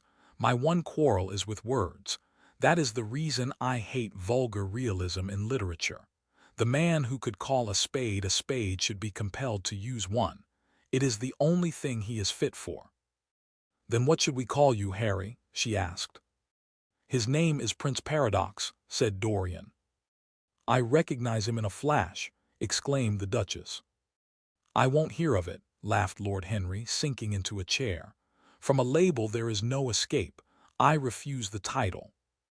"Royalties may not abdicate," fell as a warning from pretty lips. "You wish me to defend my throne, then?" "Yes. I give the truths of tomorrow." "I prefer the mistakes of today," she answered. "You disarm me, Gladys," he cried, catching the willfulness of her mood. "Of your shield, Harry, not of your spear." "I never tilt against beauty," he said with a wave of his hand. "That is your error, Harry, believe me. You value beauty far too much." "How can you say that?" "I admit that I think that it is better to be beautiful than to be good. But, on the other hand, no one is more ready than I am to acknowledge that it is better to be good than to be ugly." "Ugliness is one of the 7 deadly sins, then," cried the Duchess. "What becomes of your simile about the orchid?" "Ugliness is one of the 7 deadly virtues, Gladys. You, as a good Tory, must not underrate them. Beer, the Bible, and the 7 deadly virtues have made our England what she is." "You don't like your country, then?" she asked. "I live in it." "That you may censure it the better." "Would you have me take the verdict of Europe on it?" he inquired. "What do they say of us?" "That Tartuffe has emigrated to England and opened a shop." "Is that yours, Harry?" "I give it to you." "I could not use it, it is too true." "You need not be afraid. Our countrymen never recognize a description. They are practical. They are more cunning than practical. When they make up their ledger, they balance stupidity by wealth and vice by hypocrisy. Still, we have done great things. Great things have been thrust on us, Gladys. We have carried their burden. Only as far as the stock exchange." She shook her head. "I believe in the race," she cried. "It represents the survival of the pushing. It has development. Decay fascinates me more." "What of art?" she asked. "It is a malady. Love, an illusion. Religion, the fashionable substitute for belief." "You are a skeptic." "Never. Skepticism is the beginning of faith." "What are you?" "To define is to limit." "Give me a clue." "Thread snap. You would lose your way in the labyrinth." "You bewilder me. Let us talk of someone else." "Our host is a delightful topic. Years ago he was christened Prince Charming." "Ah, don't remind me of that," cried Dorian Gray. "Our host is rather horrid this evening," answered the Duchess, coloring. "I believe he thinks that Monmouth married me on purely scientific principles as the best specimen he could find of a modern butterfly." "Well, I hope he won't stick pins into you, Duchess," laughed Dorian. "Oh, my maid does that already, Mr. Gray, when she is annoyed with me." "And what does she get annoyed with you about, Duchess?" "For the most trivial things, Mr. Gray, I assure you. Usually because I come in at 10 minutes to 9 and tell her that I must be dressed by 8:30. How unreasonable of her. You should give her warning." "I daren't, Mr. Gray. Why, she invents hats for me. You remember the one I wore at Lady Hillstone's garden party? You don't, but it is nice of you to pretend that you do. Well, she made it out of nothing. All good hats are made out of nothing." "Like all good reputations, Gladys," interrupted Lord Henry. "Every effect that one produces gives one an enemy. To be popular one must be a mediocrity." "Not with women," said the Duchess, shaking her head. "And women rule the world. I assure you we can't bear mediocrities. We women, as someone says, love with our ears, just as you men love with your eyes, if you ever love at all." "It seems to me that we never do anything else," murmured Dorian. "Ah, then you never really love Mr. Gray," answered the Duchess with mock sadness. "My dear Gladys," cried Lord Henry, "how can you say that? Romance lives by repetition, and repetition converts an appetite into an art. Besides, each time that one loves is the only time one has ever loved. Difference of object does not alter singleness of passion. It merely intensifies it. We can have in life but one great experience at best, and the secret of life is to reproduce that experience as often as possible." "Even when one has been wounded by it, Harry?" asked the Duchess after a pause. "Especially when one has been wounded by it," answered Lord Henry. The Duchess turned and looked at Dorian Gray with a curious expression in her eyes. "What do you say to that, Mr. Gray?" she inquired. Dorian hesitated for a moment. Then he threw his head back and laughed. "I always agree with Harry, Duchess. Even when he is wrong." "Harry is never wrong, Duchess." "And does his philosophy make you happy?" "I have never searched for happiness. Who wants happiness? I have searched for pleasure." "And found it, Mr. Gray?" "Often, too often." The Duchess sighed. "I am searching for peace," she said, "and if I don't go and dress, I shall have none this evening." "Let me get you some orchids, Duchess," cried Dorian, starting to his feet and walking down the conservatory. "You are flirting disgracefully with him," said Lord Henry to his cousin. "You had better take care. He is very fascinating. If he were not, there would be no battle." "Greek meets Greek, then." "I am on the side of the Trojans. They fought for a woman. They were defeated." "There are worse things than capture," she answered. "You gallop with a loose rein." "Pace gives life," was the riposte. G.G. "I shall write it in my diary tonight." "What?" "That a burnt child loves the fire. I am not even singed. My wings are untouched. You use them for everything except flight. Courage has passed from men to women. It is a new experience for us. You have a rival." "Who?" He laughed. "Lady Narborough," he whispered. "She perfectly adores him." "You fill me with apprehension. The appeal to antiquity is fatal to us who are romanticists." "Romanticists, you have all the methods of science. Men have educated us, but not explained you. Describe us as a sex," was her challenge. "Sphinxes without secrets." She looked at him, smiling. "How long Mr. Gray is," she said. "Let us go and help him. I have not yet told him the color of my frock." "Ah, you must suit your frock to his flowers, Gladys." "That would be a premature surrender. Romantic art begins with its climax. I must keep an opportunity for retreat." "In the Parthian manner, G.H. They found safety in the desert. I could not do that." "Women are not always allowed a choice," he answered. But hardly had he finished the sentence before from the far end of the conservatory came a stifled groan, followed by the dull sound of a heavy fall. Everybody started up. The Duchess stood motionless in horror, and with fear in his eyes Lord Henry rushed through the flapping palms, to find Dorian Gray lying face downward on the tiled floor in a death-like swoon. He was carried at once into the blue drawing-room and laid upon one of the sofas.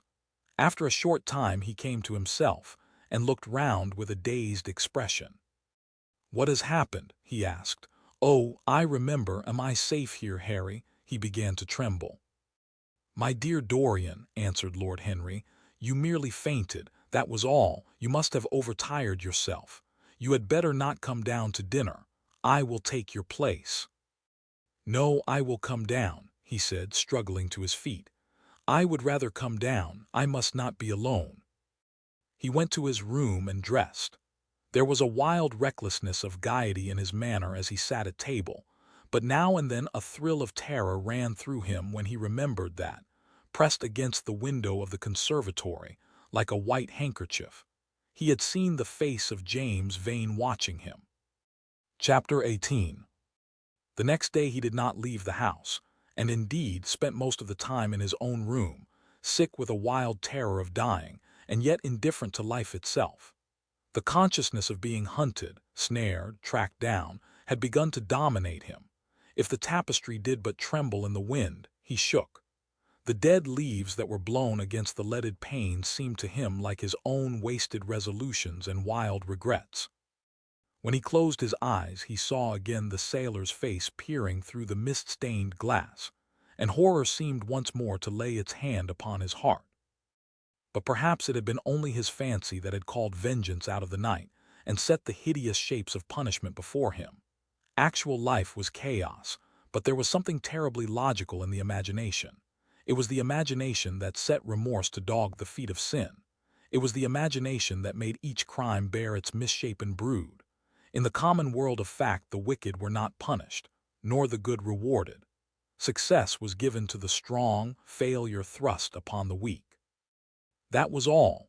Besides, had any stranger been prowling round the house, he would have been seen by the servants or the keepers. Had any footmarks been found on the flower beds, the gardeners would have reported it. Yes, it had been merely fancy. Sybil Vane's brother had not come back to kill him. He had sailed away in his ship to founder in some winter sea. From him, at any rate, he was safe. Why, the man did not know who he was, could not know who he was. The mask of youth had saved him. And yet if it had been merely an illusion, how terrible it was to think that conscience could raise such fearful phantoms, and give them visible form, and make them move before one. What sort of life would his be if, day and night, shadows of his crime were to peer at him from silent corners, to mock him from secret places, to whisper in his ear as he sat at the feast, to wake him with icy fingers as he lay asleep? As the thought crept through his brain, he grew pale with terror, and the air seemed to him to have become suddenly colder. Oh, in what a wild hour of madness he had killed his friend! How ghastly the mere memory of the scene! He saw it all again. Each hideous detail came back to him with added horror. Out of the black cave of time, terrible and swathed in scar, rose the image of his sin. When Lord Henry came in at 6 o'clock, he found him crying as one whose heart would break. It was not till the third day that he ventured to go out. There was something in the clear, pine-scented air of that winter morning that seemed to bring him back his joyousness and his ardor for life. But it was not merely the physical conditions of environment that had caused the change. His own nature had revolted against the excessive anguish that had sought to maim and mar the perfection of its calm. With subtle and finely wrought temperaments, it is always so.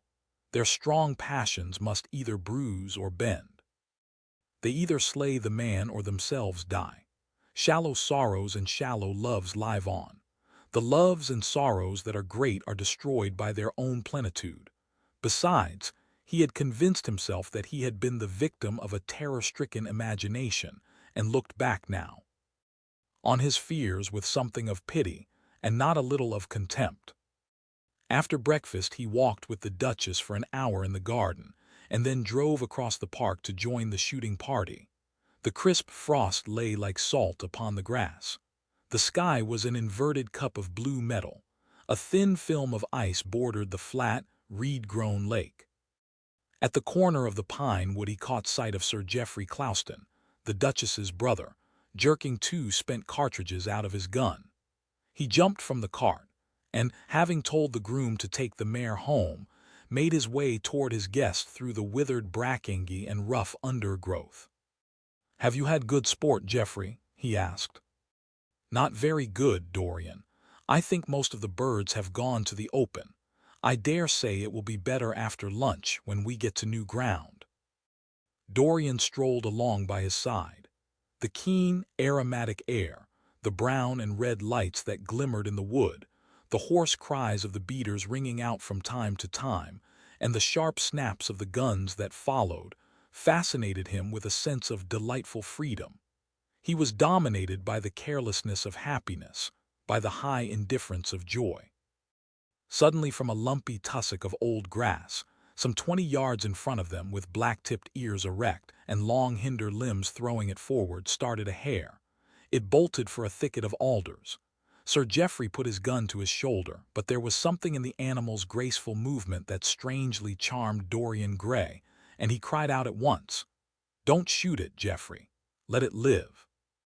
"What nonsense, Dorian," laughed his companion, and as the hare bounded into the thicket he fired. There were two cries heard, the one cry of a hare in pain, which is dreadful, the cry of a man in agony, which is worse.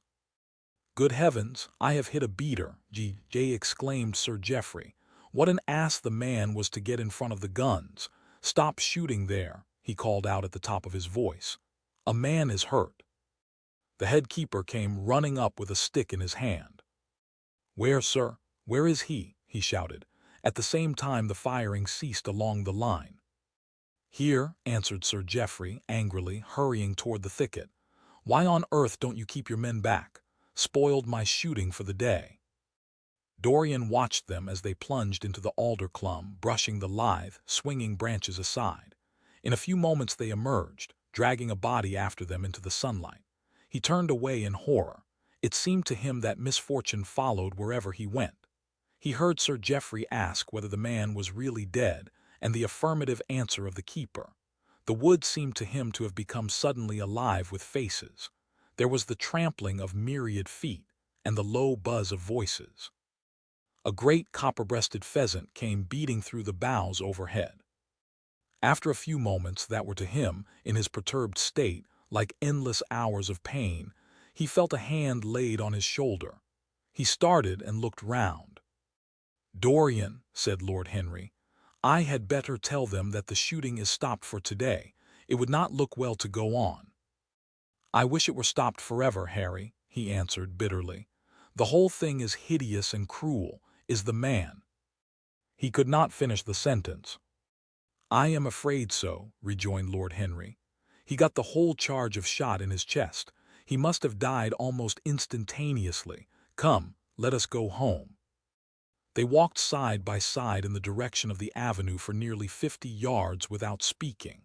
Then Dorian looked at Lord Henry and said, with a heavy sigh, "It is a bad omen, Harry, a very bad omen." "What is?" asked Lord Henry. "Oh, this accident, I suppose, my dear fellow, it can't be helped. It was the man's own fault. Why did he get in front of the guns? Besides, it is nothing to us. It is rather awkward for Geoffrey, of course. It does not do to pepper beaters. It makes people think that one is a wild shot, and Geoffrey is not. He shoots very straight. But there is no use talking about the matter." Dorian shook his head. "It is a bad omen, Harry. I feel as if something horrible were going to happen to some of us. To myself, perhaps," he added, passing his hand over his eyes with a gesture of pain. The elder man laughed. "The only horrible thing in the world is ennui, Dorian. That is the one sin for which there is no forgiveness. But we are not likely to suffer from it unless these fellows keep chattering about this thing at dinner. I must tell them that the subject is to be tabooed. As for omens, there is no such thing as an omen. Destiny does not send us heralds. She is too wise or too cruel for that. Besides, what on earth could happen to you, Dorian? You have everything in the world that a man can want. There is no one who would not be delighted to change places with you." "There is no one with whom I would not change places, Harry. Don't laugh like that. I am telling you the truth. The wretched peasant who has just died is better off than I am. I have no terror of death. It is the coming of death that terrifies me. Its monstrous wings seem to wheel in the leaden air around me. Good heavens! Don't you see a man moving behind the trees there, watching me, waiting for me?"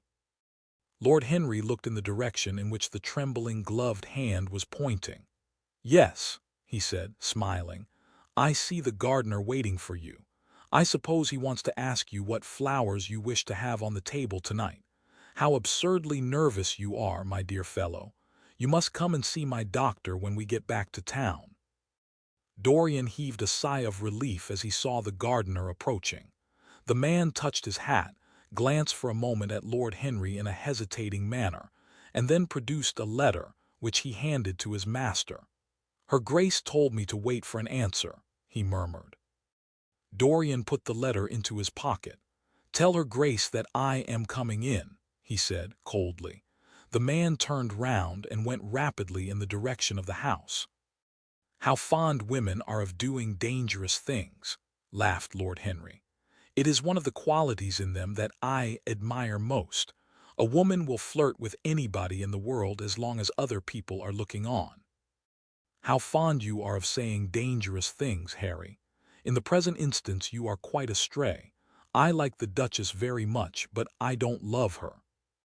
And the Duchess loves you very much, but she likes you less, so you are excellently matched. You are talking scandal, Harry, and there is never any basis for scandal. The basis of every scandal is an immoral certainty, said Lord Henry, lighting a cigarette. You would sacrifice anybody, Harry, for the sake of an epigram.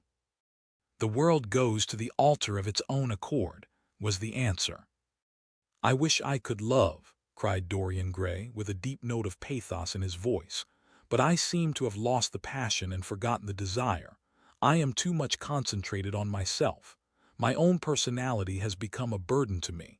I want to escape, to go away, to forget. It was silly of me to come down here at all. I think I shall send a wire to Harvey to have the yacht got ready. On a yacht one is safe. Safe from what, Dorian?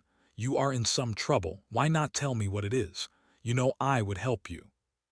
I can't tell you, Harry, he answered sadly, and I dare say it is only a fancy of mine.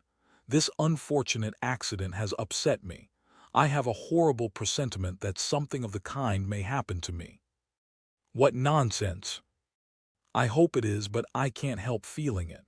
Ah, here is the Duchess, looking like Artemis in a tailor-made gown. You see we have come back, Duchess. I have heard all about it, Mr. Gray, she answered. Poor Geoffrey is terribly upset, and it seems that you asked him not to shoot the hare. How curious. Yes, it was very curious. I don't know what made me say it. Some whim, I suppose. It looked the loveliest of little live things. But I am sorry they told you about the man. It is a hideous subject. It is an annoying subject, broke in Lord Henry. It has no psychological value at all. Now, if Geoffrey had done the thing on purpose, how interesting he would be. I should like to know someone who had committed a real murder. How horrid of you, Harry, cried the Duchess. Isn't it, Mr. Gray? Harry, Mr. Gray is ill again. He is going to faint. Dorian drew himself up with an effort and smiled. It is nothing, Duchess, he murmured. My nerves are dreadfully out of order, that is all. I am afraid I walked too far this morning. I didn't hear what Harry said. Was it very bad? You must tell me some other time. I think I must go and lie down. You will excuse me, won't you? They had reached the great flight of steps that led from the conservatory on to the terrace. As the glass door closed behind Dorian, Lord Henry turned and looked at the Duchess with his slumberous eyes. Are you very much in love with him? He asked. She did not answer for some time, but stood gazing at the landscape. I wish I knew, she said at last. He shook his head. Knowledge would be fatal. It is the uncertainty that charms one. A mist makes things wonderful. One may lose one's way. All ways end at the same point, my dear Gladys. What is that? Disillusion. It was my debut in life, she sighed. It came to you crowned. I am tired of strawberry leaves, GL. They become you. Only in public. You would miss them, said Lord Henry. I will not part with a petal. Monmouth has ears. Old age is dull of hearing. Has he never been jealous? I wish he had been. He glanced about as if in search of something. What are you looking for? She inquired. The button from your foil, he answered. You have dropped it, GM. She laughed. I have still the mask. It makes your eyes lovelier, was his reply. She laughed again. Her teeth showed like white seeds in a scarlet fruit. Upstairs, in his own room, Dorian Gray was lying on a sofa, with terror in every tingling fiber of his body. Life had suddenly become too hideous a burden for him to bear. The dreadful death of the unlucky beater, shot in the thicket like a wild animal, had seemed to him to prefigure death for himself also. He had nearly swooned at what Lord Henry had said in a chance mood of cynical jesting. At 5 o'clock he rang his bell for his servant and gave him orders to pack his things for the night express to town, and to have the brougham at the door by 8:30. He was determined not to sleep another night at Selby Royal. It was an ill-omened place. Death walked there in the sunlight. The grass of the forest had been spotted with blood. Then he wrote a note to Lord Henry, telling him that he was going up to town to consult his doctor and asking him to entertain his guests in his absence. As he was putting it into the envelope, a knock came to the door, and his valet informed him that the head keeper wished to see him. He frowned and bit his lip.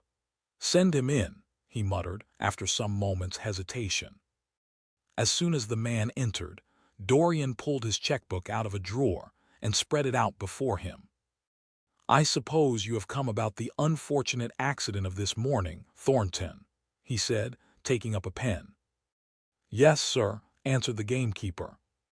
"Was the poor fellow married? Had he any people dependent on him?" asked Dorian, looking bored. "If so, I should not like them to be left in want, and will send them any sum of money you may think necessary."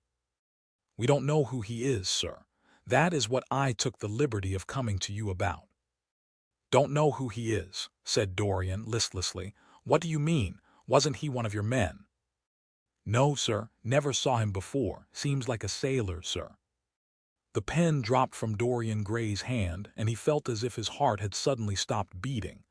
"A sailor!" he cried out. "Did you say a sailor?" "Yes, sir.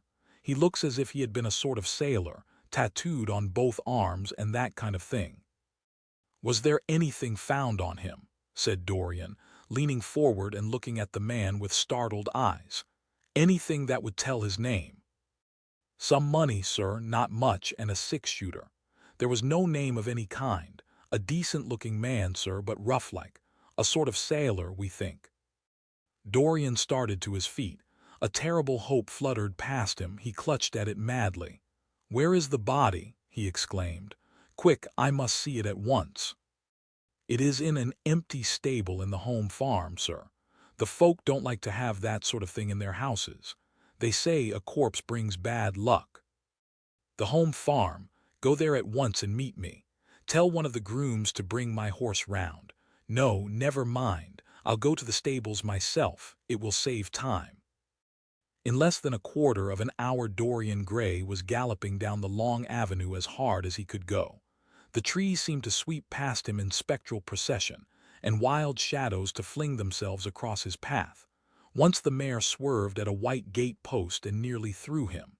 He lashed her across the neck with his crop. She cleft the dusky air like an arrow. The stones flew from her hoofs. At last he reached the home farm. Two men were loitering in the yard. He leaped from the saddle and threw the reins to one of them. In the farthest stable a light was glimmering. Something seemed to tell him that the body was there, and he hurried to the door and put his hand upon the latch. There he paused for a moment, feeling that he was on the brink of a discovery that would either make or mar his life. Then he thrust the door open and entered. On a heap of sacking in the far corner was lying the dead body of a man dressed in a coarse shirt and a pair of blue trousers. A spotted handkerchief had been placed over the face. A coarse candle, stuck in a bottle, sputtered beside it. Dorian Gray shuddered. He felt that his could not be the hand to take the handkerchief away, and called out to one of the farm servants to come to him. "Take that thing off the face. I wish to see it," he said, clutching at the doorpost for support. When the farm servant had done so, he stepped forward. A cry of joy broke from his lips. The man who had been shot in the thicket was James Vane. He stood there for some minutes, looking at the dead body. As he rode home, his eyes were full of tears, for he knew he was safe. Chapter 19. "There is no use your telling me that you are going to be good," cried Lord Henry, dipping his white fingers into a red copper bowl filled with rose water. "You are quite perfect. Pray, don't change." Dorian Gray shook his head. "No, Harry, I have done too many dreadful things in my life. I am not going to do any more. I began my good actions yesterday." "Where were you yesterday?" "In the country, Harry. I was staying at a little inn by myself." "My dear boy," said Lord Henry, smiling, "anybody can be good in the country. There are no temptations there. That is the reason why people who live out of town are so absolutely uncivilized. Civilization is not, by any means, an easy thing to attain to. There are only two ways by which men can reach it.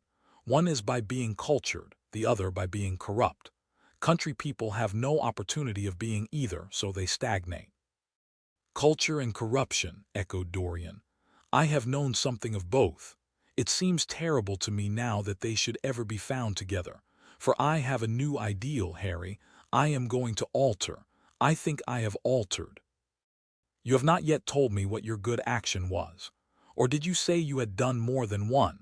Asked his companion, as he spilt into his plate a little crimson pyramid of seeded strawberries, and threw a perforated, shell-shaped spoon snowed white sugar upon them. I can tell you, Harry, it is not a story I could tell to anyone else. I spared somebody. It sounds vain, but you understand what I mean. She was quite beautiful and wonderfully like Sybil Vane. I think it was that which first attracted me to her. You remember Sybil, don't you? How long ago that seems. Well, Hetty was not one of our own class, of course. She was simply a girl in a village, but I really loved her. I am quite sure that I loved her. All during this wonderful May that we have been having, I used to run down and see her 2 or 3 times a week. Yesterday she met me in a little orchard. The apple blossoms kept tumbling down on her hair, and she was laughing. We were to have gone away together this morning at dawn. Suddenly, I determined to leave her as flower-like as I had found her. I should think the novelty of the emotion must have given you a thrill of real pleasure, Dorian, interrupted Lord Henry. But I can finish your idyll for you. You gave her good advice and broke her heart. That was the beginning of your reformation. Harry, you are horrible. You mustn't say these dreadful things. Hetty's heart is not broken. Of course, she cried and all that, but there is no disgrace upon her. She can live, like Perdita, in her garden of mint and marigold. And weep over a faithless Florizel, said Lord Henry, laughing, as he leaned back in his chair. My dear Dorian, you have the most curiously boyish moods. Do you think this girl will ever be really contented now with anyone of her own rank? I suppose she will be married some day to a rough carter or a grinning ploughman. Well, the fact of having met you and loved you will teach her to despise her husband, and she will be wretched. From a moral point of view, I cannot say that I think much of your great renunciation. Even as a beginning, it is poor. Besides, how do you know that Hetty isn't floating at the present moment in some starlit mill pond, with lovely water lilies round her like Ophelia? I can't bear this, Harry. You mock at everything and then suggest the most serious tragedies. I am sorry I told you now. I don't care what you say to me. I know I was right in acting as I did. Poor Hetty. As I rode past the farm this morning, I saw her white face at the window like a spray of jasmine. Don't let me talk about it any more, and don't try to persuade me that the first good action I have done for years, the first little bit of self-sacrifice I have ever known, is really a sort of sin. I want to be better. I am going to be better. Tell me something about yourself. What is going on in town? I have not been to the club for days. The people are still discussing poor Basil's disappearance. I should have thought they had got tired of that by this time, said Dorian, pouring himself out some wine and frowning slightly. My dear boy, they have only been talking about it for 6 weeks, and the British public are really not equal to the mental strain of having more than one topic every 3 months. They have been very fortunate lately, however. They have had my own divorce case and Alan Campbell's suicide. Now they have got the mysterious disappearance of an artist. Scotland Yard still insists that the man in the grey ulster who left for Paris by the midnight train on the 9th of November was poor Basil, and the French police declare that Basil never arrived in Paris at all. I suppose in about a fortnight we shall be told that he has been seen in San Francisco 29. It is an odd thing, but everyone who disappears is said to be seen at San Francisco. It must be a delightful city, and possess all the action of the next world. What do you think has happened to Basil? Asked Dorian, holding up his Burgundy against the light, and wondering how it was that he could discuss the matter so calmly. I have not the slightest idea. If Basil chooses to hide himself, it is no business of mine. If he is dead, I don't want to think about him. Death is the only thing that ever terrifies me. I hate it." "Why?" said the younger man wearily. "Because," said Lord Henry, passing beneath his nostrils the gilt trellis of an open vinaigrette box-go, "one can survive everything nowadays except that. Death and vulgarity are the only two facts in the 19th century that one cannot explain away. Let us have our coffee in the music-room, Dorian. You must play Chopin to me. The man with whom my wife ran away played Chopin exquisitely. Poor Victoria. I was very fond of her. The house is rather lonely without her. Of course, married life is merely a habit, a bad habit. But then one regrets the loss even of one's worst habits. Perhaps one regrets them the most. They are such an essential part of one's personality." Dorian said nothing but rose from the table and, passing into the next room, sat down to the piano and let his fingers stray across the white and black ivory of the keys. After the coffee had been brought in, he stopped, and looking over at Lord Henry said, "Harry, did it ever occur to you that Basil was murdered?" Lord Henry yawned. Basil was very popular and always wore a Waterbury watch. Why should he have been murdered? He was not clever enough to have enemies. Of course, he had a wonderful genius for painting, but a man can paint like Velasquez, and yet be as dull as possible. Basil was really rather dull. He only interested me once, and that was when he told me, years ago, that he had a wild adoration for you, and that you were the dominant motive of his art. "I was very fond of Basil," said Dorian, with a note of sadness in his voice. "But don't people say that he was murdered?" "Oh, some of the papers do. It does not seem to me to be at all probable. I know there are dreadful places in Paris, but Basil was not the sort of man to have gone to them. He had no curiosity. It was his chief defect." "What would you say, Harry, if I told you that I had murdered Basil?" said the younger man. He watched him intently after he had spoken. "I would say, my dear fellow, that you were posing for a character that doesn't suit you. All crime is vulgar, just as all vulgarity is crime. It is not in you, Dorian, to commit a murder. I am sorry if I hurt your vanity by saying so, but I assure you it is true. Crime belongs exclusively to the lower orders. I don't blame them in the smallest degree. I should fancy that crime was to them what art is to us, simply a method of procuring extraordinary sensations." "A method of procuring sensations. Do you think, then, that a man who has once committed a murder could possibly do the same crime again? Don't tell me that." "Oh, anything becomes a pleasure if one does it too often," cried Lord Henry, laughing. "That is one of the most important secrets of life. I should fancy, however, that murder is always a mistake. One should never do anything that one cannot talk about after dinner, but let us pass from poor Basil.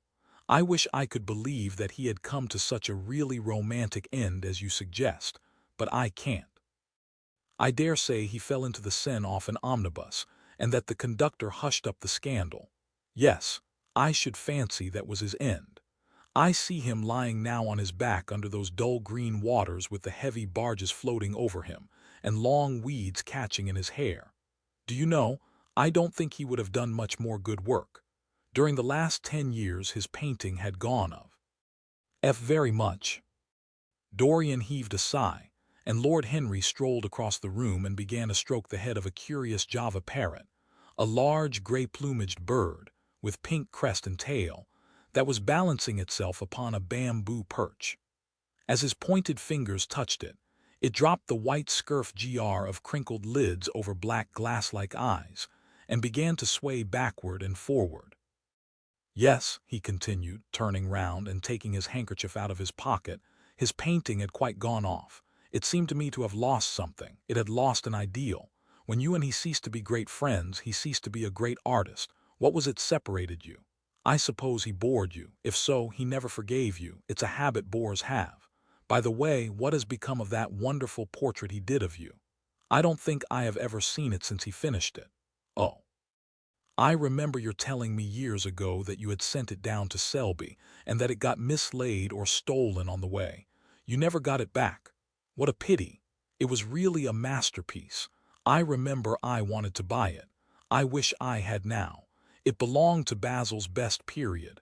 Since then his work was that curious mixture of bad painting and good intentions that always entitles a man to be called a representative British artist.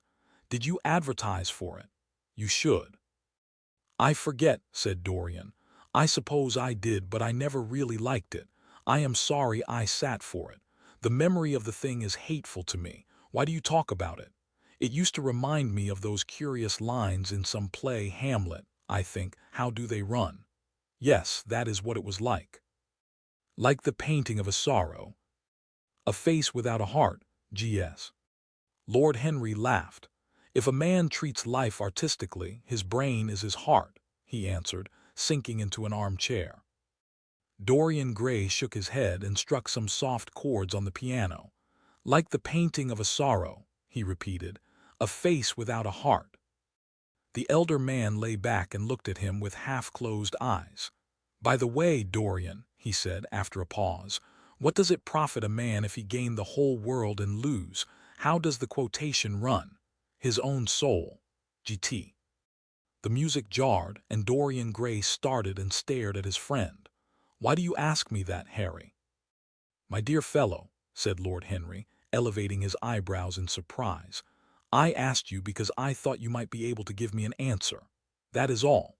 I was going through the park last Sunday, and close by the Marble Arch there stood a little crowd of shabby-looking people listening to some vulgar street preacher.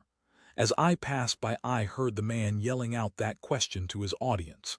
It struck me as being rather dramatic. London is very rich in curious effects of that kind. A wet Sunday, an uncouth Christian in a mackintosh, a ring of sickly white faces under a broken roof of dripping umbrellas, and a wonderful phrase flung into the air by shrill, hysterical lips. It was really very good in its way, quite a suggestion. I thought of telling the prophet that art had a soul, but that man had not. I am afraid, however, he would not have understood me. Don't, Harry. The soul is a terrible reality. It can be bought and sold and bartered away. It can be poisoned or made perfect. There is a soul in each one of us. I know it. Do you feel quite sure of that, Dorian? Quite sure. Ah, then it must be an illusion. The things one feels absolutely certain about are never true. That is the fatality of faith and the lesson of romance. How grave you are. Don't be so serious. What have you or I to do with the superstitions of our age? No, we have given up our belief in the soul. Play me something.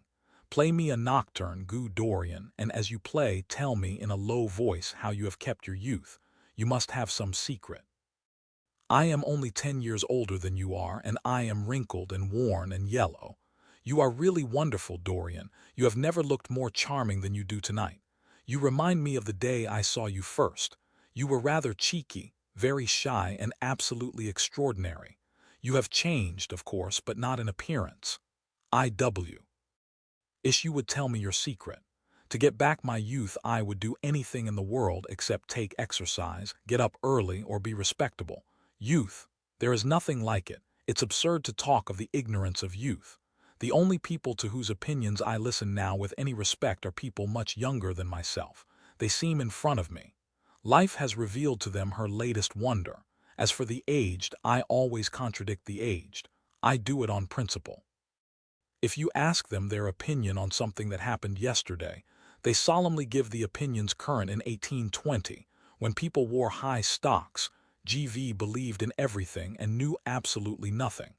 How lovely that thing you are playing is. I wonder did Chopin write it at Majorca, with the sea weeping round the villa, and the salt spray dashing against the panes. It is marvelously romantic. What a blessing it is that there is one art left to us that is not imitative. Don't stop. I want music tonight. It seems to me that you are the young Apollo and that I am Marciasqua listening to you. I have sorrows, Dorian, of my own that even you know nothing of. The tragedy of old age is not that one is old, but that one is young. I am amazed sometimes at my own sincerity. Ah, Dorian, how happy you are. What an exquisite life you have had. You have drunk deeply of everything. You have crushed the grapes against your palate. 30 nothing has been hidden from you. and it has all been to you no more than the sound of music. GX, it has not marred you. You are still the same. I am not the same, Harry. Yes, you are the same. I wonder what the rest of your life will be. Don't spoil it by renunciations. At present you are a perfect type.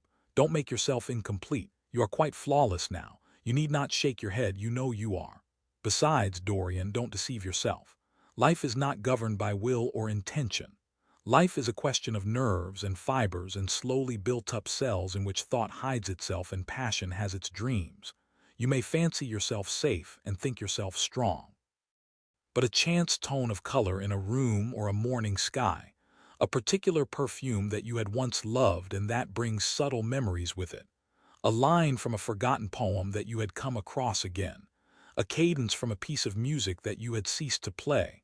I tell you, Dorian, that it is on things like these that our lives depend. Browning writes about that somewhere, 31, but our own senses will imagine them for us.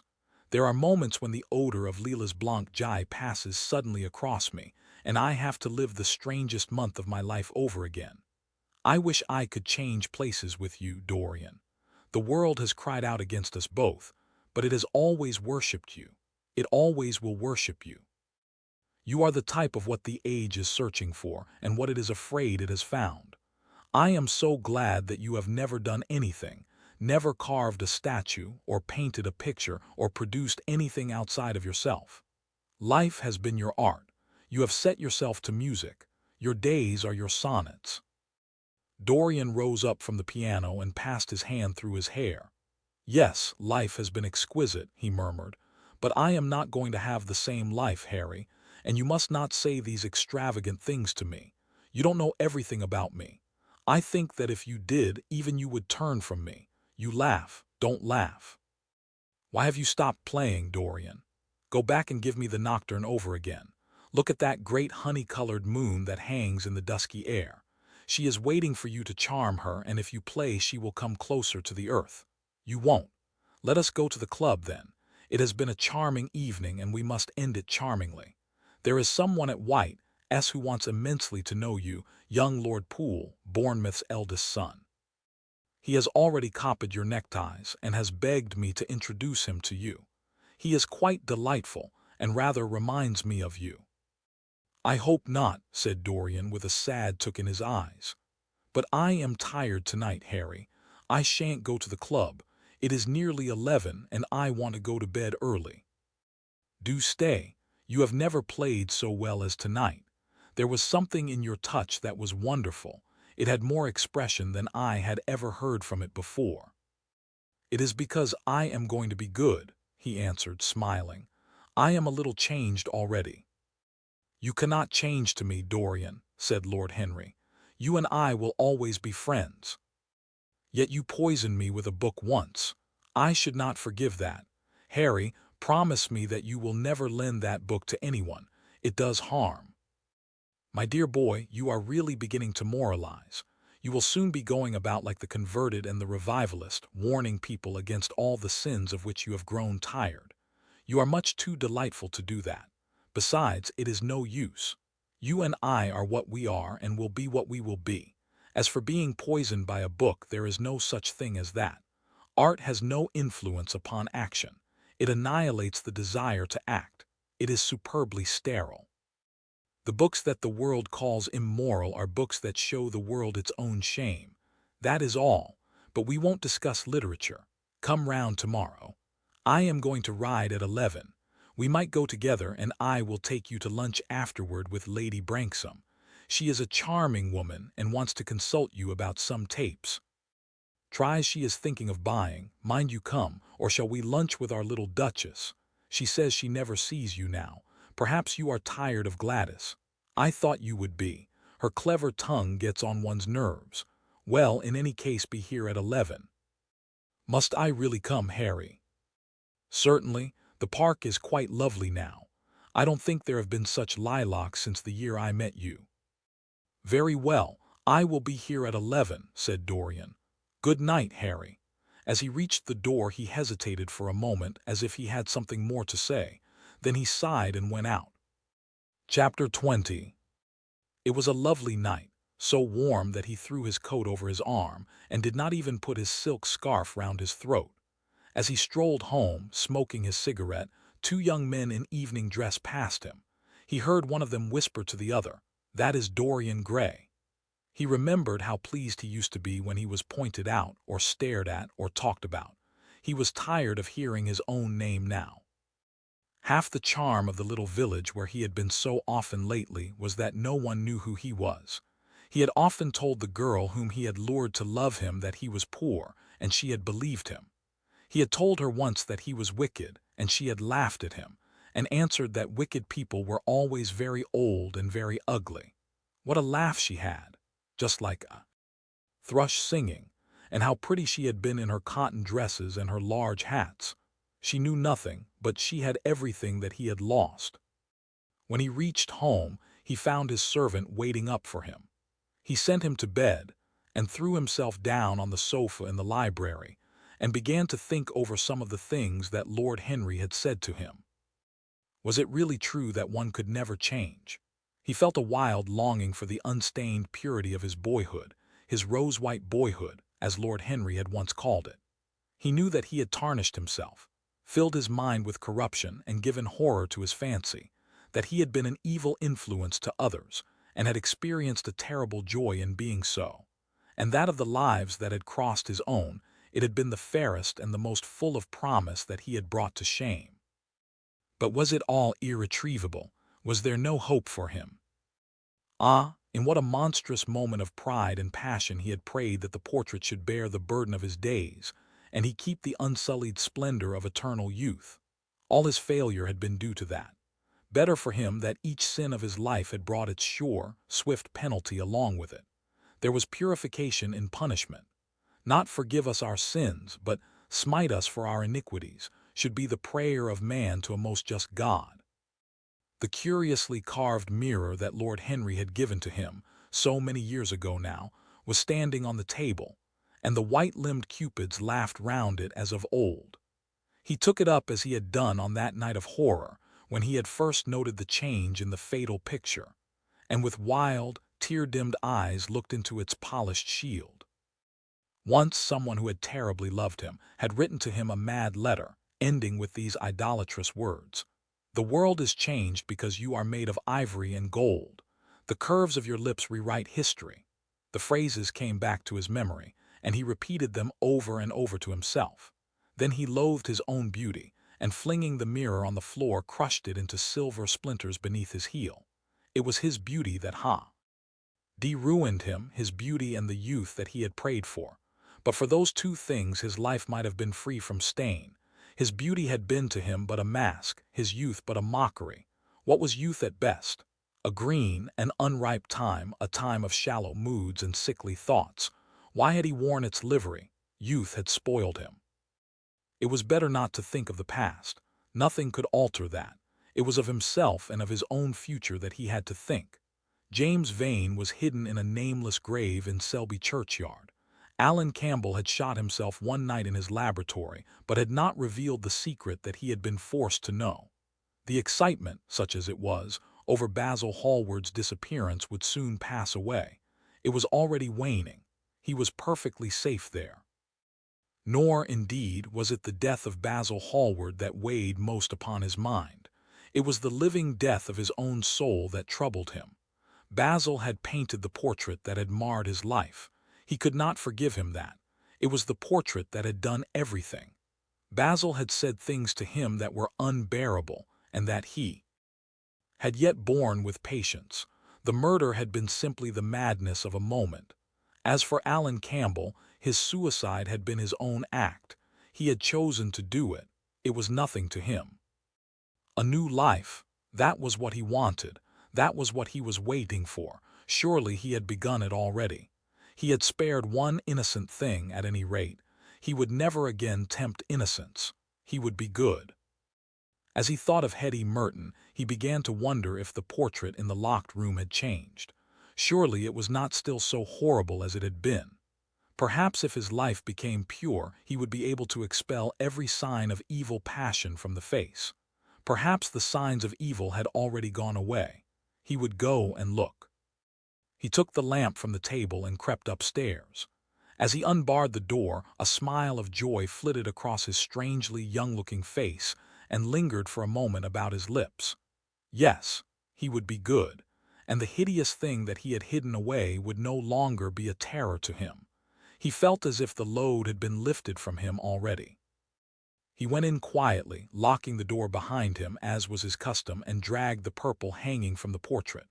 A cry of pain and indignation broke from him. He could see no change, save that in the eyes there was a look of cunning, and in the mouth the curved wrinkle of the hypocrite. The thing was still loathsome, more loathsome, if possible, than before, and the scarlet dew that spotted the hand seemed brighter and more like blood newly spilled. Then he trembled. Had it been merely vanity that had made him do his one good deed, or the desire of a new sensation, as Lord Henry had hinted, with his mocking laugh, or that passion to act a part that sometimes makes us do things finer than we are ourselves, or, perhaps, all these? And why was the red stain larger than it had been? It seemed to have crept like a horrible disease over the wrinkled fingers. There was blood on the painted feet, as though the blood had dripped, blood even on the hand that had not held the knife. Confess? Did it mean that he was to confess?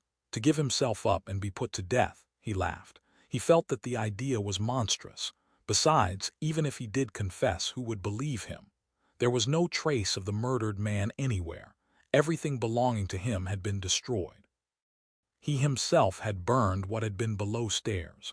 The world would simply say that he was mad. They would shut him up if he persisted in his story. Yet it was his duty to confess, to suffer public shame, and to make public atonement.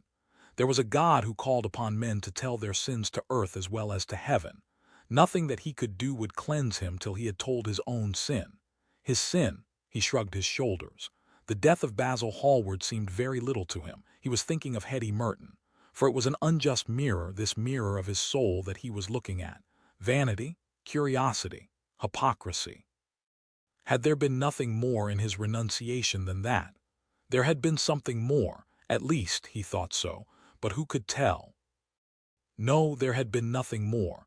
Through vanity he had spared her. In hypocrisy he had worn the mask of goodness.